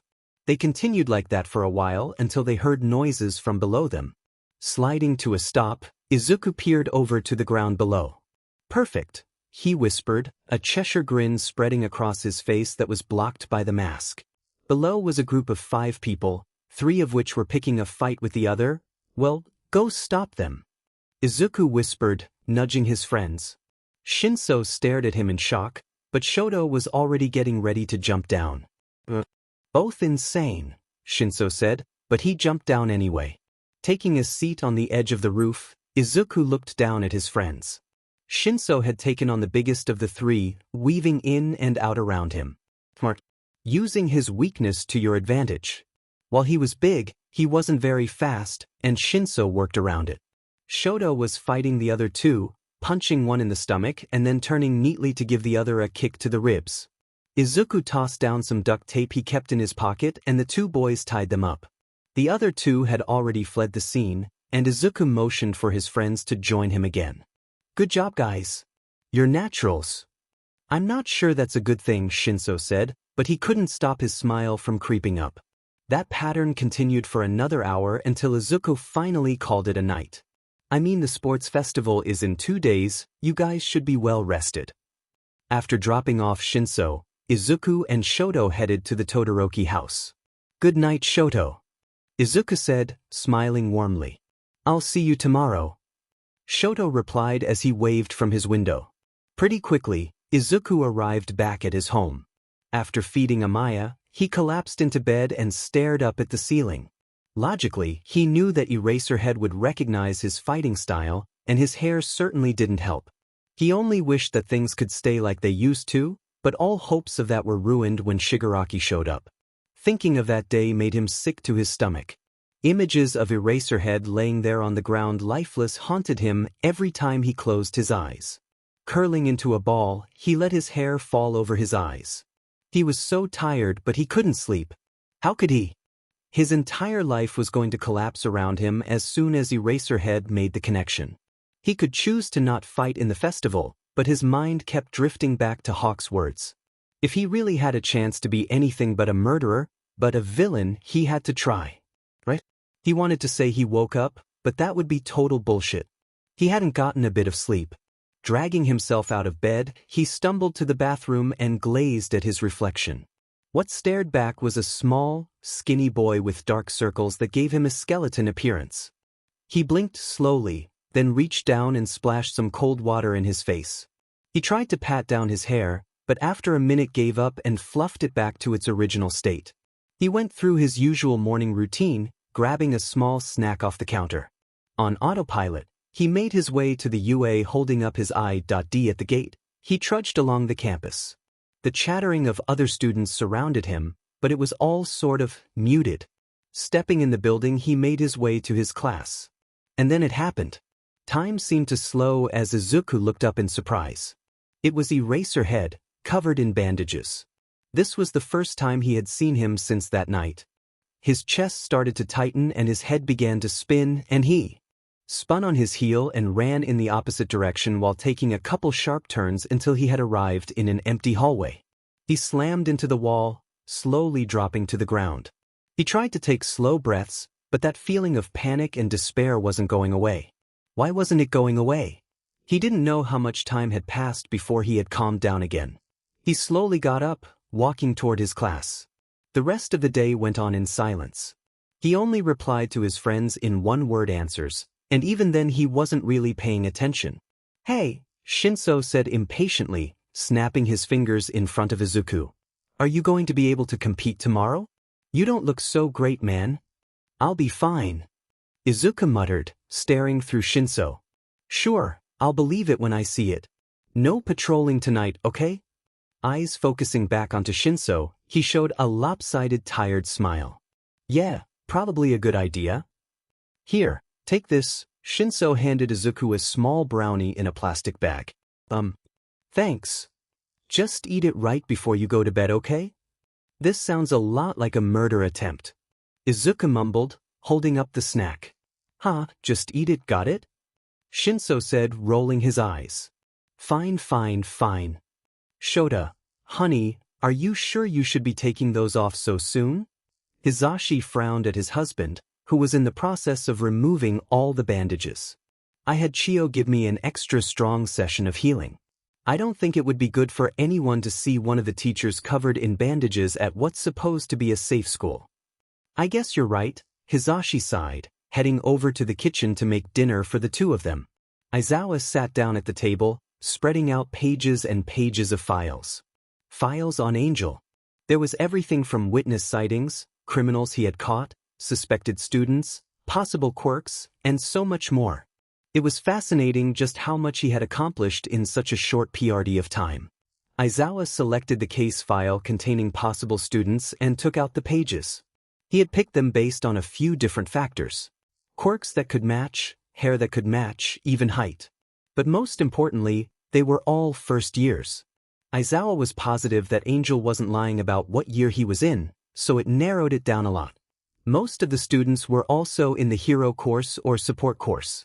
But the one thing they had in common was they would all be at the sports festival tomorrow. Now all he had to do was hope the vigilante wouldn't drop out in the early rounds. Izuku stared at the brownie across from him on the table. There was no way it was just a normal brownie. Shinso had never been a gift person. And if his years trapped in that place taught him anything, it was to not trust anything or anyone. But this was Shinso. He would never hurt him. Taking a deep breath, he picked up the dessert and ate it quickly. After a short staring contest with Amaya, Izuku breathed a sigh of relief. If it was poison, he would definitely be dead by now. But he did feel strangely tired, more than usual even. Even though he figured it was hopeless, he laid down on the couch and turned to look at the ceiling. But to his surprise, his eyes closed quickly and he was pulled into a dreamless sleep. Izuku woke up to daylight streaming in through dirty and cracked windows. What? Oh my gosh, I actually fell asleep. Izuku grinned and hopped off the couch. Walking over to the mirror again, he wasn't surprised to find not much has changed. Well, he figured 6 hours of sleep wouldn't be able to fix almost 4 days with basically no sleep, but it might just get him through the next few hours. Before he knew it, he was waiting with Shinso outside the arena. Well, you look a little more awake today. Yeah, Izuku's voice faltered as he saw the smug look on Shinso's face. Oh my god, you did lace that thing? Izuku shouted, pushing Shinso lightly. Oh relax, it was just some melatonin. I figured it wouldn't take much. Rolling his eyes, Izuku said, You're the worst. So, are you ready? Izuku's mood quickly turned, and he frowned slightly. Honestly, I'm not sure. You'll be fine. Just focus on the moment, okay? Don't think about what's going to happen after.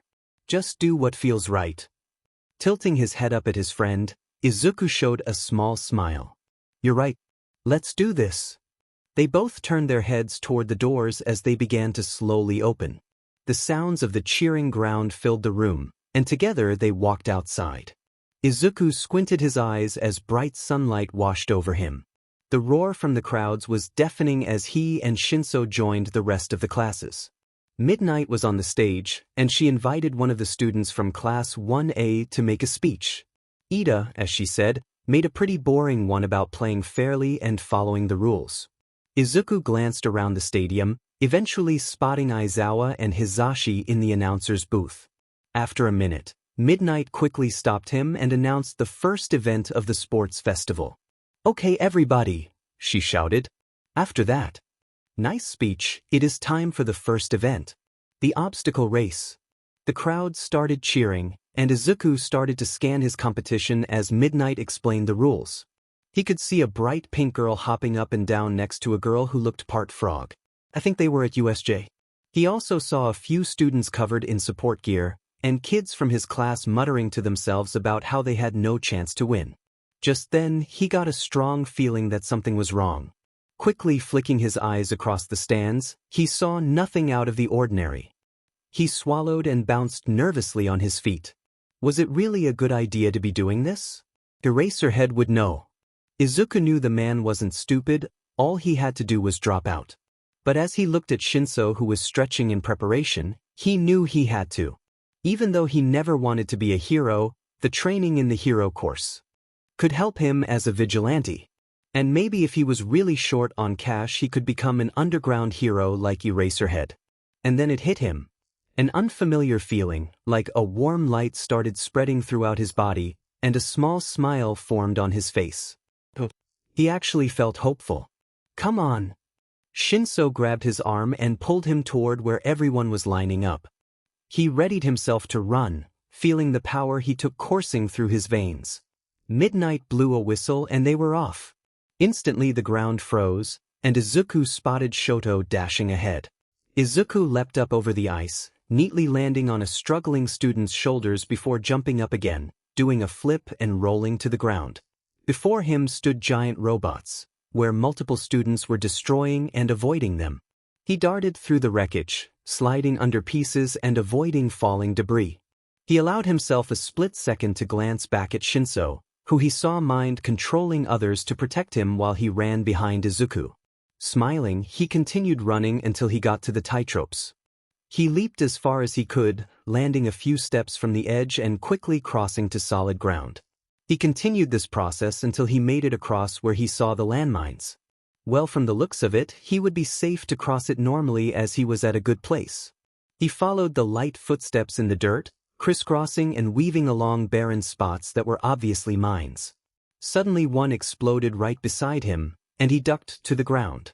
Shaking his hair back into place, he saw that Shoto and Kaken were racing for the finish. Shoto laid down an ice bridge and quickly sped toward the finish.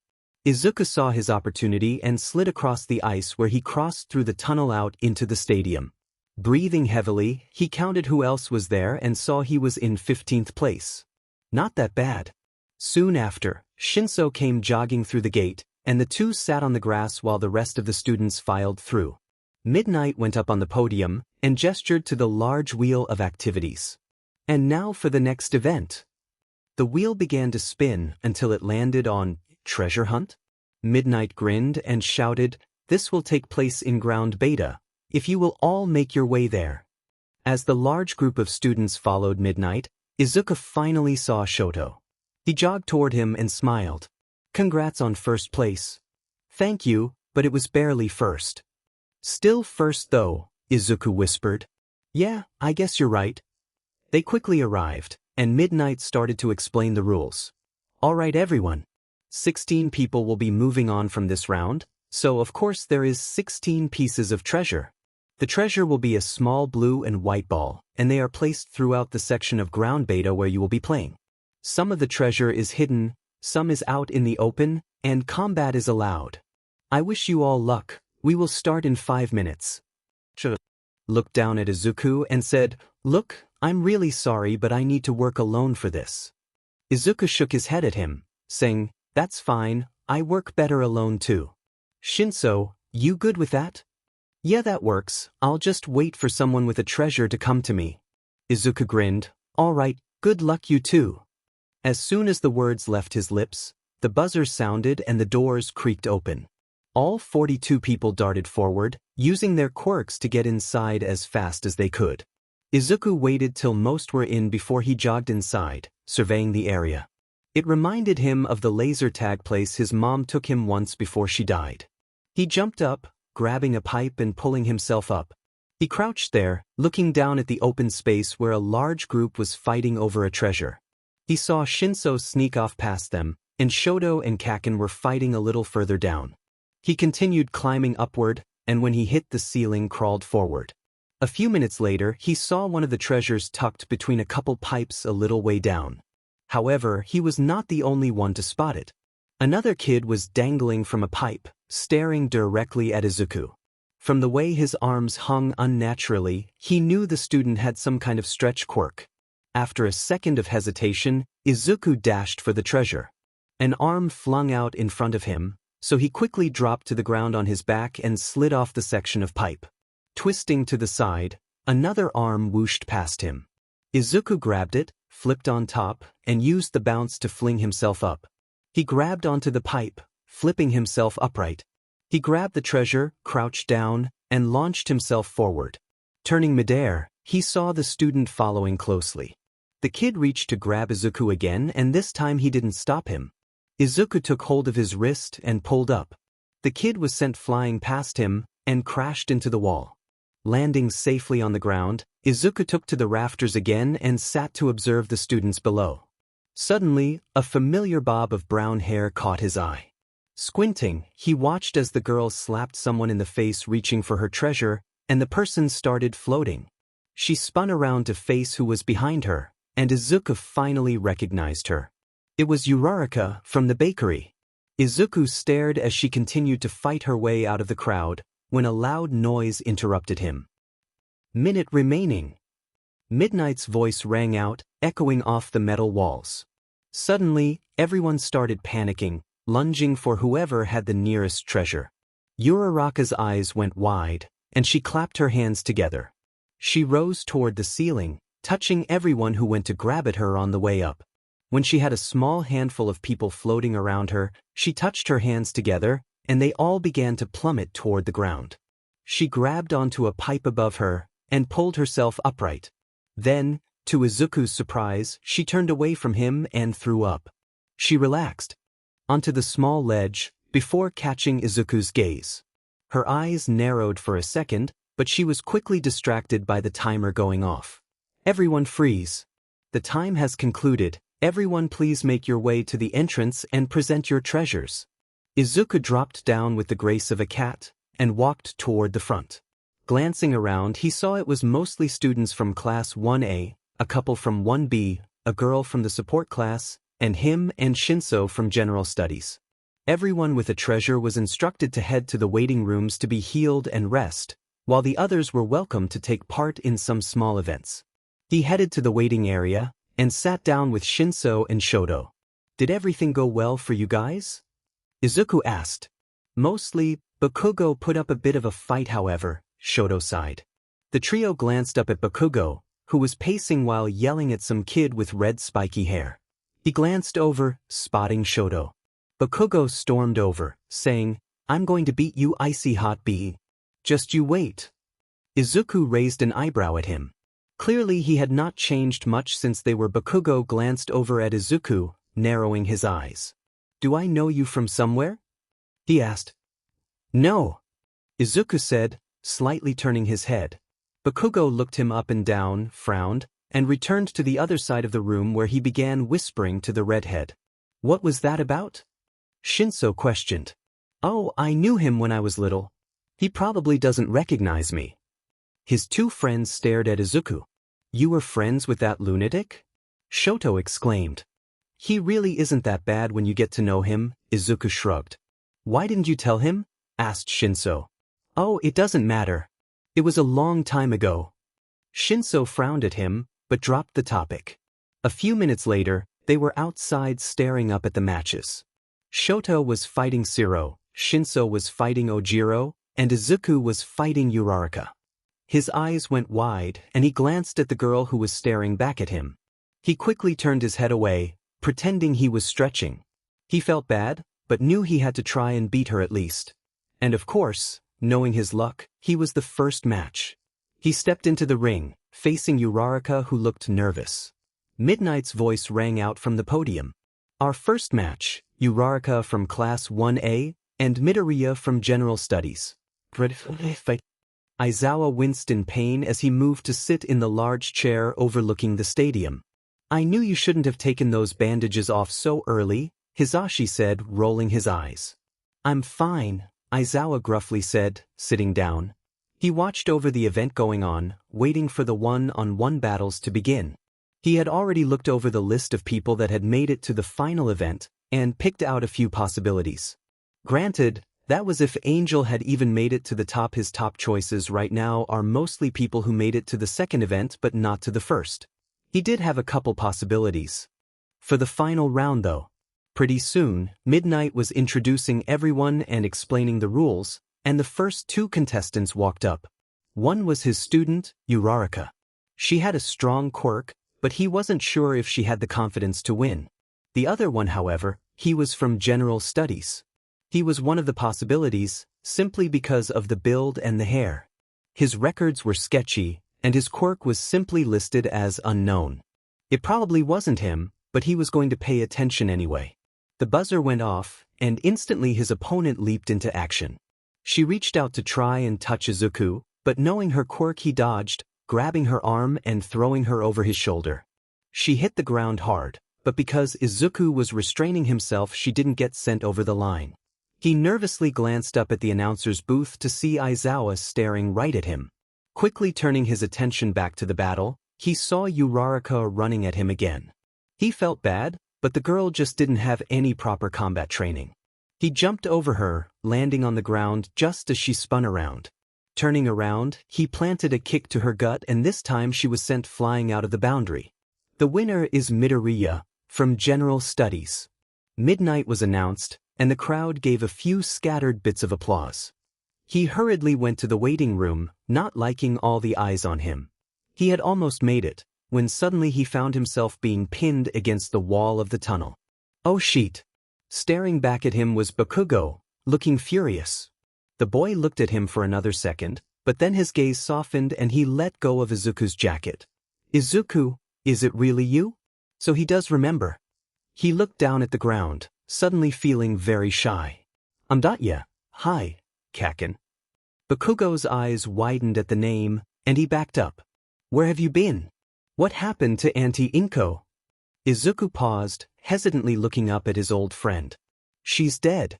And as for where I've been, I can't really tell you.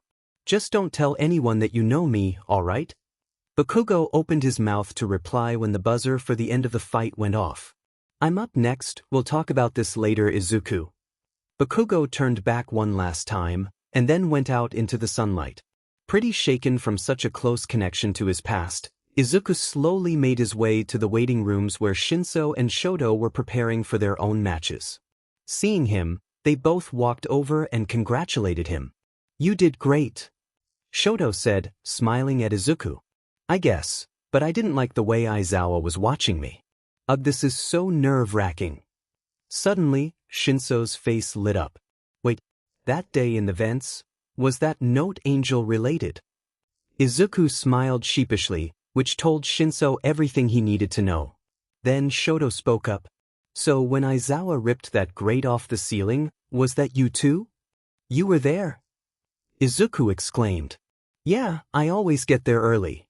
Before they knew it, it was Shoto's turn. His fight went smoothly, and he easily overpowered his opponent. They all heard Endeavor shouting from the stands, and in unison turned to glare at him. Next was Shinso. His match was also over in an instant, as he quickly took control of his opponent's mind and sent him walking out of bounds. He looked around nervously at the silent crowd, until he spotted Izuku and Shoto, who started clapping. Smiling, Shinso made his way to the waiting room. Izuku turned to walk away, but when he moved he was face to face with Uraraka. Oh, hi, he whispered as she glared at him. Suddenly her face softened, and she landed with a thud on the chair. Yuch, why did you have to be so talented? She said, slightly kicking her feet. You're not mad. Izuku said, surprised. She sat up, shaking her head. Of course not, you were simply the better fighter. I was pretty shocked with how strong and fast you were though. Do you have an enhancement quirk?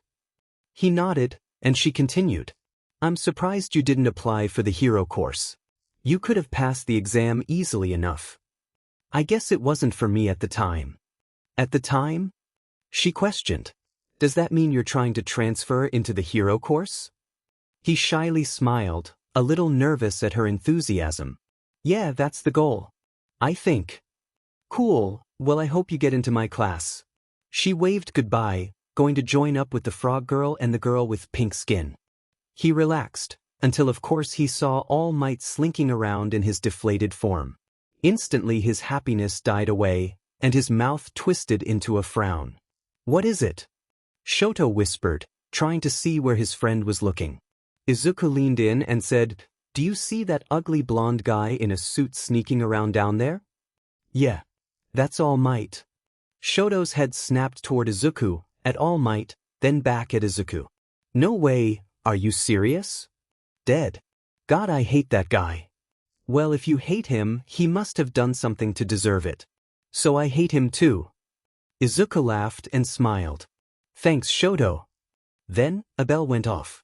Alright everyone, the next 4 matches.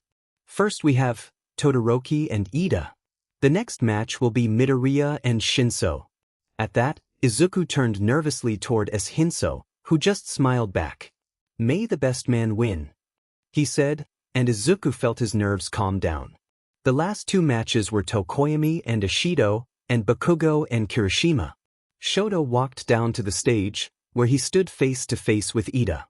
They exchanged blows, with Shoto quickly gaining the upper hand. Coating the ground in a thick layer of ice, Ida had a hard time running without almost getting sent over the edge, and he was looking very frustrated. With one final burst of energy, he ran at Shoto, who made an ice ramp over his head. Ida was sent flying up it, and Shoto shot up with a burst of ice and kicked him hard out of bounds, sending him crashing into the grass. The crowd cheered, and Shoto landed neatly on the ground. He knelt to the ground, and melted the rest of the ice. Now, it was Shinso and Izuku's turn.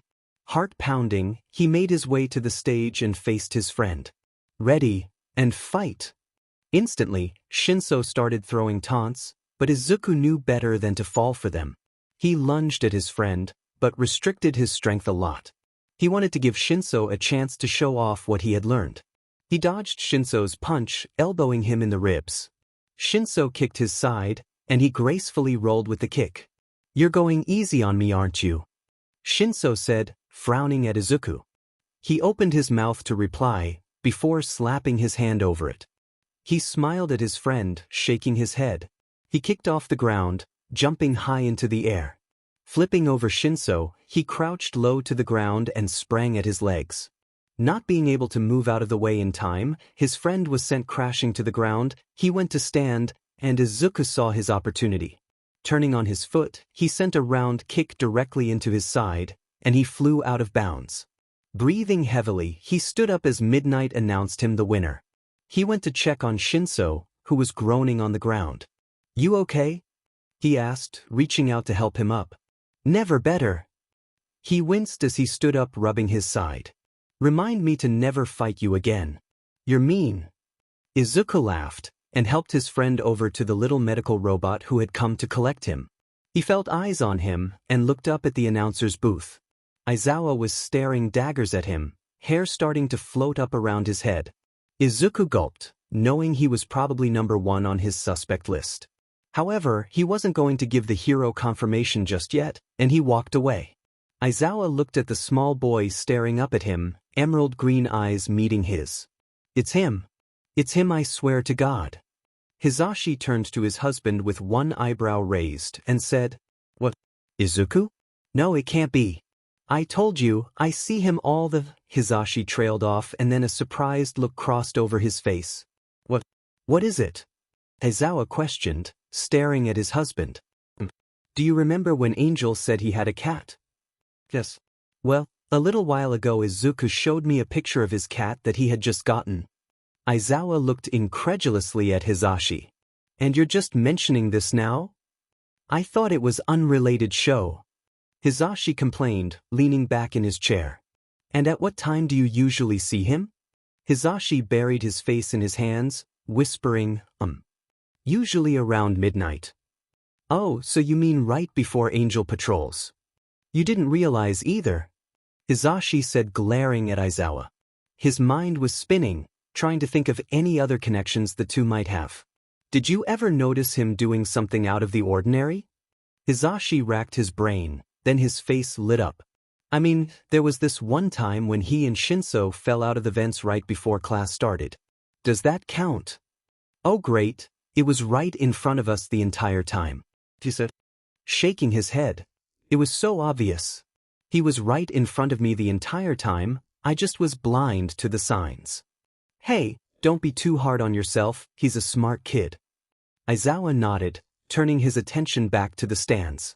There was Angel, no, Izuku. That was his real name. Izuku sat there, chatting with Todoroki and Shinso. He looked happy. He watched as the kid's eyes narrowed, and his gaze instantly flicked up to meet his. Izuku's mouth twisted into a frown, but just as quickly as it appeared it vanished, and he went back to talking like nothing ever happened. Now that he was paying more attention, his happiness looked almost faked, from the way his expression sometimes froze to the way his hand went to touch a spot on his clothes that probably held a weapon. He had no idea how he was going to approach the kid, but he knew he couldn't rush things. He had to let the kid come to him and know that he could trust him. Trust both of them. The other two fights went smoothly, with Tokoyami and Bakugo being the victors. When the order of the fights was announced, he noticed that Izuku tensed up when he saw who he was paired with. Bakugo. The kid had a strong temper, but he was manageable and sometimes even thoughtful. The next fight was Todoroki and Tokoyami, and it was pretty clear who the victor would be there. He sat down, waiting for the fight to begin. Still rattled by the way Aizawa kept staring at him, Izuku kept fidgeting until he felt his gaze leave him. He grabbed Shoto and led him to a secluded area. "All right, you're not going to like what I'm about to say, but you need to hear it anyway." Shoto stared at him, waiting for him to continue. "You need to use your fire." His friend opened his mouth to protest, but Izuku continued. "I get what you keep saying, that you don't want to use your dad's quirk. And I get it. But it's not his quirk. It's yours. And it's up to you to decide what you're going to do with it." To his surprise, he saw Shoto's eyes start to water. I don't think I can." "Just try. Please." "I'll think about it." Izuku took a deep breath and nodded. "Thank you." They headed back to the stands, and Izuku waited impatiently for his next fight. If Bakugo had stayed the same, he would not be looking to lose. But he lacked technique, and that is where Izuku could beat him. Pretty soon, it was his turn, and he stepped on to the concrete. Bakugo cracked his knuckles, smirking. "I don't know how you made it this far, Izuku, but I am taking you down." To Bakugo's surprise, Izuku smiled. He was glad his friend hadn't changed. It was something he always admired about him. He held his head up high and said, "Bring it on." Bakugo instantly lunged with an explosive punch, smoke and fire filling the air. Izuku slid down to the right, jumping up to land behind him. Bakugo jerked his head around, eyes widening in surprise. A smirk crossed his face, and he quickly reacted and launched another explosion. Dodging again, he managed to grab Bakugo's arm and pulled him hard to knock him off balance. In the split second he took to regain it, Izuku took the chance to kick him hard in the chest. He was knocked back a few feet before using his explosions to prevent himself from being knocked out of bounds. Izuku prepared for his next attack, waiting for the inevitable. Bakugo leaped into the air, raining small explosions over the entire stage. Expertly spinning and dodging, he let smoke fill the arena. A flash, and he had him. Using most of his strength, he leaped up directly below his old friend, catching him right in the stomach. Grabbing his uniform, Izuku pulled himself on top of Bakugo and kicked off of him. Neatly flipping a few times and landing on the ground, he watched as his opponent barely stopped his fall with his quirk. "He's running out of firepower." Before Bakugo could think, he raced forward again, ducking low to the ground and spinning to land a kick in his chest. This time, he couldn't catch himself and landed hard on the grass out of bounds. Breathing heavily, Izuku stood up straighter as midnight announced the winner. His stomach twisted looking at the cameras, knowing for certain he was watching. He walked back, greeting his friends as they congratulated him. "Guess it's you and me next," Shoto said, looking a little nervous. "Just remember what I said." Izuku smiled, winking. Shoto nodded before walking off, presumably to think. Izuku risked another glance at Aizawa, still not sure how he was going to handle it. Well, avoiding his problems had always worked before. He wandered off, walking aimlessly. There was a pretty long break before the final fight, and he wanted to clear his head. This of course failed miserably when he ran into Hisashi. "Nice fighting out there. Why on earth did you not try out for the hero course?" Izuku relaxed his posture, putting on a lopsided grin. "Guess I didn't think I would get in." He laughed nervously, trying to find a way out. "Well, you absolutely would have." "Oh well, at least I got to have you in my class for a little bit." "Oh no." Hisashi had this look in his eyes. Was that pity? "He knows. He has to." Continuing to play dumb, he put his hand behind his hair. "Well, I should go meet back up with everyone. I'll see you later." "Yeah, good luck, kid." Flashing one more smile, Izuku quickly turned away and walked as fast as he could. What was he thinking? There was no way he could ever come back to school after this. Aizawa would hand him over to the cops, and then everyone would know. He slid down the wall, holding his head in his hands. What am I going to do? The sound of the crowd snapped him out of his thoughts, and he slowly got to his feet. He walked out to the stage, barely hearing Midnight's words over the ringing in his ears.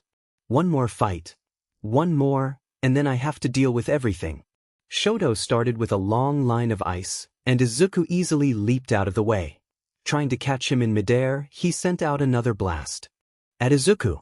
To the crowd and Shoto's surprise, Izuku twisted in midair and kicked the ice, shattering it. You're going easy on me, he called out, walking toward his friend. You're wrong, Shoto replied, coating the floor in ice. Izuku dodged and weaved between attacks until he was inches away from Shoto. Caught off guard, he stumbled back and Izuku darted forward until he was right beside him. Do it, he whispered, before jumping to avoid yet another attack. To Izuku's shock, Shoto actually grinned. Eyes widening in surprise, Izuku watched as his friend burst into flames, a wild look in his eyes. You know you're absolutely going to lose now, right? Shoto smiled. Yeah. But that doesn't mean I'm going down easy. The words barely left his mouth before a large column of flame was shot toward him. Ha barely avoided it by dropping to the ground, but his uniform still caught on fire. He desperately tried to put it out when more ice spiked up from the ground. It caught his arm, sending blood splattering onto the ground. He almost fell out of bounds, catching himself at the last minute. He ran towards Shoto, kicking off one of the many spikes. He had to change course when he almost ran face first into fire, however, sending him hard into the ground. He watched as Shoto combined his ice and fire, and all he could do was cover his face when a gigantic explosion shook the stadium. The next time he opened his eyes, he was lying face first on the grass, close to the walls. He leaned against the wall for support, quickly locking eyes with a very worried-looking Shoto. He gave him a little wave and saw him instantly relax. He was quickly whisked away by robots and healed by a wreck ovary girl. Before he knew it, he was on the second-place podium. Shoto was above him, with Tokoyami and Bakugo sharing third. All Might was presenting the medals, and Izuku had to physically prevent himself from pushing him away when he got to him. You did a great job for general studies, he said, smiling down at Izuku. Izuku forced a smile, blood pooling where his nails were digging into his palms. He doesn't even remember me. He could feel himself starting to zone out, to get away from the situation, but he forced himself to concentrate. He gave a couple waves at the sea of people, trying to act happy. After what seemed like an eternity, he and the others walked back to a small room and were allowed to leave. He was almost out of school grounds when he sensed him.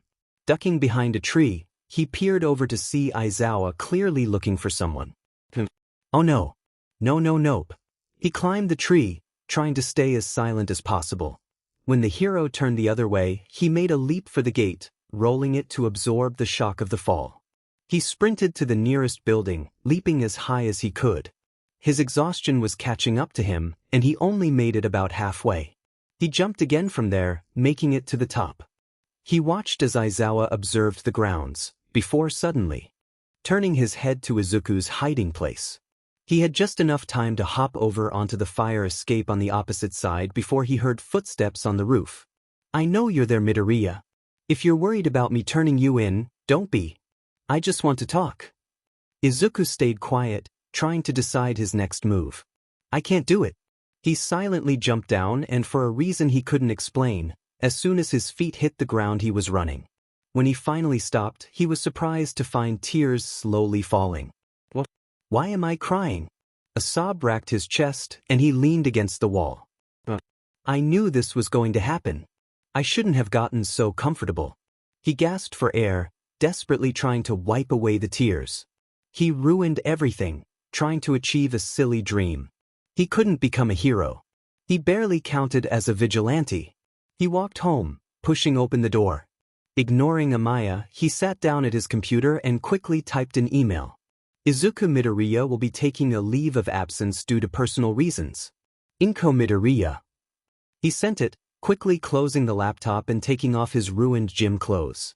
He shoved that and his other uniforms into a dusty closet he never really used, before pulling out his phone and hovering over 2 contacts. He knew he had to cut all ties. His father would really be after him now. But he couldn't bring himself to do it. Instead he silenced them, messages already popping up. With the sun beginning to set, he put on his vigilante clothes. It was pretty quiet, most likely everyone was inside because of the sports festival. His body ached and he could probably use a 15-hour nap, but he had more important things to do. Nothing had been sitting right since he was first in the spotlight, and he remembered Shigaraki's anger at USJ. There was no telling what that freak would try next. He stayed close to UA, considering that would be the most likely place for him to attack. Shigaraki was not a patient person. He or one of his associates would be here. Sure enough, an hour later he saw a couple people lurking, arguing with each other. He dropped silently to the ground behind them before swiftly hitting the bigger one in the back of the neck with the handle of his knife, causing him to crumple to the ground. "Who sent you?" he questioned, holding up his knife to the other's neck. Shigaraki. "Well, you can go back and tell him to stop being a effendi coward and find me himself." He pulled away, allowing the man to run off. He continued patrolling, thankful there was no sign of Eraserhead. He started walking back to his house when he ran into a different hero. Could this day get any worse? "What are you doing here, Hawks? Aren't you supposed to be a daytime hero?" Hawks grinned, walking toward him. "Just wanted to say hi. Didn't have much to do today except for watching the sports festival. Those kids are really something." "Yeah, Endeavor's kid was pretty powerful." Izuku continued walking, hoping eventually the hero would get bored and stop. Unfortunately, all he did was pick up the pace and continued to stroll alongside him. "That general studies kid really held his own against him though. I was impressed." Izuku glanced at him, frowning. "Really? All he really did was dodge a bit." Hawks laughed, shaking his head. "You clearly don't have an eye for a potential angel. The way he was moving was calculated, like he had done those kinds of stunts before. With a weapon he probably could have beat him." Izuku's eyes widened as he realized he had been walking toward his house, and now they were right on top of it. "Sheet, that was careless. What is going on with me today?" He continued walking, making sure to not let his body language give anything away. They continued with random chit-chat for a couple more minutes until Hawks got a call. Holding his hand over the speaker, he pointed to it and shrugged. Izuku nodded, and the hero flew off into the night. He liked hanging out with Hawks, but tonight was not a good time. He backtracked to his apartment, quickly switching out his large collection of knives for a couple smaller ones. After all, where he was going would not take kindly to so many weapons. He pet Amaya on the way out, quickly heading to the old karaoke bar. He pressed the button. Heading down the stairs, the bookshelf slid open to reveal. He had been there a couple times since Dabi, and the fact he was a more well-known vigilante caused many heads to turn when he walked to the bar. He sat down, and the bartender slid him something. He opened his mouth to decline, but the man got there first. "It's just coffee, kid." He blushed, staring down at the drink. Was it that obvious? The bartender just smirked, pouring more drinks. "I need some information," Izuku whispered. "Have you heard anything about Tamura Shigaraki?" "Well, I know he's been trying to gather people into his little group. He tried to recruit a lot of the people here, but most turned him down after the attack on USJ. Recently he's been looking for more short-term partners, specifically assassins and bounty hunters." The bartender paused, staring at Izuku. "Rumor has it he's looking for you." Izuku suddenly was reminded of the attack that ended up with his identity revealed to Shinso, and the puzzle pieces fell into place. "Unfortunately. Anyone here know where I could find him?" "Sorry, but your best bet is avoiding him. That kid's got more than a few screws loose and a powerful backer." Izuku nodded, finishing the coffee. "Thanks." He hopped off, a little disappointed from the conversation. He slowly walked home again, wishing he had more leads. However, just as he was about to open the door, he sensed something was off. Pulling out his weapons, he slowly nudged open the door with his foot. What he saw made his heart drop. The room was trashed, more so than usual, with things scattered everywhere and cushions torn up. There were even more holes in the walls. "Maya," he frantically started searching, not wanting to speak in case the culprits were still nearby. He was almost ready to give up when he heard the tiniest little meow coming from the closet. Not daring to hope, he slowly opened it and looked inside. Shining his phone flashlight, he saw a crack in the wall. Lightly tapping on the ground in front of it, he had to hold back tears when Amaya stepped out covered in dust. He held her close, sitting there for a few minutes. "It's not safe for you anymore. We'll see each other again, I promise." He gathered up her things, picking up toys that were clearly stepped on or kicked aside. He tossed it in her favorite blanket, gathering it up like a sack. He placed Amaya on his shoulder before heading off. He arrived quickly to Aizawa's house. He knew the route well. He dropped down carefully, making sure not to disturb his cat. Peering in through the window, he saw Aizawa in full hero gear arguing with Hisashi. Giving Amaya one last hug, he dropped her off in front of the door. She looked at him but stayed put. He knocked on the door twice, before leaping over to the next building over, which was higher up. He watched as Aizawa opened the door, before picking up Amaya. She gave him away by turning her head to his hiding place and meowing. Aizawa looked up, and Izuku didn't bother hiding. He stood up, wiping tears as he saw Amaya try to get out of Aizawa's arms. Turning around, he disappeared into the darkness, with only Amaya's cries breaking the silence. Izuku opened the door to his ruined apartment, dust and plaster coating the floor. He ignored it, walking toward his bedroom and sitting on the untorn part of the mattress. He curled up, putting his head on his knees. "Can I even stay here anymore? They know where I live. Actually, if more show up, I can question them on where he is." He knew he should probably install some tripwires and traps, but he was just so tired. He wasn't sure how long he sat there, but he lifted his head when he heard a bird chirping outside. "Oh, I need to feed Amaya." He dragged himself up, making it all the way to the kitchen before remembering. And he broke. He dropped to the ground sobbing. He had really lost everything. Even his cat, who was always there when he had a bad day or was just tired for dealing with people, was gone. He cried until a small noise jolted him out of it, and he wiped his eyes. Pulling out his knife, he stood up, relying on his hearing since his vision was extremely blurry. He heard another sound, this one coming from the left. His vision was clearing, and he slowly crept toward the noise. He lunged out but stopped in his tracks when he saw. On the ground, a little brown bird looked up at him before going back to rummaging in the debris. He relaxed, tucking the knife back in its holder. He shooed the bird out of the window it had came in through, and then went outside. Where he was going, he wasn't sure. He just had to get out of there. He wandered the streets looking at everyone going to their jobs, taking their kids to school, and whatever else normal people do in the morning. They were so distant, so far away from the life he had. He felt nauseous, which reminded him he hadn't eaten in a pretty long time. He walked into the nearest food place, a small cafe. He ordered a sandwich and a cookie before going to sit in the corner. He was spacing out when someone stepped in front of him, and he raised his head. "Aren't you that kid from the sports festival? You were awesome, man." Izuku gaped at him, and the others who came over after hearing his words. They all shook his hand, congratulating him and making small talk. Izuku replied in short words. Totally baffled people actually recognized him. He had completely forgotten that the sports festival was bigger than the Olympics in Japan. It took him a half hour to get out of there, but when he did, he was relieved. All that attention, well, there was a reason he never wanted to be in the spotlight. He walked around for another hour deep in thought when something grabbed his arm and tugged him into an alley. He instinctively grabbed them back, flipping them over his shoulder and onto the ground. Some sort of snake-man hybrid hissed back at him, before lunging forward and biting his arm. Izuku clenched his teeth together, kicking him hard in the head. While it was dazed, he punched it across the face and caused its head to slam into the wall.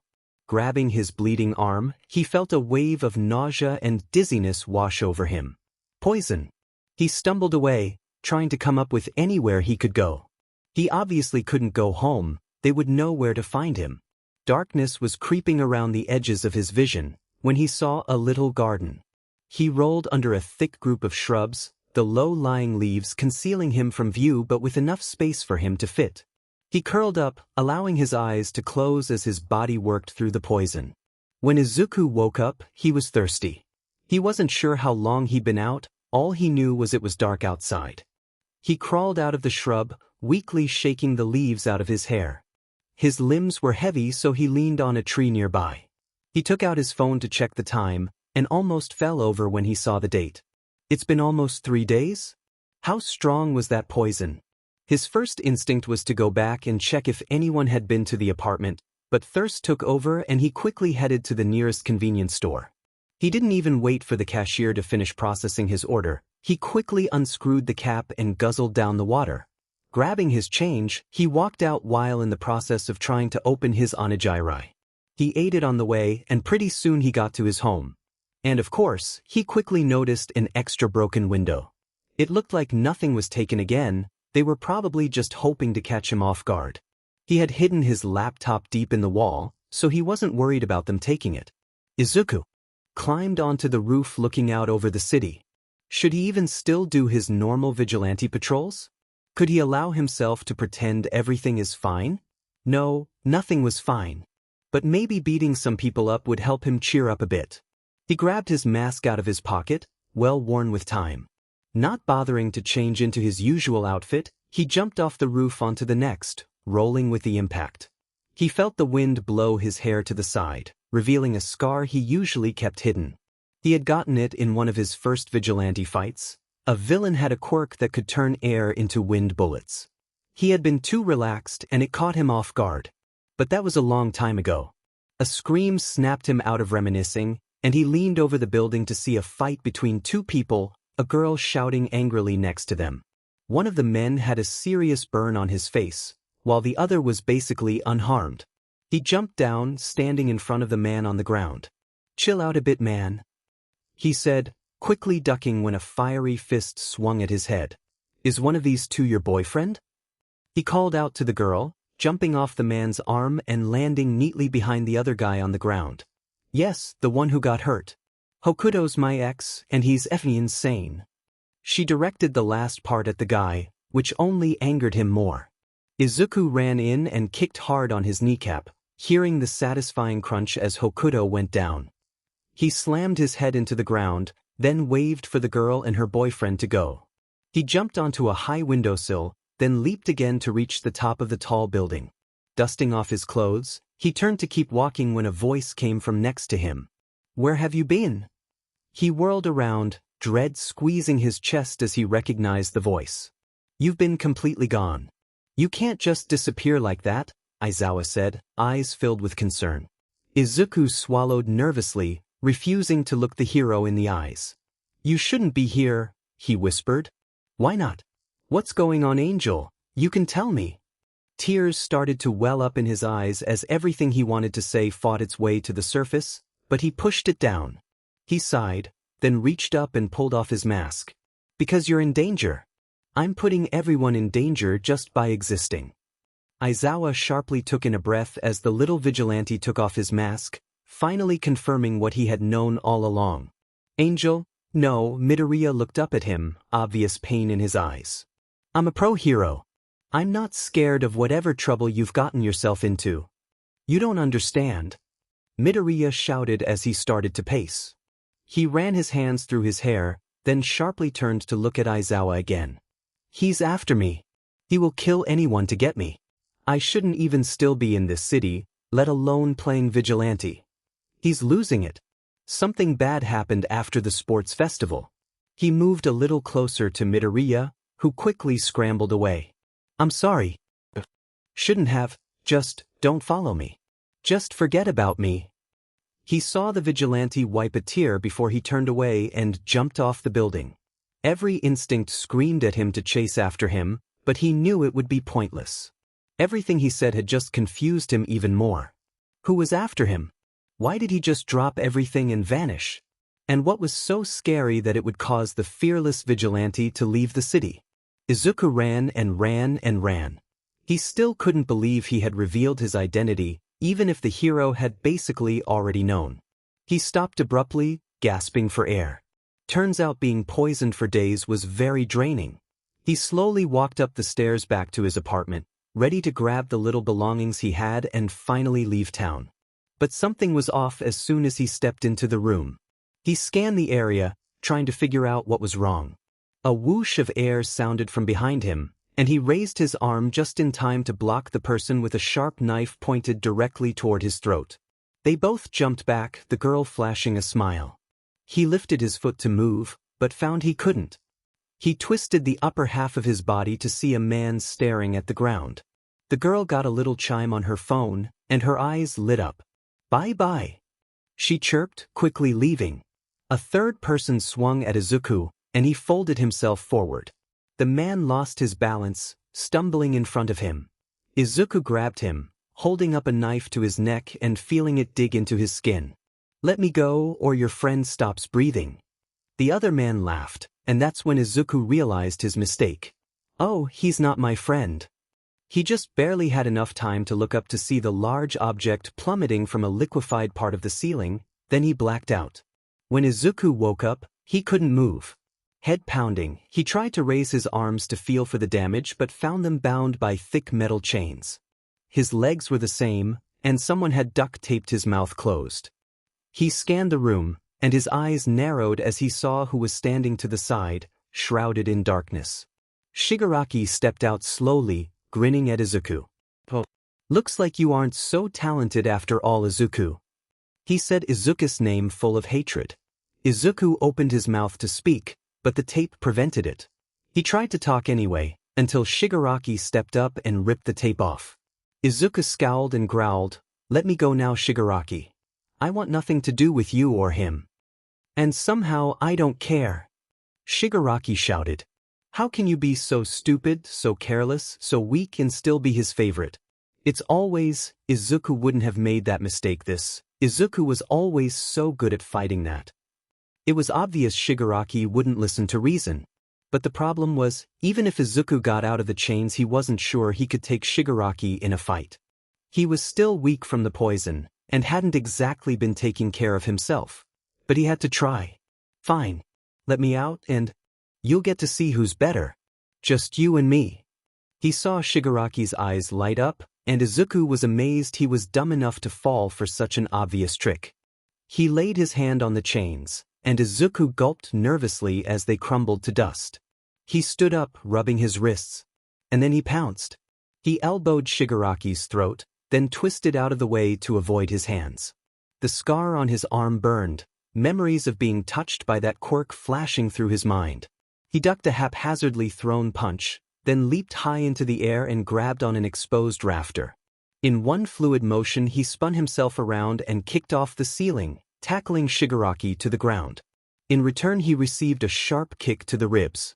Ignoring the pain, he pinned down Shigaraki's wrists, making sure not to get too close to his fingers. He twisted so one leg was pinning him down, leaving a hand free. He clenched it into a fist and slammed it down onto his face, feeling the satisfying crunch of broken bones.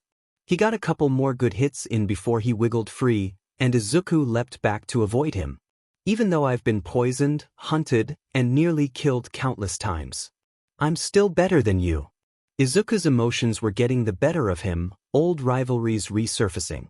Shigaraki lunged, and Izuku dropped to the floor.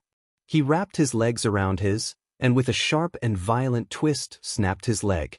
Shigaraki went down screeching. At some point beneath his knee the bone was sticking out of his skin. Izuku got up breathing heavily and settled into a fighting stance.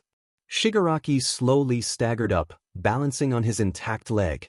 Suddenly, a wave of dizziness hit him and Izuku held up a hand to his head. "How hard did I get hit?" The answer was basically given when his hand came back scarlet. Shigaraki saw an opening. He lunged forward, arm outstretched, and Izuku couldn't move fast enough. Shigaraki grabbed onto Izuku's wrist, and although he pulled away instantly, it was too late. The skin and muscles around his wrist were crumbling away, and he screamed. For a second, just a second, he was about to use his quirk. But this wasn't USJ, it was only his pain he needed to worry about. He grit his teeth, and while he was running toward Shigaraki, he slipped a small switchblade out of his shoe. He slid under him, jumped up, and stabbed it deep between his shoulder blades. Shigaraki let out a cry of pain, staggering away from Izuku. Izuku's wrist was starting to bleed now, blood dripping onto the floor quickly. He walked toward Shigaraki, fully prepared to end this once and for all. But then it happened. The two men who attacked him earlier jumped through a liquid part of the wall, grabbed his arms, and pinned him to the ground. You cheater! You FING cheater! You knew you couldn't beat me yourself, you coward! Izuku shouted, panic setting in as Shigaraki walked closer. He gestured with his head to the center of the apartment, and the men dragged him there. They tied him back to the chair with rope this time, but as soon as they tightened it, the rope hit exposed bone and he almost blacked out. To his surprise, the three of them left without another word. Only an evil grin revealed something more sinister at work. And then he smelled smoke. They set it on fire. Izuku knew if he didn't get out of there now he would die. But whenever he tried to move his hands to escape, the rope just rubbed against exposed bone and muscle and lit an excruciating pain up his entire arm. He wasn't sure how long he sat there, or just if he blacked out and forgot, but soon the walls were covered in flames. He started choking, smoke filling his lungs. The heat was getting unbearable, and the already unsteady foundation of the building was making some sounds that did not sound good. He was exhausted, the puddle of blood growing around his feet every second. All that time running, and this is how I go. Not really sure what I expected. His eyes started to droop closed, until a piece of burning wood fell from the upper floor and landed right next to him. Sparks exploded, and he jolted awake. He had to get out of there, he was too exposed to the apartment collapsing on top of him. He steadied his hands on the back of the chair, taking extra care not to rub the rope any more than necessary. Taking a deep breath, he pulled his ankles apart as fast as he could and heard the relieving snap of the rope. He gently got up and lifted his hands clear of the chair. Normally he would try to move them to the front of his body, but the pain was too much. He coughed again, flinching as more burning pieces of the ceiling rained down. He couldn't see any exit, smoke and fire filled his vision. He walked to the right trying to find it. He couldn't get too close to the wall, and he could feel his breathing getting weaker every second. Suddenly he saw it. The doorknob glinted in the firelight, and he started moving toward it. A large crack sounded from below, and the floor started to shake. Part of the floor crumbled away, and Izuku couldn't get away fast enough. He fell down to the floor below, hitting the ground with a cry of pain. This room was also engulfed in flames. He tried to stand up, head spinning, but before he could, something heavy landed on his back. He was thrown to the ground, and a few more cracks and crashes were heard from above. He lay there, disoriented and dying. I don't want to die. Please, anyone, help me. I'm scared. His thoughts were jumbled, heart beating rapidly. Then the upper floor collapsed. Izuku curled into himself as debris rained around him, many pieces hitting him. A particularly heavy piece of wood hit him dead on, pinning him to the ground and probably snapping a few ribs. Izuku could barely feel the pain, smoke inhalation clouding all his senses. His eyes began to close, and as much as he was desperate to live, he couldn't fight anymore. He let them shut and slipped into painless darkness. Izawa saw smoke before. The flames. He had been scouring the area for Midoriya, but hadn't had any luck. He was running toward the smoke before he fully realized it, certain the vigilante was somehow involved. It was a building he passed often in his patrols, an abandoned apartment complex that had a few to many villain attacks. He covered his mouth with his scarf, going straight toward the center of the fire. He picked his way around burning pieces of the building, calling for Midoriya as he went. Smoke filled the room, making it almost impossible to see. He could hear sirens outside, but the fire was too strong to put out easily. Every second that passed, his hopes of finding the vigilante plummeted, and he prayed that he had gotten out already. His head started to spin, and he knew he had to get out before the building became his grave. He stepped forward, but suddenly the floor made a loud snapping noise. He reacted quickly, throwing up his scarf so it wrapped around part of the ceiling just as the floor collapsed. The motion had disrupted the smoke, just enough that he caught a glimpse of an arm emerging from a pile of debris. His heart jumped into his throat as he dropped down, carefully pushing pieces of ceiling off of him. He reached down to grab the vigilante's wrist to pull him out, but stopped short when he saw the puddle of blood spreading out from under it.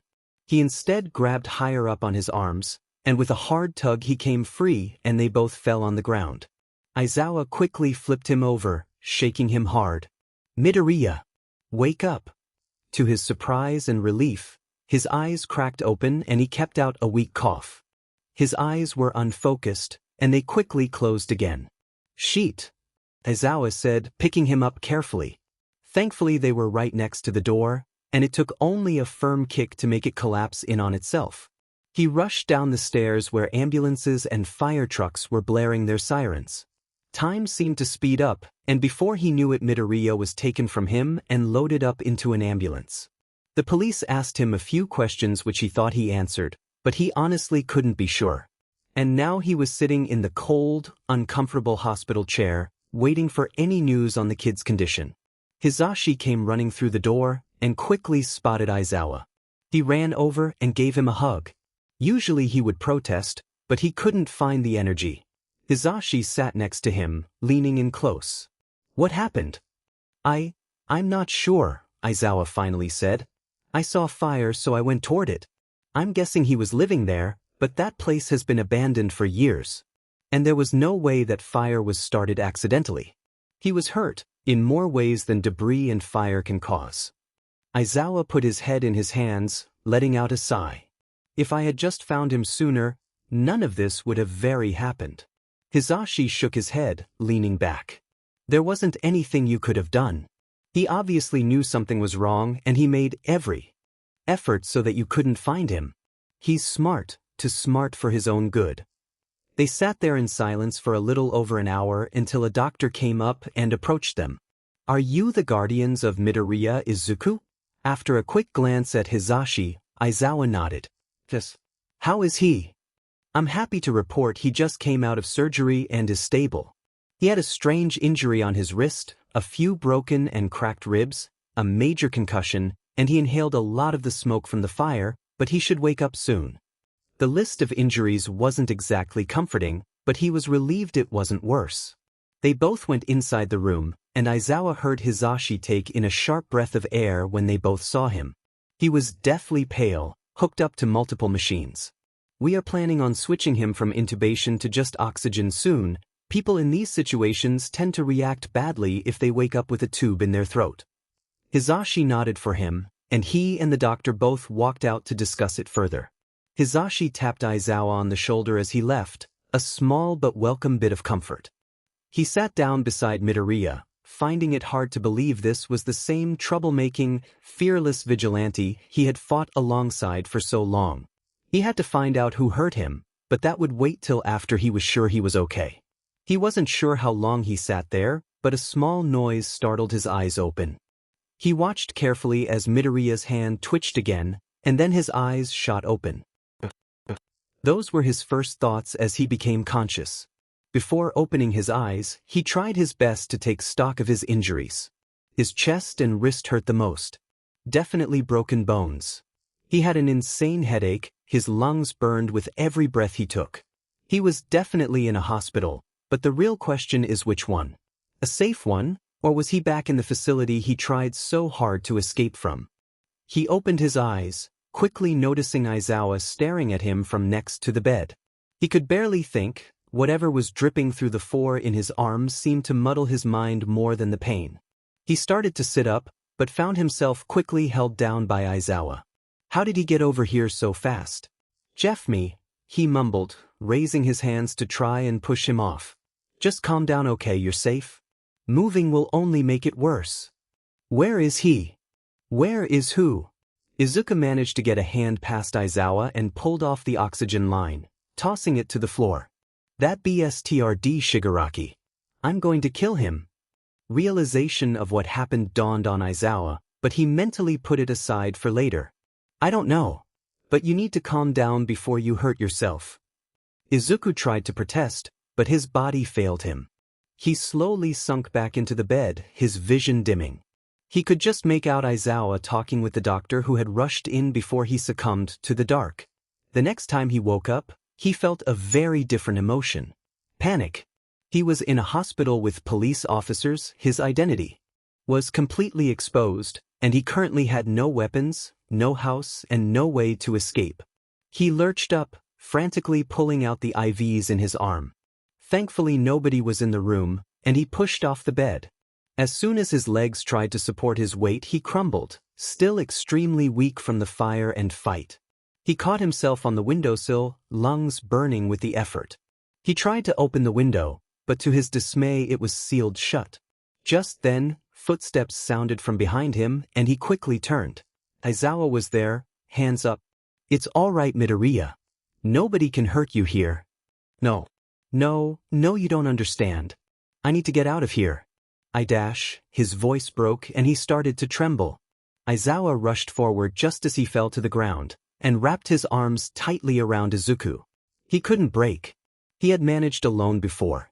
When his mom was killed, when he was living on the streets, every time he had come so close to death, all to losing the only place he had considered home.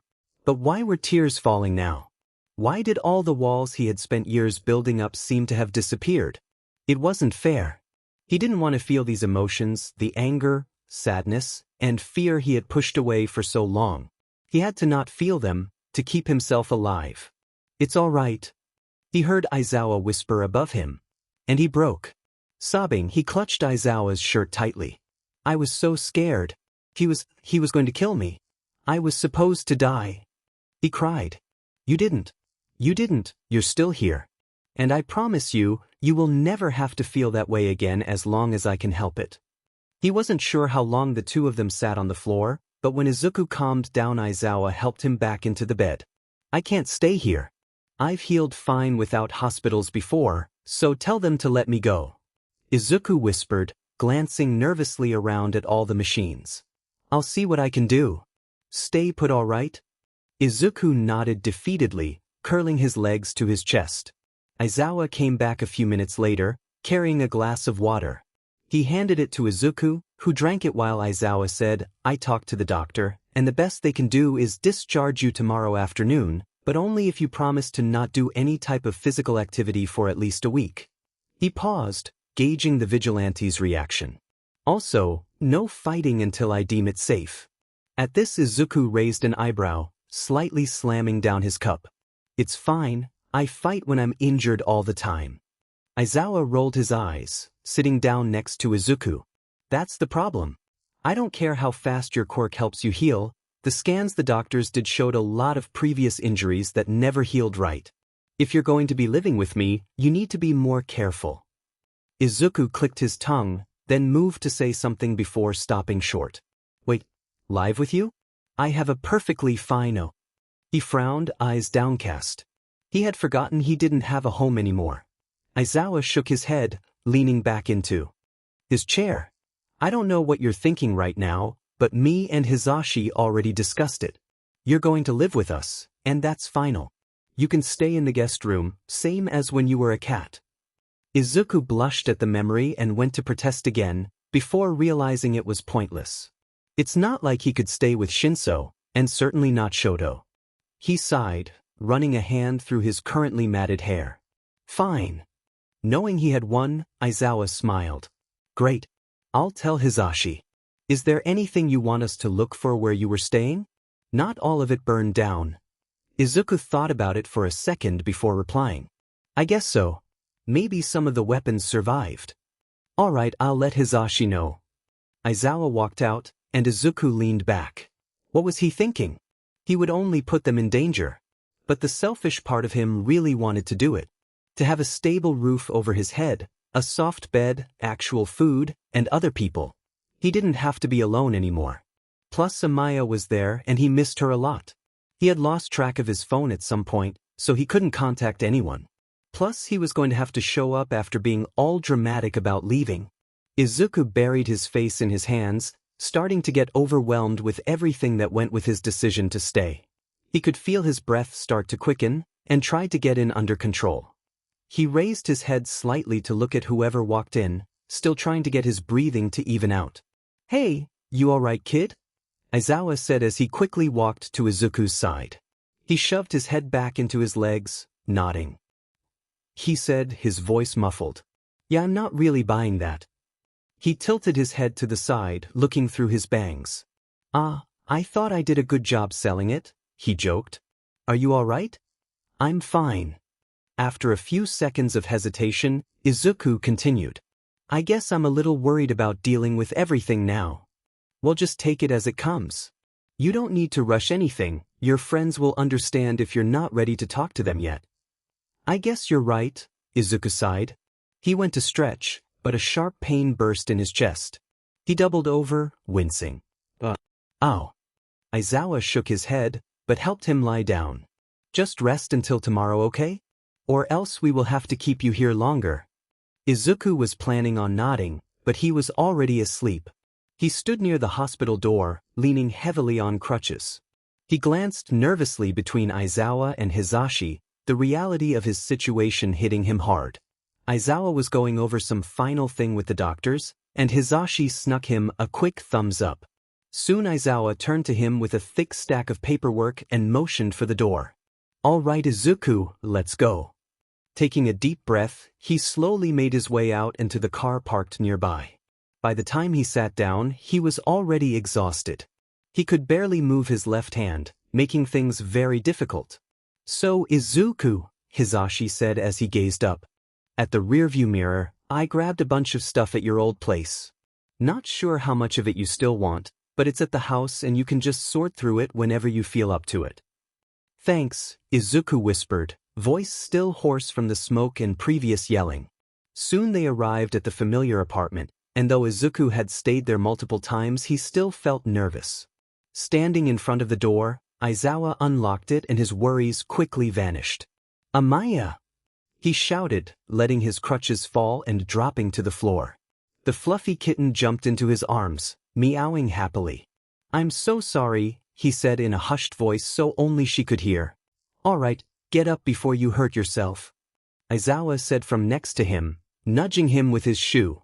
Finny, he sarcastically replied, but when he tried found he couldn't support his weight.